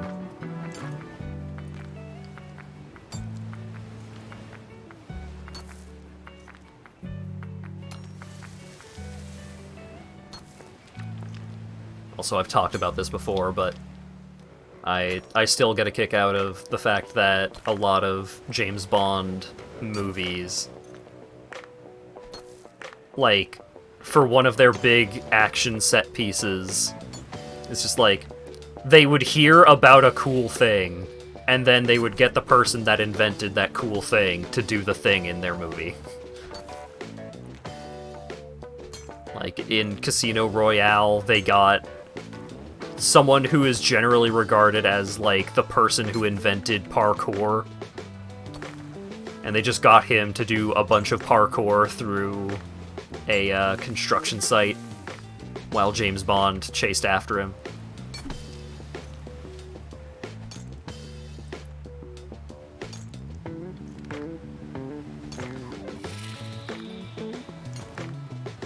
They got the person who invented snowboarding to do a snowboarding sequence.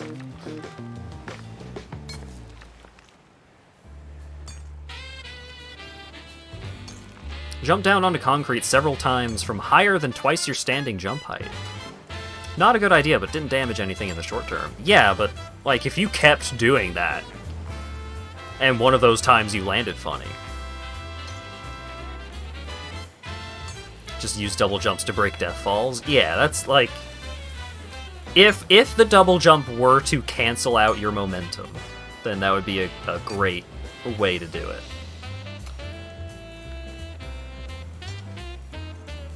If it doesn't cancel your momentum, there's only so much that the double jump is going to help. Like that scene because Daniel Craig's Bond would watch the guy do some crazy parkour over an obstacle, then just bash through the wall. Yeah.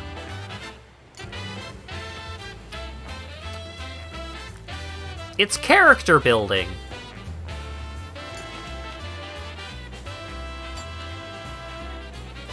James Bond is not fast or agile, but he is smart, and he is willing to just, like, be a blunt instrument in solving a problem.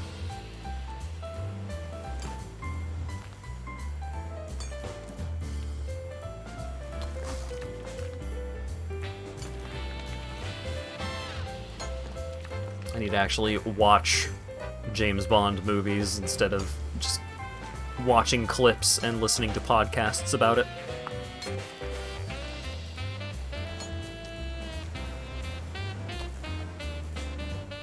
Speaking of, not watching a thing that you're listening to a podcast of, I am almost to the point of my favorite JoJo's Bizarre Adventure podcast, where, like, I am approaching the point where they have surpassed where I am in Part 6. So, if nothing else, I gotta catch up on Part 6 so that I can keep listening to that podcast.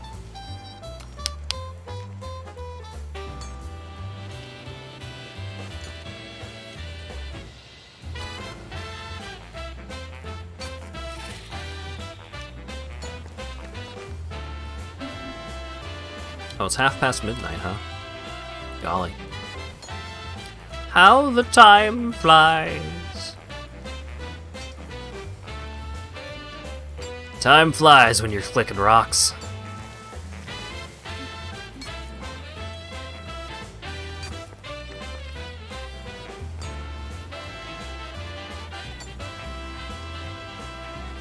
Where does the time go?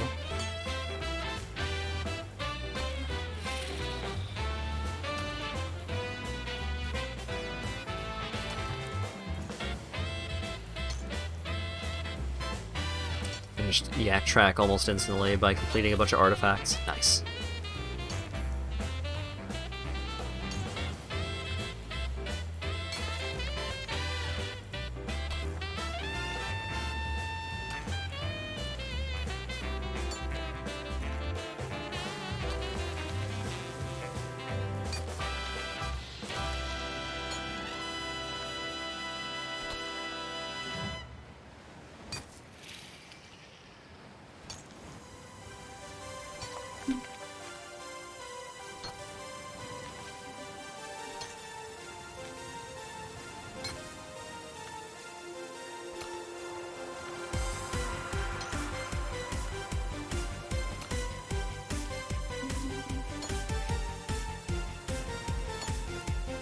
If I do a pretty short exile here in Idle Wizard,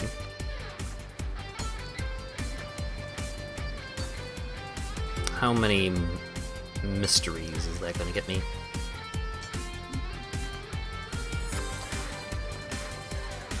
Got a ping notification. Someone's gone live.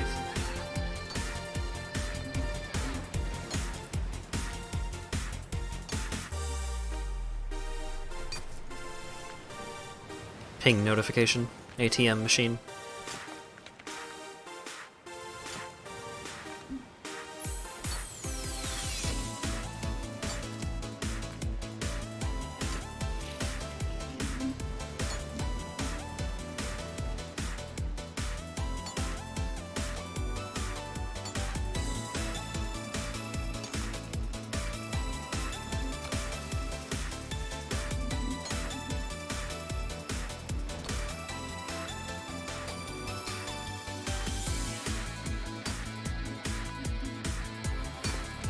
Oh shit.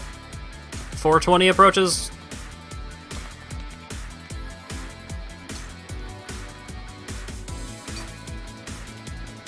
Wait, hang on. I got an idea.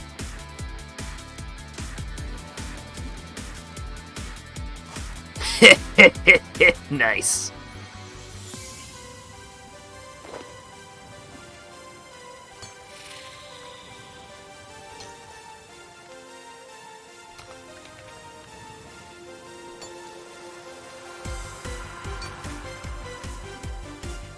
I got the funny number in my box.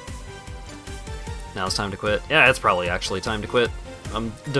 My headache is returning somewhat.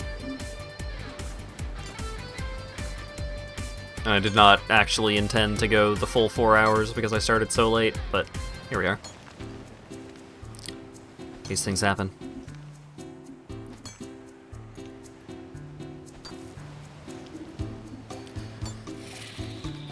So, I am gonna go make the rest of my taco soup leftovers, because I'm still pretty hungry, even after my Gardetto snack earlier. Upcoming streams, Thursday. I think I'll probably do another poll for what I stream on Thursday, depending on how I'm feeling, because there's a handful of games that I would like to at least, like, there's a bunch of games that I want to do a one-off of, a couple of games that I want to stream through that'll take a couple of streams, but not too many. So a poll for a game of some kind will be Thursday. Tomorrow, Tuesday, or I guess today, depending on your time zone, Tuesday is going to be more Yakuza 5. We're starting part 2. Very exciting. And hopefully, assuming I am feeling physically better by Saturday, hopefully that will be Super Sonic Robo Blast 2 Kart. Because I wanted to stream that Saturday and I felt bad. I wanted to stream that today and I felt bad. So hopefully by Saturday I'll be feeling better so that we can get some kart going. Thanks again to Dan for the 10 gift subs. Super duper generous, appreciated, etc. I like it, thank you. And thanks to Lana Coyote for the 13-month resub. And thanks to everybody for showing up and hanging out and chatting and all that good stuff. And hopefully I will see you all again tomorrow/today for Yakuza 5. Tacos of 5, yes. Have a good one.